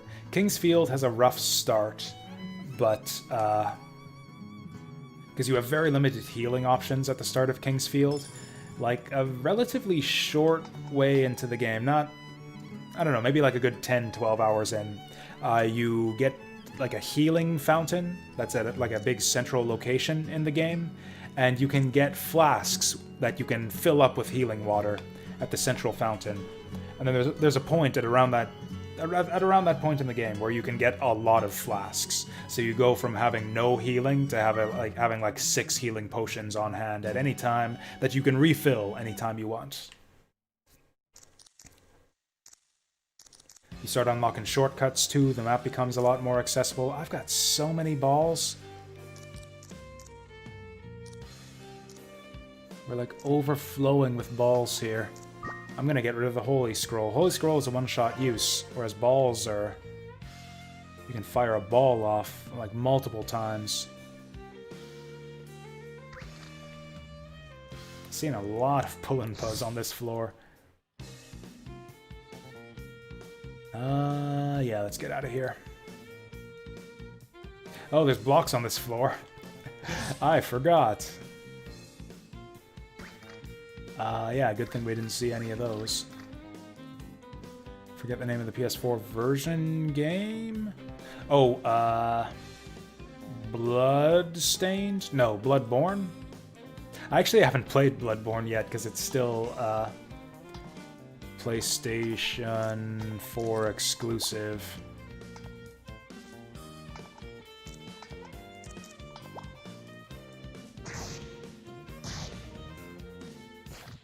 I'd love to someday, but I'm not going to drop however many dollars on a PS4 just to play it.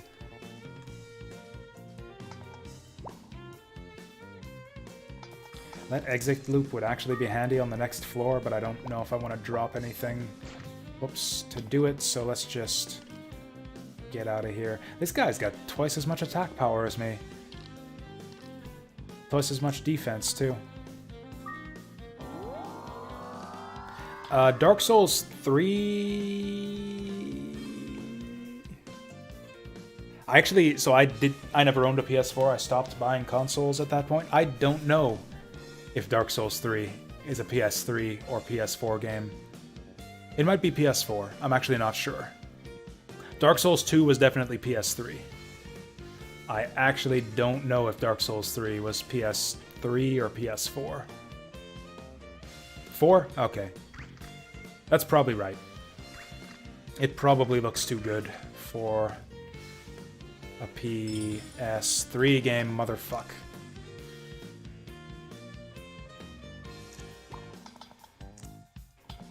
Oh wait, yeah, we got 1 billion fireballs. Whoops. That didn't take a turn, did it? Good. Yeah, we got 1 million balls. Let's just use our balls. This fireball's got a lot of charges on it. Holy Scroll, might as well use that right away. In fact, we might as well use that... Whoops, get out of the way. Might as well use that right the fuck now. Got another ball. Blazing balls. I got 4 fireballs, 2 binding balls, 2 pillar balls, a blazing ball. Okay, I'm gonna regret this. I'm gonna ditch the additional wind crystal. Whoops, don't need that.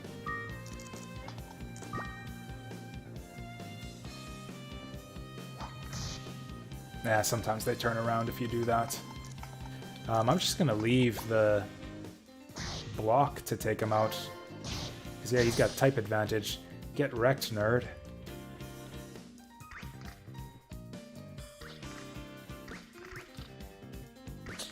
Do I want to explore this floor? This guy's running low on MP, and we haven't seen any pita fruits yet. Considering that vipers are around...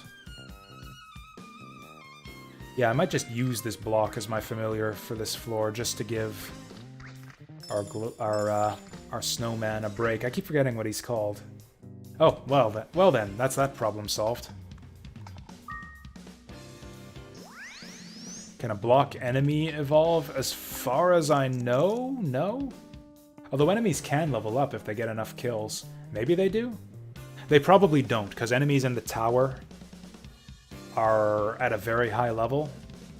So if they could evolve, the high level monsters would probably just evolve the first time that they gain a level. So I do not think that enemy monsters can evolve. So this was a pointless wraparound block. Handle it.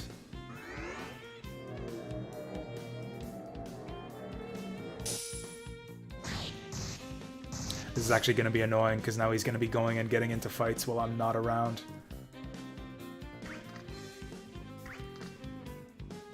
Actually, we're on like floor 20 already, right? So the block should level up the first time he... Or I should evolve the first time he levels up. I actually have no idea who's winning these fights. Defeated block. Block gained experience. This floor is all hallways and no rooms.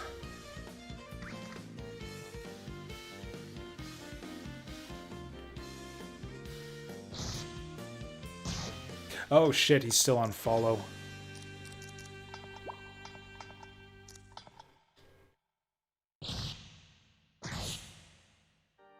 That's fine. He didn't get weakened, did he? Good. This sucks. But it's also okay. Actually, what am I doing? Let's just use up this fireball. We got so many fireballs in our inventory. Let's just use them up. Did Block die? Probably, because we haven't seen him do anything in a while. Yeah, I'd say he's probably dead, which means it's probably time to move on.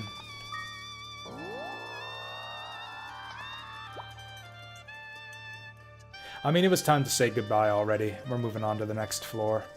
Oh, hey. Hey, here's a Block friend for us.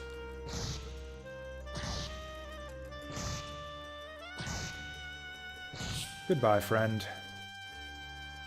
Yeah, he's our friend like Jowie was our friend in Suikoden 2. Fucking stab you in your sleep. I love this song.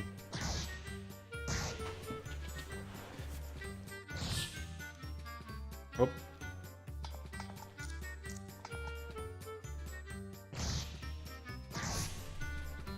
There we go, now we can one round them.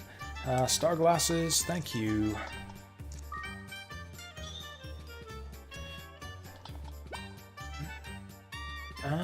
This is kind of alright. Okay, we'll pop in here and then we'll probably pull back and loop around. Gold coins. I'll actually take those gold coins.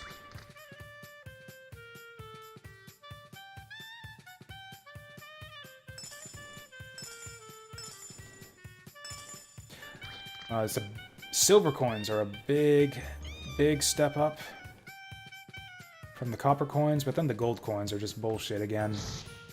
It's like you go from 17 to 100 to 150. Whee! These are the kind of floors we don't want to hang around on too much. Fire crystal would be nice here. Ah!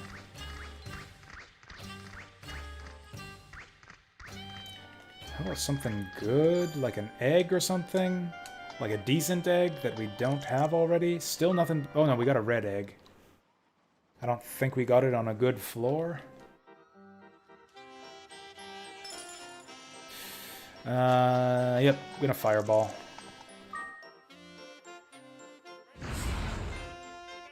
This fireball just doesn't end.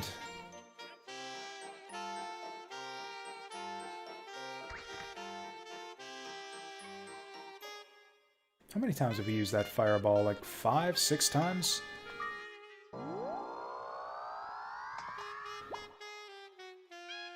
Two blooms are best eggs. I mean, who knows? Maybe they're tasty. Maybe bloom eggs are especially tasty. Although honestly, being like a plant egg, I think it would be gross. Actually, just thinking about what a bloom looks like makes me think that a bloom egg would be like the most disgusting egg to eat. Full of like seeds and plant goop and sap. Ugh.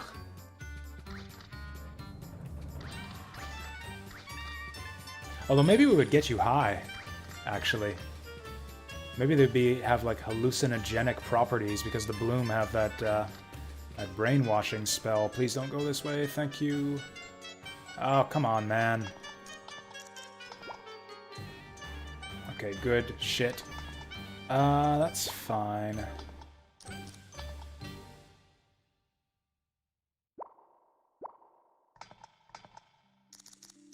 is actually going to be super not fine if this fireball is out. It's still going!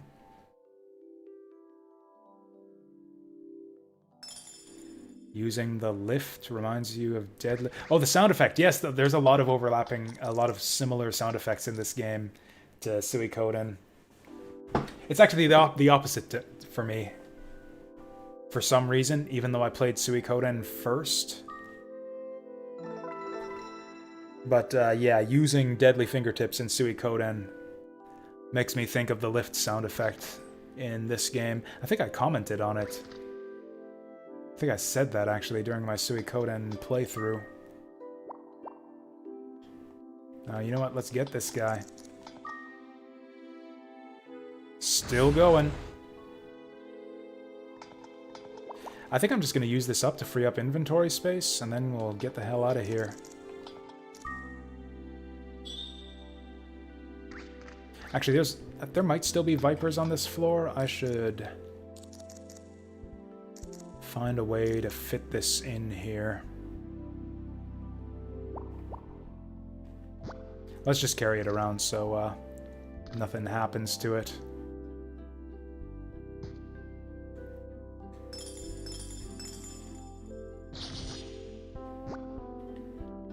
They still only give you 8 XP for disarming traps this high up in the tower. Holy Bell's actually not half bad.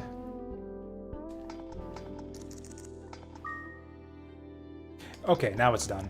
Now it's done. We'll move on to the next one.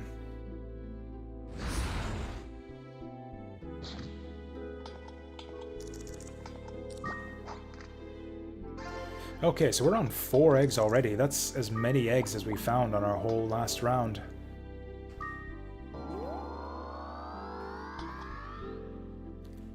If an egg is in a room, vipers will neglect everything to eat the egg. That's actually kind of interesting. I didn't realize that. Hey there, Red Silvers. Long time no see. Actually, I think you popped up just recently, now that I think of it.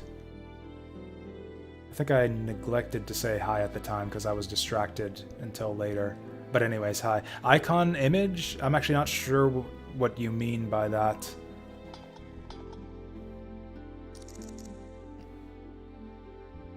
Oh, like the... Oh, the thing I use for my portrait in the game it's from. Okay, that's cool. That's cool. I'm always glad to see people playing some sexy Parodius. It's from the intro, so yeah, you'll see it right away if you just let the intro play out. Oh, nice. That gets him in one go, even though he's a water type. Another acid rain. I should probably just... this is tough.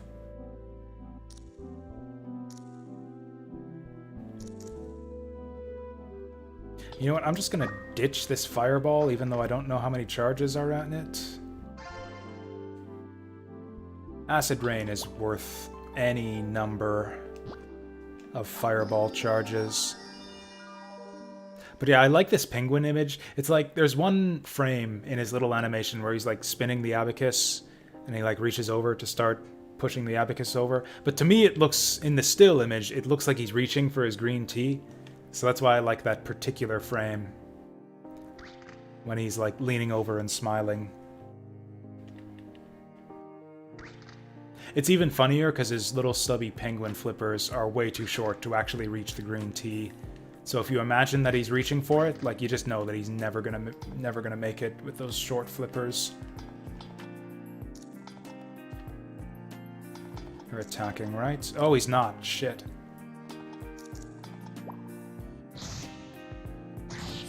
Oh, we can nail that guy. That's amazing. Can we nail the snowman too? Can't quite nail the snowman. Snowman's actually kind of a strong enemy. It's probably why our familiar is so strong. This guy's a former snowman, for those of you who are just joining us. Apparently snowmen evolve like pointy ears and saber-tooth teeth. It's kind of weird, but I'm not going to complain. It looks cool. So yeah, I'm probably bad at Parodius games today, but I used to be kind of okay at them. I've 1cc'd Sexy Parodius, but not with the... Or I've 1cc'd Sexy Parodius, but not with the extra stage. Because you unlock an extra stage if you 1cc the game, and I've never beaten that extra stage. I've also 1cc'd Gokujio Parodius, which is a lot tougher. Sexy Parodius, I think, is a good one to start with. It's very accessible because you've got those, like, objectives. You got, like, the branching paths through the stages, so, like, you can just fail every mission objective, and it's not that hard to just get through the game that way.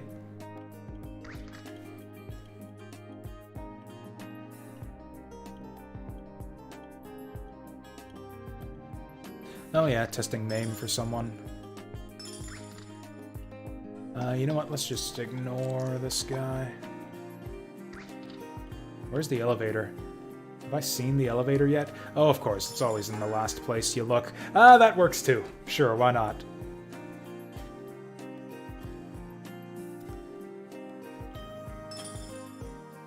The thing I love about Parodius games is just the spectacle of them. You get to see all kinds of neat and wonderful and hilarious things, even if you do terribly. Okay, so that's Manova transformed on top of a different item.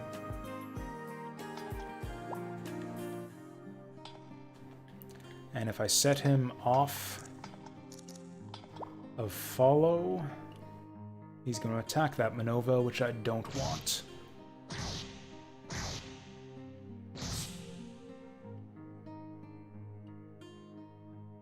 I don't know what these guys' deal is. Why are they so weak?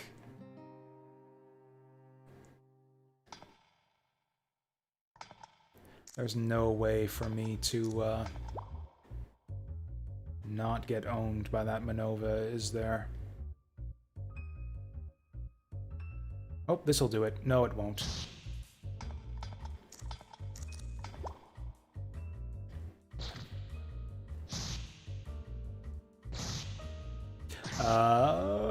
Okay, I was just gonna say, I realized if that Manova crits me, I'm dead. Thankfully that didn't happen. Crits are pretty rare in this game.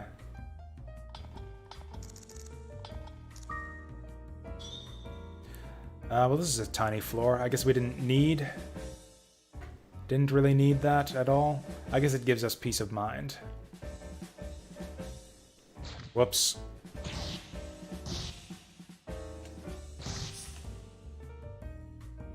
Type of people, they want you to test something will work for them instead of testing. Yeah, some people are just helpless. It kind of annoys me.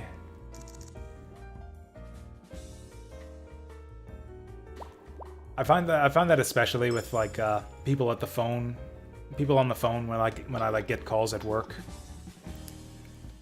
Like it's the only people who you get calls from, like working any type of retail store, is people who don't know how to use the internet. So it's like 90% of the time they're asking something I don't know the answer to, but can find the answer to with a simple Google search. Like, when is this game coming out? I don't know, let me Google it. Here's the release date. That kind of thing. Occasionally I'll also get people phoning in, like asking questions about the rules for specific games. It's only happened a few times, but it's like, okay, that's not my job. There are a million games out there, and it's pure coincidence that I even know the answer to the question you're asking me.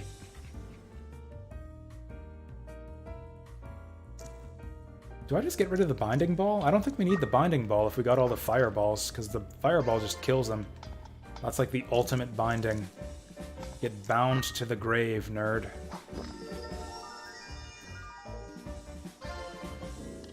Fuck. This actually screwed us on this floor last time. This is how I lost my familiar. I think it happened on this exact same floor.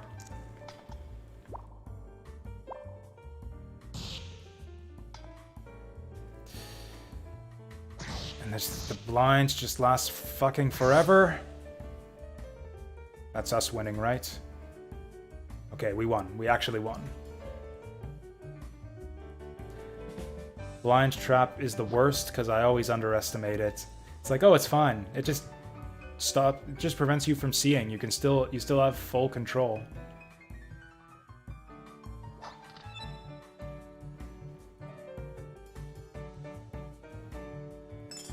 Fuck.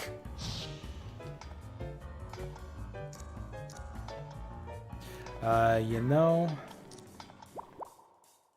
Yeah, we'll just let the familiars deal with this. Actually, he's about to die. What the fuck, Zoo? I wanted you... Get over there! Stop dicking around! Dick? Okay, we're gonna have to hang out and get our guy healed up. That is almost definitely a maneuver over there. Hopefully Zoo will take care of it. Thank you, Zoo. Do I work at a computer games shop? I work at a board games store. Yep, I sell board games.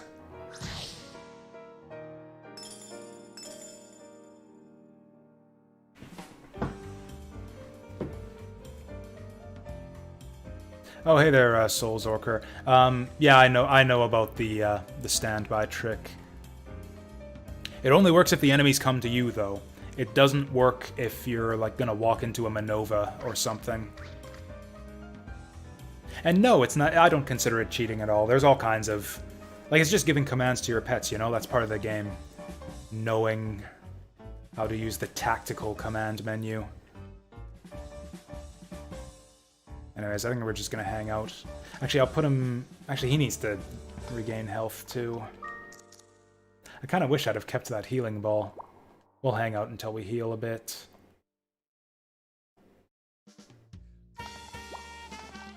Running a bit low on MP. Actually, it's a bit of a time saver, but most of the time you don't necessarily even have to use the standby command to get the extra hit. You can just move into your familiar. And, yeah, he'll get the extra attack anyways. So this is a bit dicey. Okay, barely survived that. So yeah, if you, like, swap places with him like this, that'll also take up his turn and do basically the same thing as the standby command. Hey, Pita Fruit. Every time I complain about being low MP with this guy, I found a Pita Fruit. I should complain more. Anyways, yeah, thanks for stopping by. Food equals life. We'll catch you later.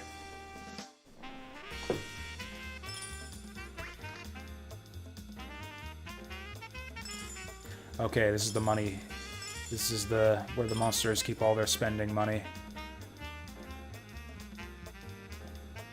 This has been a straightforward run so far.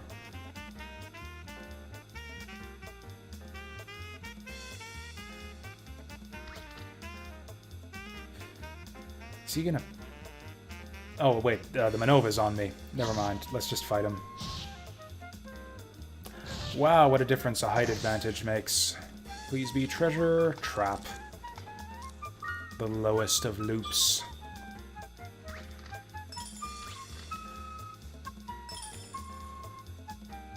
I have never seen the word loop used like this before to refer to like a little magnifying glass thing. Never, ever, in any fiction, any video game, nothing. I think I looked it up in the dictionary once on stream, and it's not in there. Also, these are both blue dots, so I think that means these are legit. Never mind. I misremembered. Anyways, in this circumstance, swapping's not gonna work. I have to command him to stay. Whoops. I went one step too far. Good enough. Is it specific board games we sell or all kinds? It's basically all kinds. We have probably thousands of board games. Yeah, it's basically all kinds. Board games and tabletop games generally too. Like we sell like RPG books and miniatures games and stuff. Actually, I would say the three pillars of the store are basically D&D, Warhammer, and just board games in general. Mainly stuff like Catan and Ticket to Ride.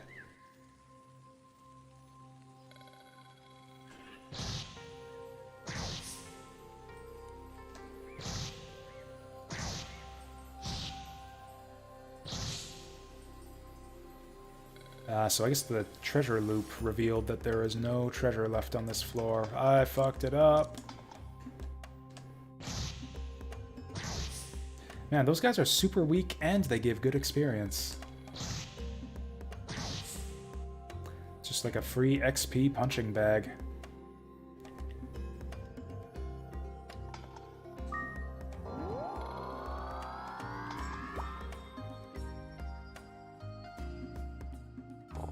Oh, really? I got into board games through Catan, actually. I've actually got a regular gaming group that used to be like a dedicated Catan group for like a year.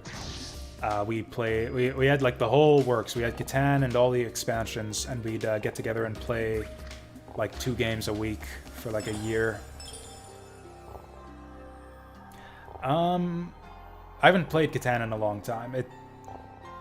Like, you know, if you play enough of something, you'll get bored of it eventually. Plus, there's just a lot more games that I like better than Catan these days. That's generally how it is with people. Like, there's your gateway games. Like, a lot of people get into the hobby through stuff like Catan, Carcassonne, Ticket to Ride, and then they'll like branch out and specialize from there.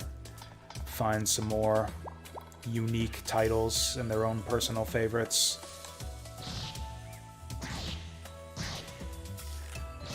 My personal favorite right now is a card game called Arkham Horror, or rather Arkham Horror the card game. There's actually a bunch of different games that go by the name Arkham Horror, but the card game is my favorite.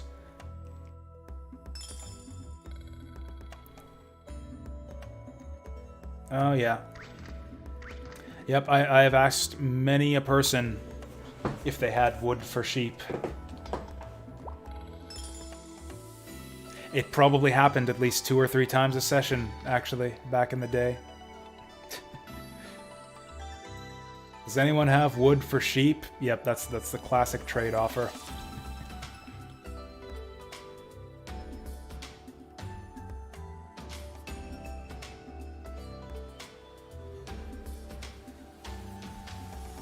So it seems like this run's going a lot more smoothly than the last one now. Oh wow, this is a big floor.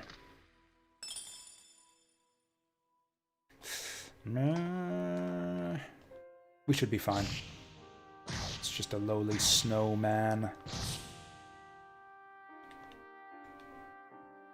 Puny snowman thinks he can beat a saber. What a weird evolution. I don't know how they come up with this stuff. What should snowman evolve into? Saber-toothed tiger. Whatever you say.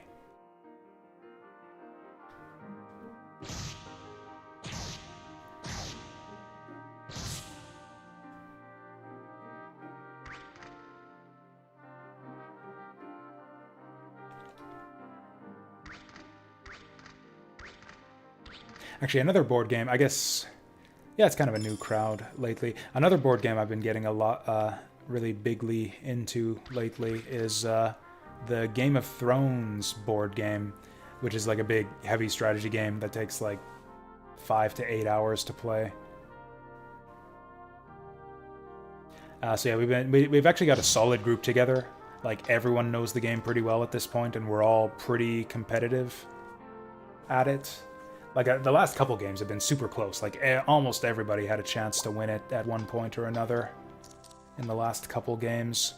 We're starting to see... Like, I picked it up a bit more quickly than the others, I think. Like, I used to win a lot of the time when we played it. Like, I think I won 4 out of the first 7 games that we played. Or actually, like, 5 out of the first 8, and I haven't won since then. We've probably played 12 times now.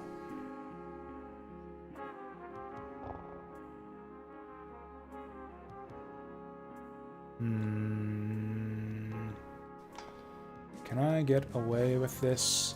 Actually, I bet you I can just duck them into the corridor. Yeah, I'll just wait for them to pass and then go on through.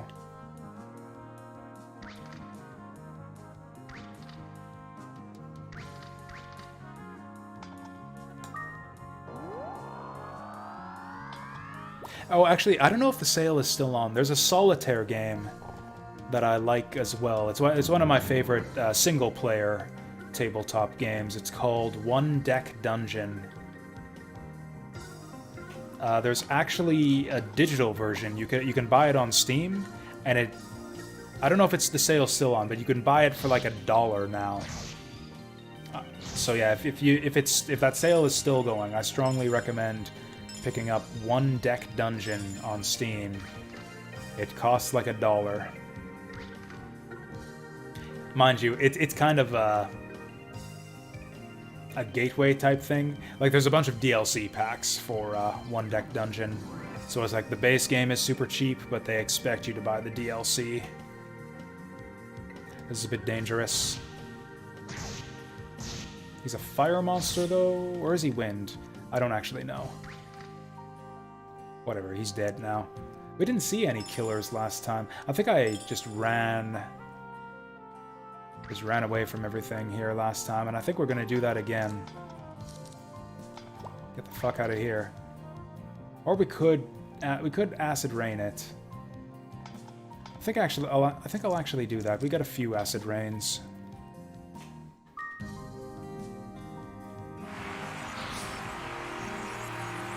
Also, sadly, I don't remember which acid rain ball I charged up, so I'm gonna have to keep them both. Oh, whoops, I forgot to change his AI.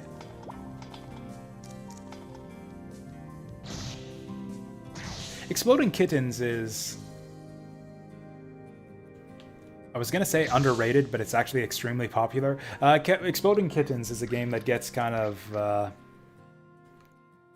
overlooked or derided by sort of serious board game fans, I think. I don't know, I've just heard a lot of people say like there's just nothing there, it's completely random, it's more of an activity than a game. I think it's more strategic than people give it credit for. Like, there's not a ton to it, but there's a little bit. Like, you have to play the advanced version, where you're like collecting sets of cards to steal from other players. But like, yeah, setting other people up with the bomb, yeah, swiping diffusers off of people. Yeah, it's a good time. I mean, I wouldn't say it's the best card game. It's like maybe in my top 50, but you know, it's a good game. I like it. That Exploding Kittens.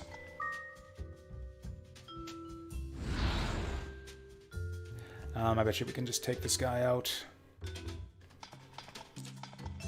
Bet you we can just take him out now that we fireballed him. Yeah, it seems like if you don't have your AI set up properly, then he gets a hit on you, even if you do the stay trick. Oh, I thought he was maxed out already. That sucks. Wow, he's got a lot of hit points, though.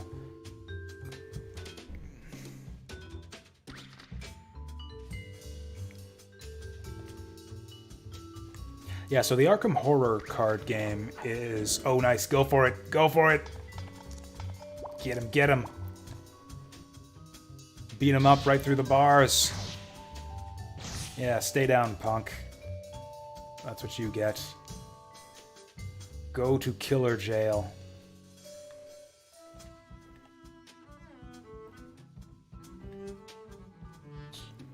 I'm gonna do it again.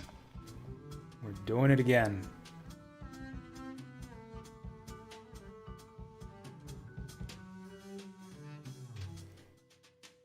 Okay, this is a little bit risky. I think I can manage this, though. We got the height advantage, so this will go even better than the last time we tried this.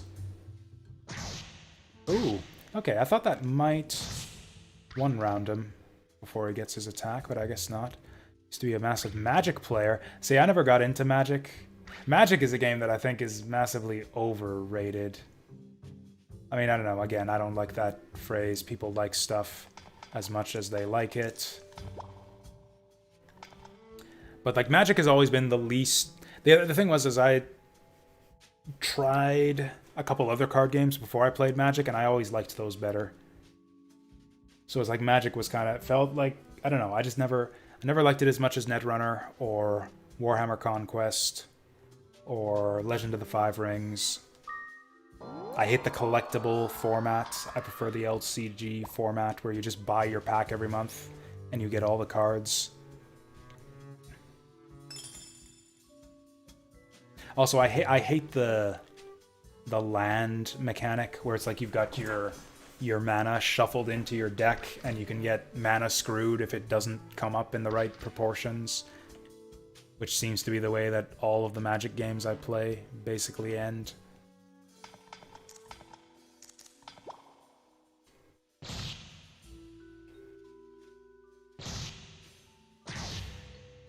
So here we've reached the point in the dungeon where our hero is basically useless.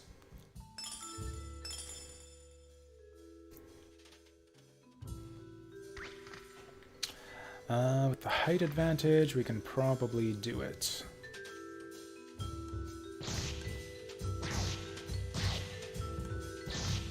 Wow, with the type advantage and the height advantage, we're still barely squeaking it out.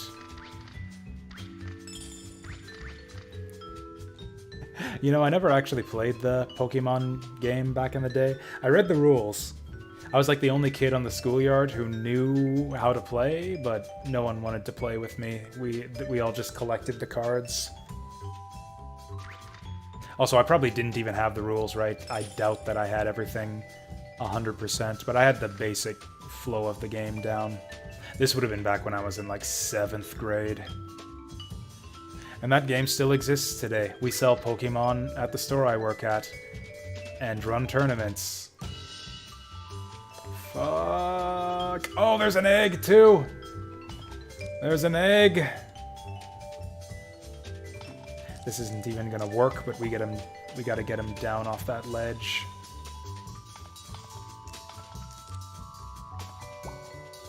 If he crits me, we're...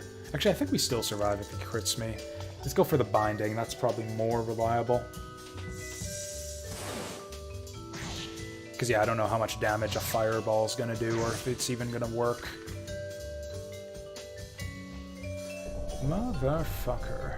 That actually really sucks, because now I can't fireball him through that wall. This will be fine, though. This will actually be great, because now we can get him to follow over here. Whoops. Oh, really? I thought he was gonna... Well, okay, I guess we're doing it this way. How about I bind you? Shibari! Nice. Do we have old school boosters like at my store? No, we only carry the new stuff that's in standard rotation.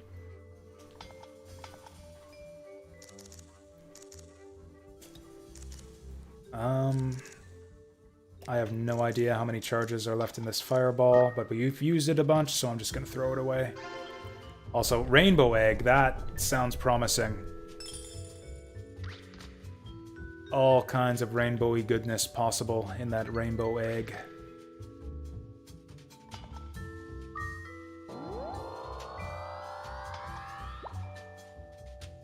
I don't know, I hate the collectible card format, though.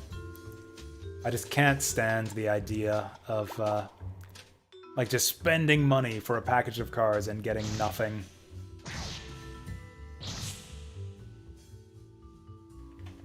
Like, it's gambling, basically. Not even basically, it is gambling. And I don't know, I don't know, maybe it's just because I'm neurotic or something. I tend to take the losses harder than I get excited by the successes.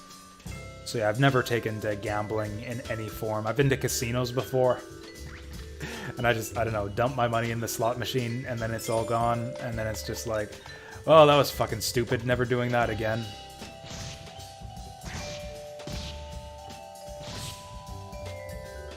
That's basically what Pokemon and Magic the Gathering are like.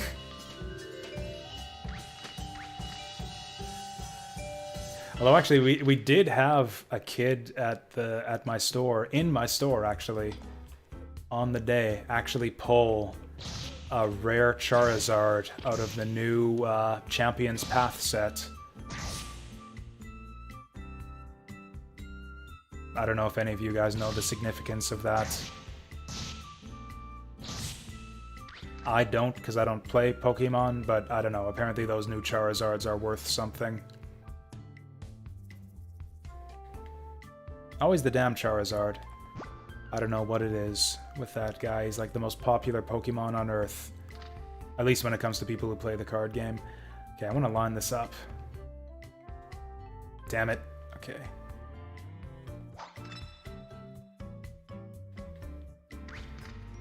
Okay.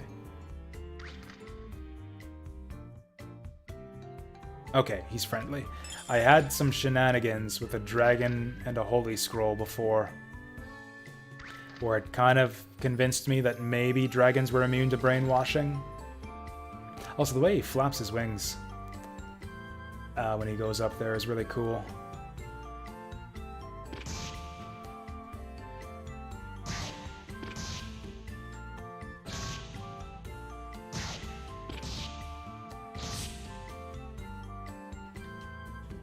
Bulbasaur? Yeah, I actually went for Charmander myself back in the day. I don't know, he's a dinosaur. Dinosaurs are cool. Am I really forced to walk forward with this idiot? Oh, I've got all kinds of pillars left over. We can help him out. We're almost at the end of the dungeon. There's no need for me to conserve resources. You get back here, you idiot. We're going upstairs.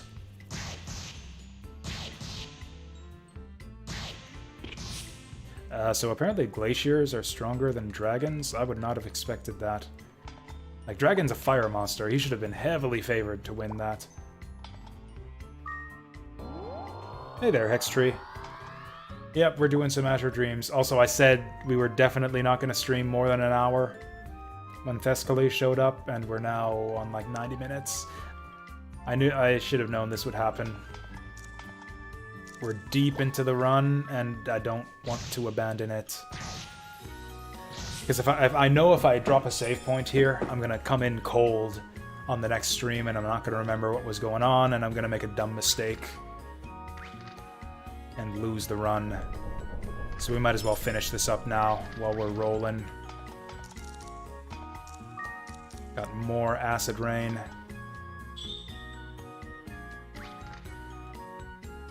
If I could get one more egg out of this run, I'll be content.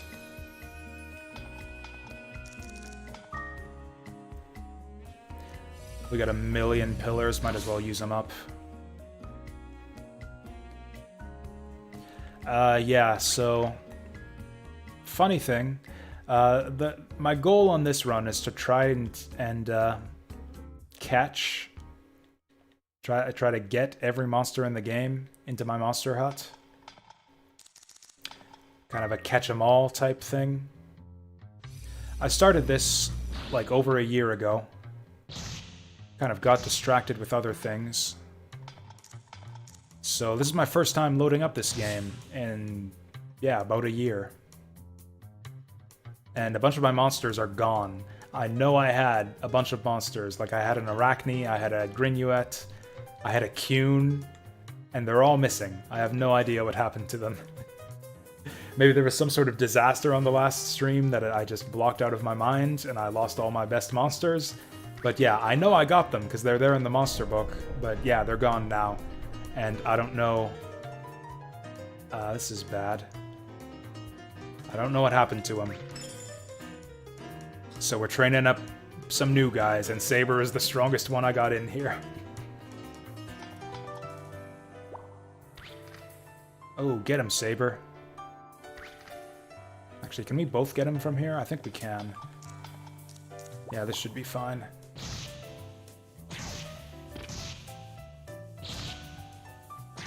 There we go, 1 round. As long as we don't get attacked more than once, I think we're fine to combat. World record holder for 100% speedrun.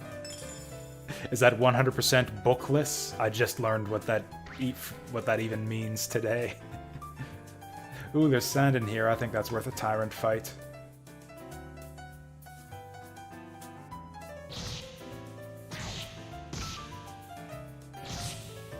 Nice, nice. How about not white sand? It's always the white sand. White seems to be the most common sand.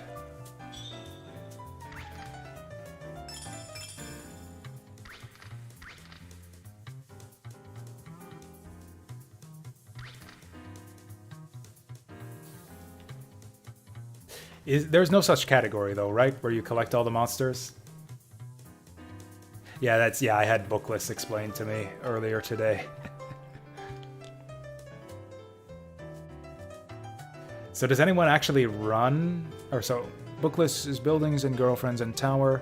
100% is bookless plus the monster book. Does anyone run filling in the monster book? That seems like that would take a really long time and be extremely random.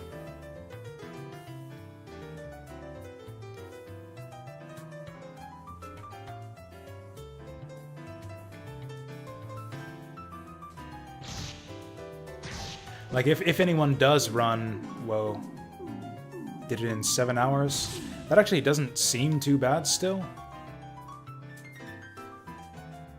So, like, for comparison's sake, how much faster is bookless?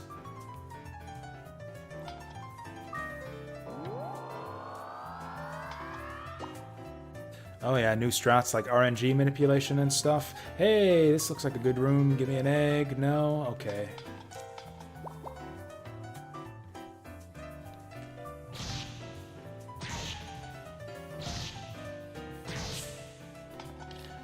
So Saber seems really good. I've never used one of these before, but...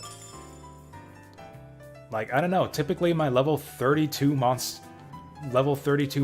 can't hold up against these high level, like level 30 plus monsters. I don't know, he seems really strong. He seems really, really strong. Although that's probably true of all the evolved monsters.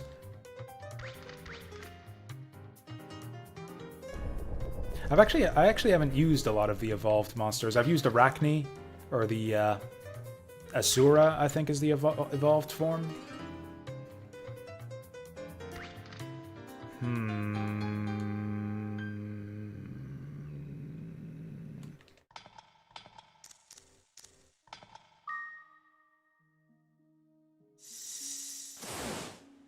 Yeah, I've used Azura. I think that might be it. I've evolved a Grinuet, but I didn't make heavy use of it at all. And I've actually never seen a flame. I've never evolved a flame before, because that must be like the rarest monster in the game or something. I think I might have seen a flame once when I was a kid. Oh, he's got a height advantage. I couldn't even see with the camera angle. Bookless is 338. Yeah, that seems a lot more manageable and a lot less random. Like I mean, you know, the game itself is random, so you're dealing with some element of RNG regardless. I've got so many... let's just do it. Oops. What are you doing?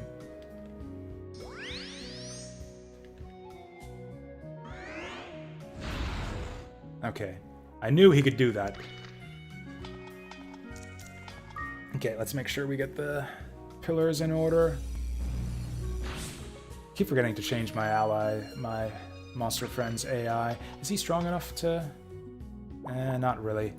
Probably want to get rid of this guy before we do that.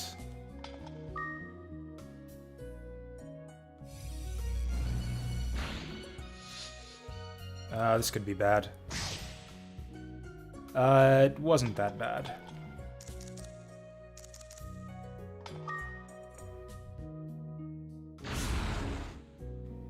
Oh yeah, I guess money would be super RNG reliant too. Like one super rare item could really swing the run quite a bit, I imagine. Ooh, this is a big floor. Okay, I'm gonna get our boy out of storage here. Oh yeah, I still want to level up this guy. Also, wow, that's some attack strength. I'm gonna get greedy. We're gonna find a big room full of monsters, and we're gonna acid rain them for Ichi, the killer. Yeah, stuff like Dark Sword. Like, I know the rarest items are worth way, way more than the junky stuff.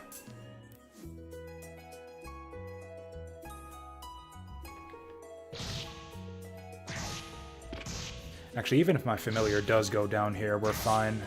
Because I've still got a restore scroll.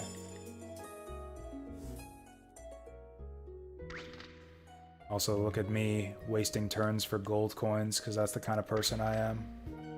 Hell, I'll waste turns for copper coins.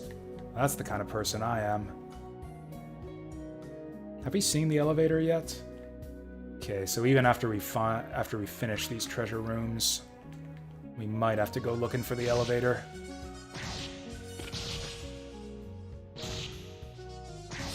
But yeah, this is kind of, I don't know, isn't exactly a regular run through the game. This is more like the post game. In fact, this is literally the post game because, like I said, this is a save file from like a year ago. I have all of the things. I think I'm missing the casino and the final Monster Hut upgrade. And a bunch of monsters. Other than that, like, yeah, we've got everything we could want. I think my trained wand is at like plus 17. My diamond shield is over plus 20. So that's what it takes. That's what it takes to hang and just be clobbering monsters with your staff and your familiar on the higher floors. So yeah, for those of you who don't know this game and are just seeing it for the first time on stream here, this is by no means typical of a tower run in Azure Dreams.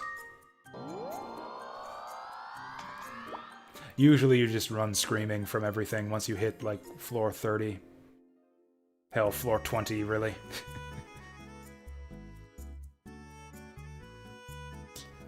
So this is annoying. You know what, we'll just do it like this. I've got identified balls. It always freaks me out when he casts spells from the side, because it kind of looks like he's pointed downwards when he's going through his spell animation. Like he might be angled just a little bit downward.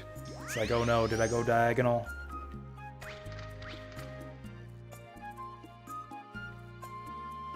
Are the floors randomly generated? Yes. Yeah, this game is basically a roguelike, if you want to think of it that way, with a few variations. And if you know what a mystery dungeon game is, then yeah, it's basically one of those. Essentially the same basic rules as Mystery Dungeon. Or Mysterious Dungeon, as I guess it's known these days.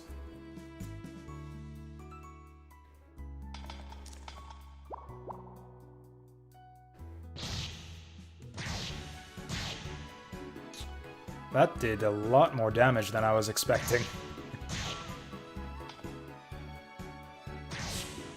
Are these higher level dragons or something?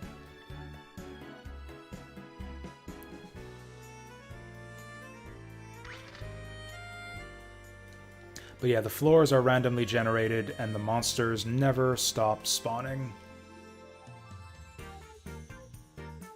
Yeah, we might be at the part where I might want to just avoid combat entirely.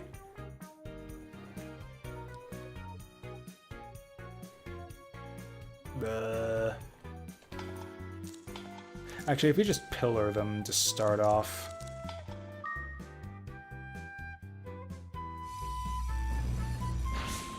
Oh, or, you know, pillar them to finish them. Okay, this is a lot of dudes. This is an annoying amount of dudes.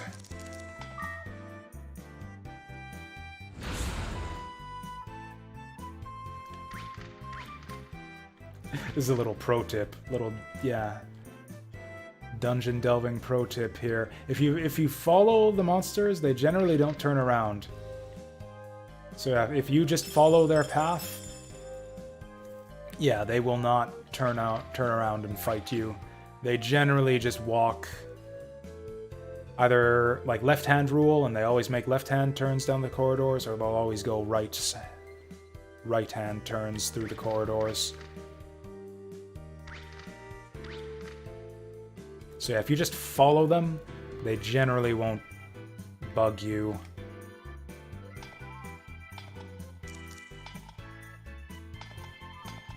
Unless they collide with something. In which case, yeah, you've got a monster train going. Oh, it's all monsters always go left. Didn't I tell you to stay? Didn't I tell you to stay, dude? Whatever, he's probably got him in one more hit. He doesn't, so it's a good thing that, good thing he didn't attack downhill there. Have we seen the exit yet? It's all the way here. We'll go in here first, though. I would love to see an egg this high up. These super high-level eggs are not that easy to come by.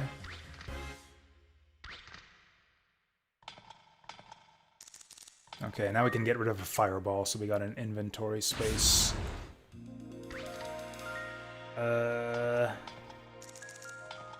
So this is a super obnoxious amount of enemies. I would have much preferred that you not stand there, my dude. I'll help him out. I'll use a spell ball to help him out. Or at least I'll try. We'll use a binding. I think this binding's probably just about all used up anyways. What floor are we on? We've got to be near the top.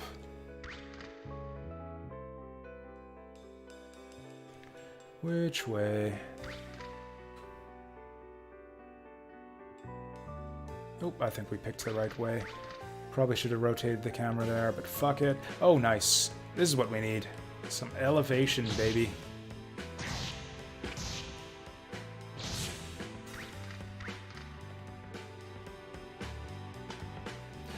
$40 hit points, huh?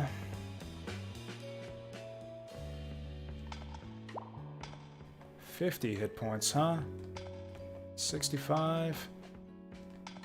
Now's the time to leave. I think we're on 36, 37 after this. 36. Not quite as good as I was hoping. We're at least as high as we got last time. Because I definitely remember this floor pattern. Or this tile set. Excuse me.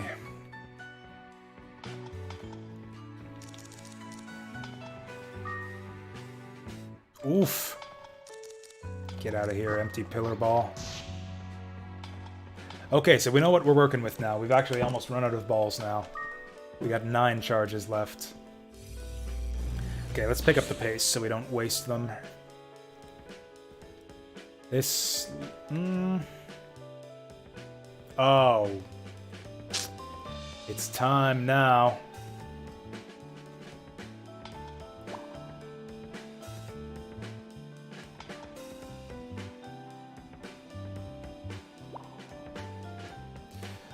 I don't know what to do here. Stay. Can we take him? Stay again. I don't think these guys have anything special. Like no projectiles or anything. Also, apparently they don't have more than 80 hit points. Isn't Maximum supposed to be like the strongest monster in the dungeon or some shit?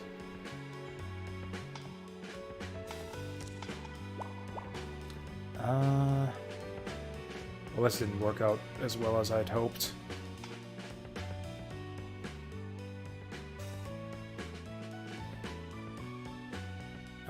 You know what? This'll work. This'll work.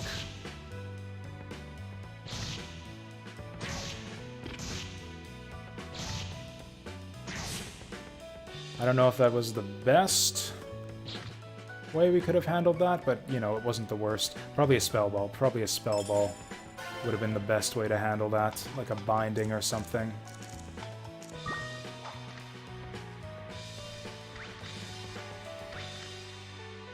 I actually agree. I have not found Maximums to be especially strong in my own playthroughs before. So there's the elevator. That's good to know. I am, however, going to do a full scouring of this floor here. Just to make sure we don't miss out on any eggs. It actually looks like a small one.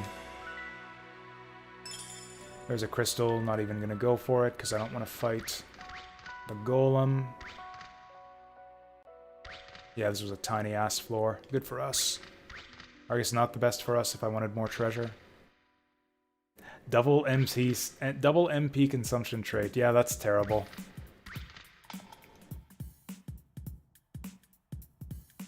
That's really terrible.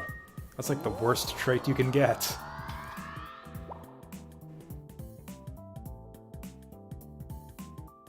Okay, I've got to level up my other flippin' familiar before I forget.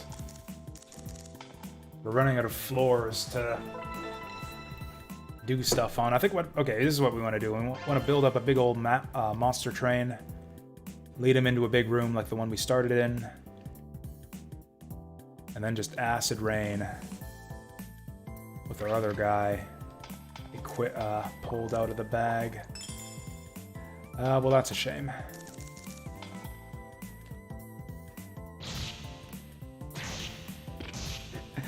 Glacier is such a random final floor monster. Like all the other guys, like Dragon, Maximum, Tyrant, and then Glacier.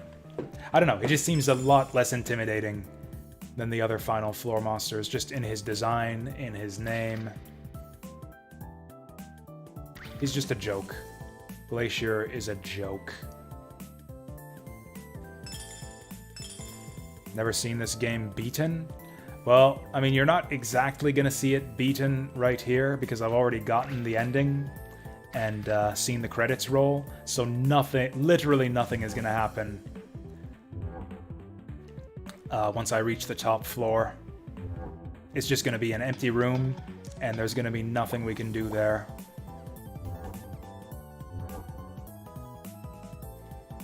Except teleport out. Well then, I thought this guy only had 80 hit points. Or maybe that is about what he had, and I'm just bad at math.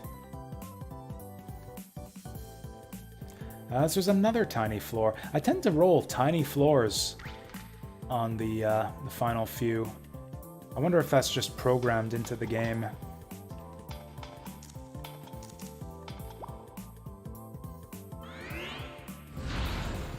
Oh no, 9 hit points. Frankly, I'm happy for him to waste the turn. Okay, this is a situation.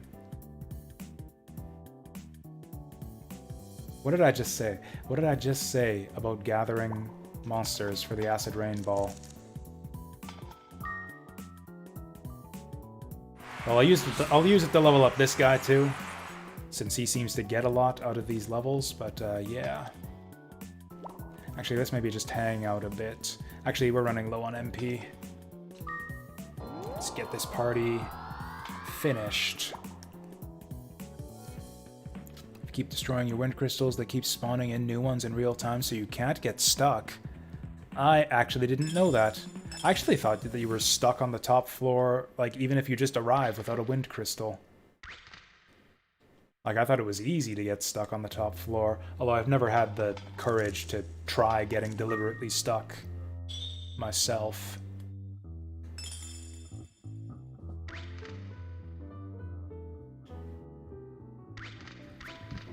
Oh, there's a couple on the floor to begin with. I,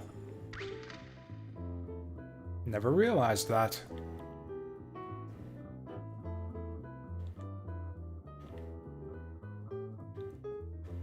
You know what? This is a lot of crap.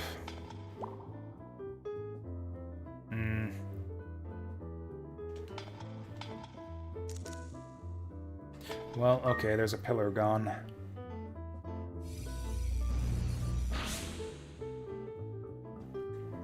Actually, this guy we can fight. This guy, we could just straight up man fight.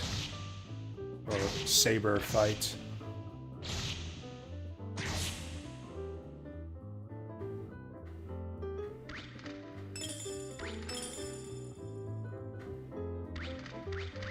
Ooh, we got some elevation if we need to pick a fight.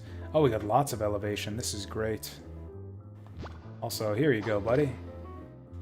Oh, it hit him. I guess you gotta feed it to him. I guess you gotta feed it to him. If you want the benefit of that. Whoops. I just bopped him on the head with a fruit. Here you go, buddy. Donk. Hilarious.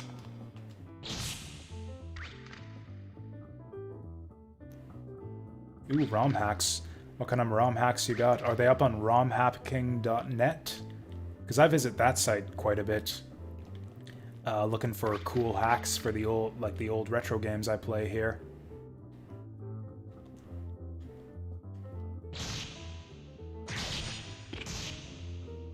It's always good to, like, you know, see a new take on an old game, even if it is just little stuff like quality of life improvement, hacks, and that kind of thing. I actually wish I would have installed the one for Suikoden 2 during our last run through that game. I didn't think of it at the time. Well, we might as well use this. I actually have an invite to the Discord already. I mean, I actually have it, yeah, in my Discord. I just never chatted there. I'm not much of a Discord user, but yeah, I have Discord access. Thank you.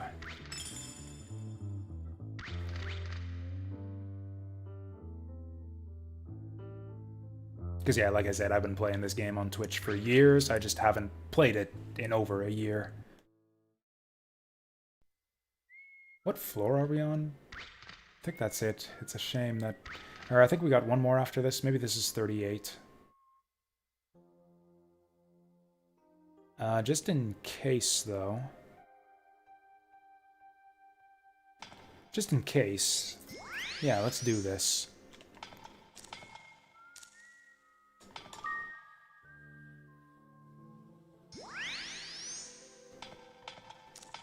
Okay, so you definitely want to follow. Second tower mod. So does it add a second tower after the first one? That would be freaking awesome. Would it add like a new set of monsters too? That would probably be too much to ask for, but that's a lot of monsters. Okay. I want to build up a train. Build up a nice big train of monsters. Oh, they're converging. This isn't gonna work. This isn't gonna work. I think the best we can do is 2 golems. Oh, right, an acid rain doesn't kill golems. Fuck. Fuck. Also, he's a water type, so he's not going to be effective against this guy. Although he should be pretty close to dead. Let's do one of these.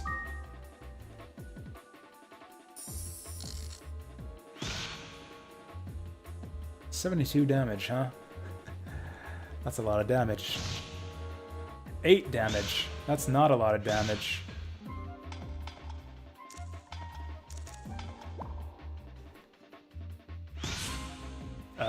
Well, that was a big risk.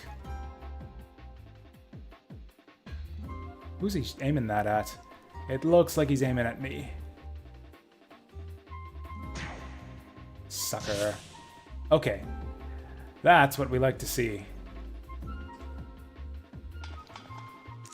So you stay there. Bait him back. You know what? How about you two just slug it out? Have fun. Surprised he didn't level up. Seriously? I guess he's level 18 already. That's all right. It doesn't add a second tower. There's already a second tower coded into the game. What the? That's the first I've ever heard of this. That sounds incredible. I can't believe I've never heard of this before.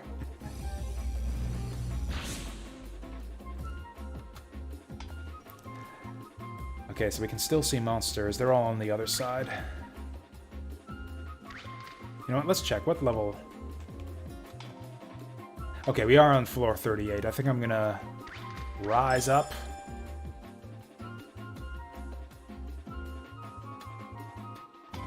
Then we'll see if we can't get this guy some XP on the next floor.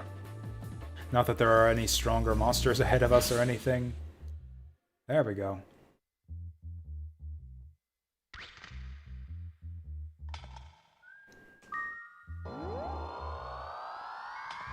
So is it only recently that they've really got deep into the ROM hacking for this game then? I guess there's no reason we would ever know that there's materials for a second tower unless they like did some deep digging through the disc materials and such.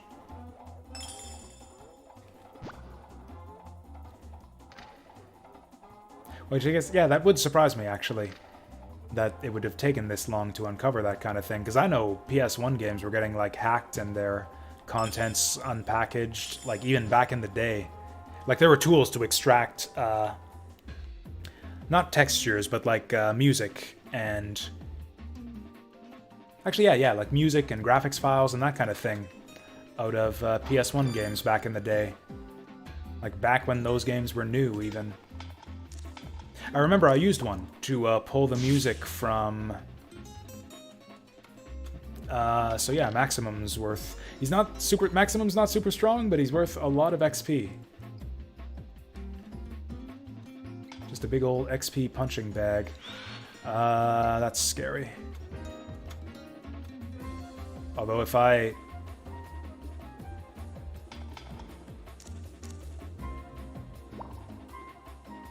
think we'll be fine. Yeah, I kind of knew that was going to happen. I should have told him to stay.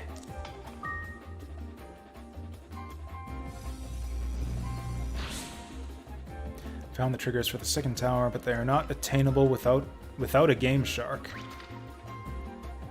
Huh. So,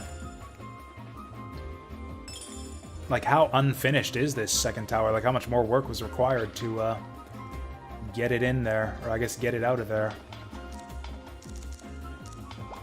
Okay, I think this is where we ball. Actually, no. I'll just pillar. We'll just use up all of our spell balls. Use all of our spell balls and go up.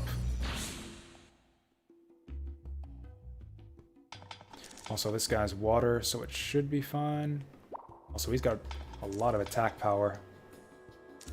It's actually got way more attack power than the other guy. Ichi is actually insane. He's an insane killer.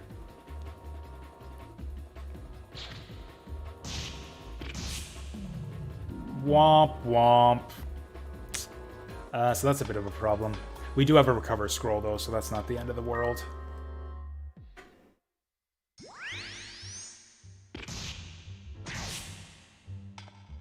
In fact, I think I'll just use that right now.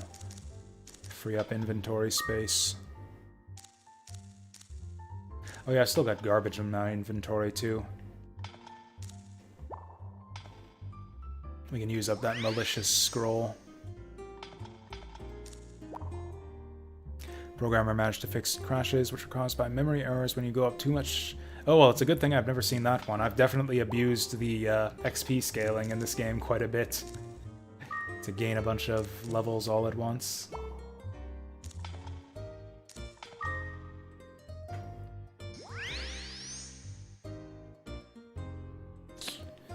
This is annoying.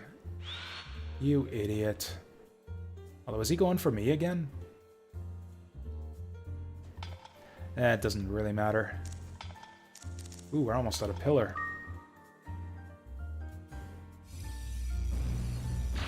That's the dream. That's what I usually want. Yeah, that's what I usually want to see. Yeah, acid rain in a one-room floor. So this guy's kind of a glass cannon. Actually, no, he's just not on full hit points.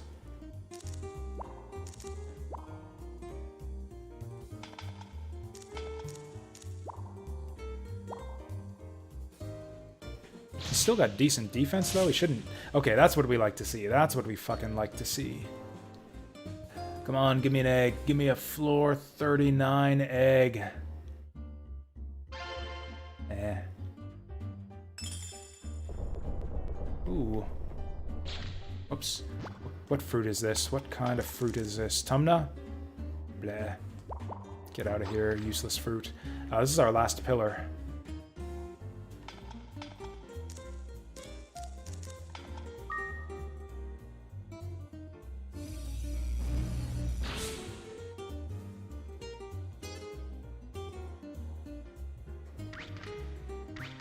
Yeah, I don't think I've ever gotten that soft lock before, but then I don't think I've ever gotten single room floors on like a really high dungeon floor before. Where you actually do gain a shit ton of levels. Oh, we got a blaze ball.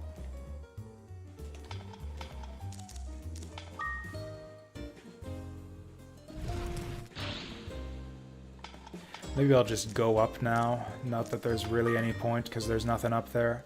Just to show it off, just to prove that we can do it. Yeah, Ichi's not even leveling up. Not even gaining a single level from killing monsters now. We'll just visit every room to make sure we didn't...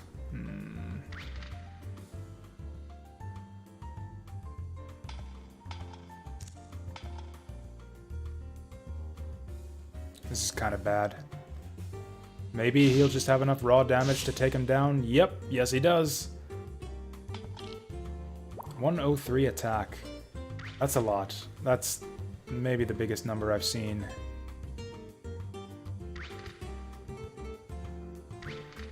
Is this what happened to Ichi? Did I fuse my my Arachne into him? Because I'm pretty sure the way we got through the game the first time was I just had a big ass Arachne slash Asura and just went to town.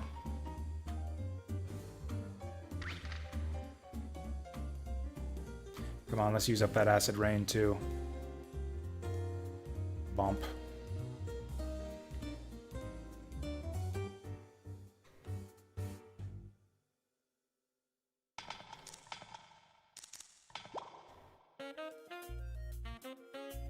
Take a look at whose stat screen?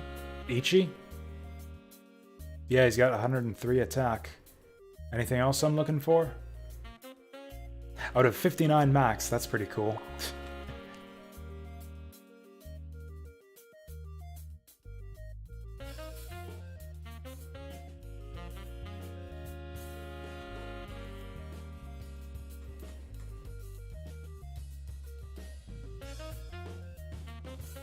I must admit, I'm not 100% sure on what effect is doing that. If that's something the killer has with his like weird critical thing, or if that's the Arachne effect. I'm not actually 100% sure how the Arachne double damage thing.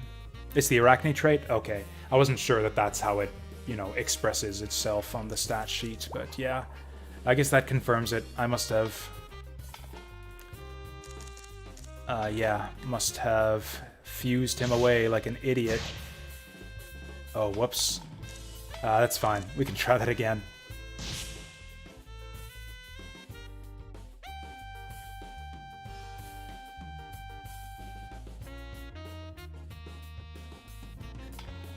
You know, I might just have him get serious just for fun. Whoops! Motherfuck.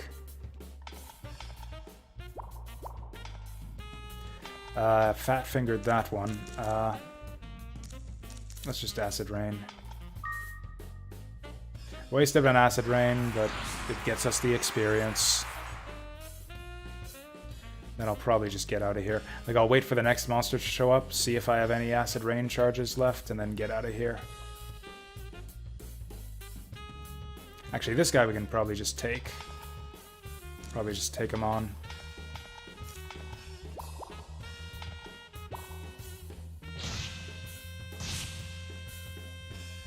Nice.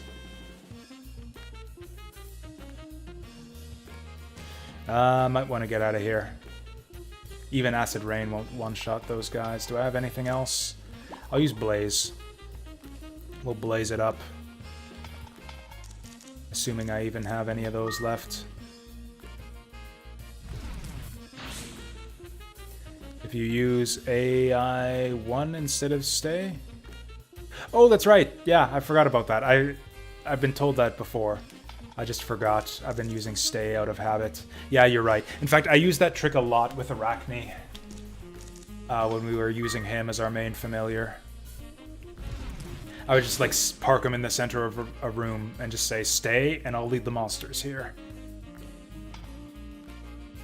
In fact, we could just do that again.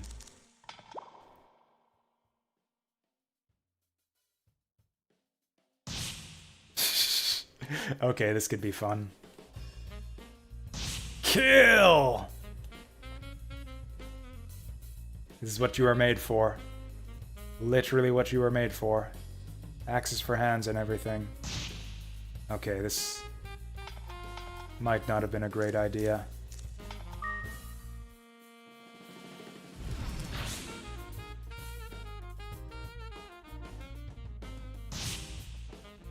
He's getting more experience from these than I am, I think. Oh yeah, I'm level 32, he's 26. Pretty soon he's gonna be out of MP.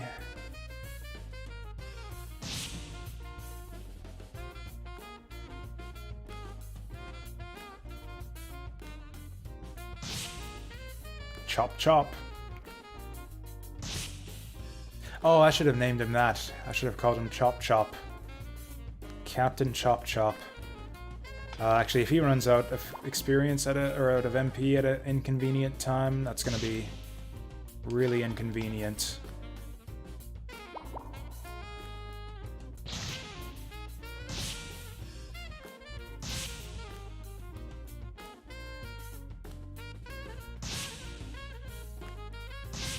Here we go. Double XP until he matches the level of his victims. Well then. We just gotta be really careful that he doesn't run out of MP at the wrong time. Oh, earthquake time. In that case, let's take an elevator.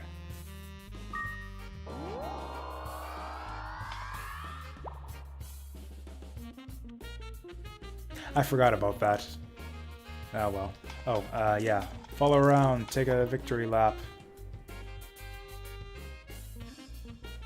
So there's a wind crystal around here somewhere? I don't know that I've ever noticed one. Yeah, I don't see it. Or unless, what if I go on here, nothing happens? Or does it spawn in or something if I wait long enough? Like, yeah, I'm pretty sure it's possible to get stuck here. Oh, it's because I already have one? What if I drop it? I wouldn't want to do that after a run like this, but...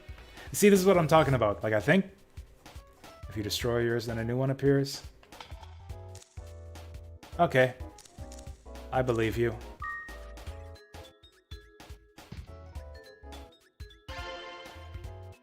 Oh, does he just not? So is that the new one appearing, or will he just refuse to eat it? Oh, it wasn't eaten by... So this is interesting. Oh, so is that the new one that appeared? So I fed it to him, and he refused to eat it, but it made a new one anyways? Because, yeah, that wasn't there before. That's kind of funny. What if I throw it at him? Is that going to make him mad?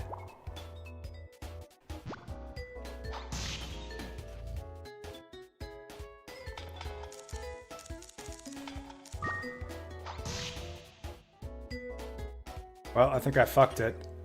Oh, nope, there's another one. Yeah, you're right. That's cool. I've never seen that before. Neat. Cool. I learned I guess I learned a few things today, so thank you for all that. Yeah, we ended up playing for 2 hours when I said we definitely weren't going longer than 1. Yippee! That's what this game does. But we got 2 full runs out of it, so that was pretty sweet. And they both basically went all the way. The last one was close to all the way. The big question is, did we get anything good out of it?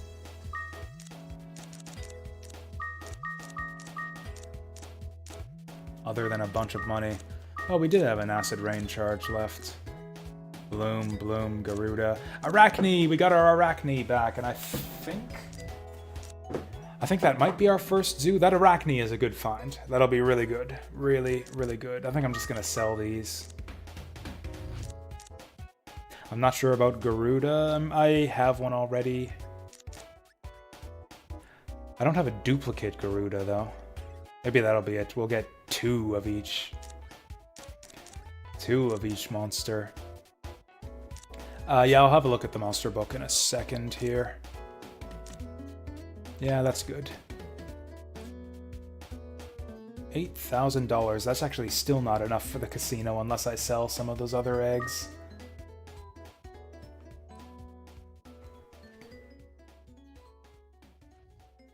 Oh, Patty came to say hi. She usually doesn't hang out in your house. Busy with work and whatnot. She says I look swell.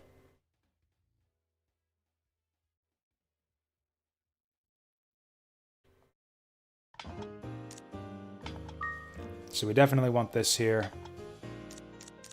Do I have a zoo? I think I might.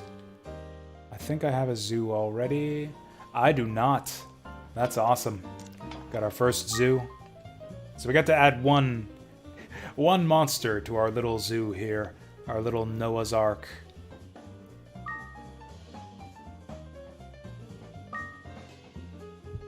I have no idea what these guys are capable of. He looks really weird because, again, yeah, he's a winch type. His portrait is funny looking too. I don't think I've ever had one of these guys. Give it a name. I always just give them names off the defaults. If you go to the dictionary, it has some suggestions here. I like Leogal. Gaiga, Ryger, Leon, Lionel. I like Leogal.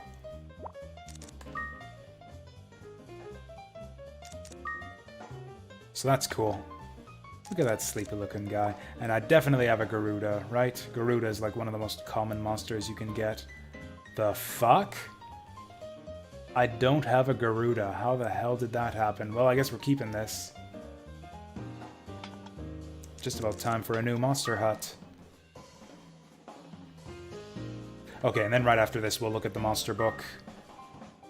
I'm missing some weird ones. I don't actually know what the requirement is to put a monster in the book. Is it like kill them a certain number of times?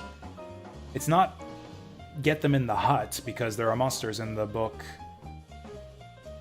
that I have already. There are monsters in the book that I don't have pets of yet. But yeah, if we look at the book right now...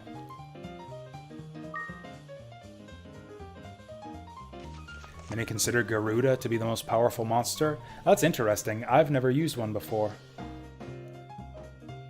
Okay, so we got Dragon and Maximum here this time. I didn't have Dragon and Maximum in the book last time. It was weird. But yeah, they're in there this time. They should be. We killed a fuckload of them. And this will be the evolved form. And I think Dragon has an evolved form too, or I think Dragon is the evolved form. I think the dragons you hatch out of eggs are different. I could be wrong about that though, because I don't think I've ever actually found a dragon egg before. We've almost got them all. We just need some evolutions, actually.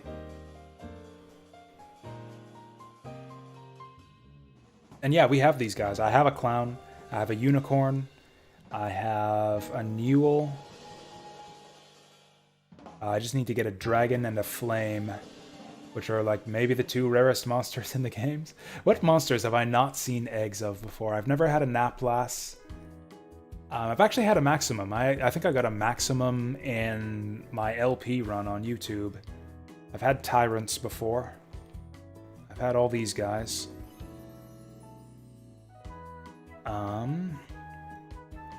I think I've had all these guys. What's a Mandara? Yeah, I've had one of these guys. I've had all the water monsters.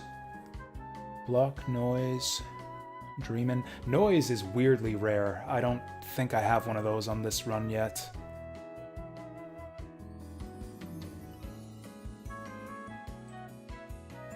Zoo, Garuda. I've never had a Golem. That's it. Yeah, I've never found a Golem, a Dragon, or a... I think I found a Flame once when I was a kid, but never since then. Anyways, let's lock it in. Let's save before something horrible happens.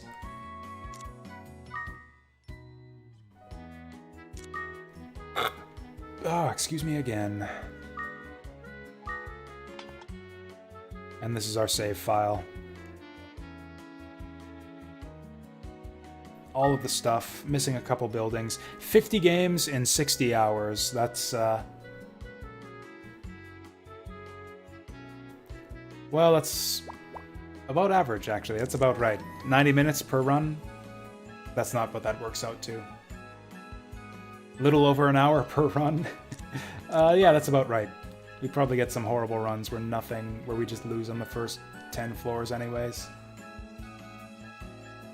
Anyways, we're done. I've got work tomorrow. I've got to get to bed. Thank you all for watching. It's been, yeah, a great time showing this game off for you guys. I know we've had, you know, some new faces in the last year who haven't seen me play this before, so it was fun to come back to it. I'll probably keep playing this for a little bit in the weeks to come. Try to fill out that monster book. I'll at least keep playing this in the near future until we fill out the monster book. I'll fill out the monster book and then we'll get all the monsters in the hut. It'll take forever, but we'll do it eventually. And that's it. That's all I got for you. Have a good night.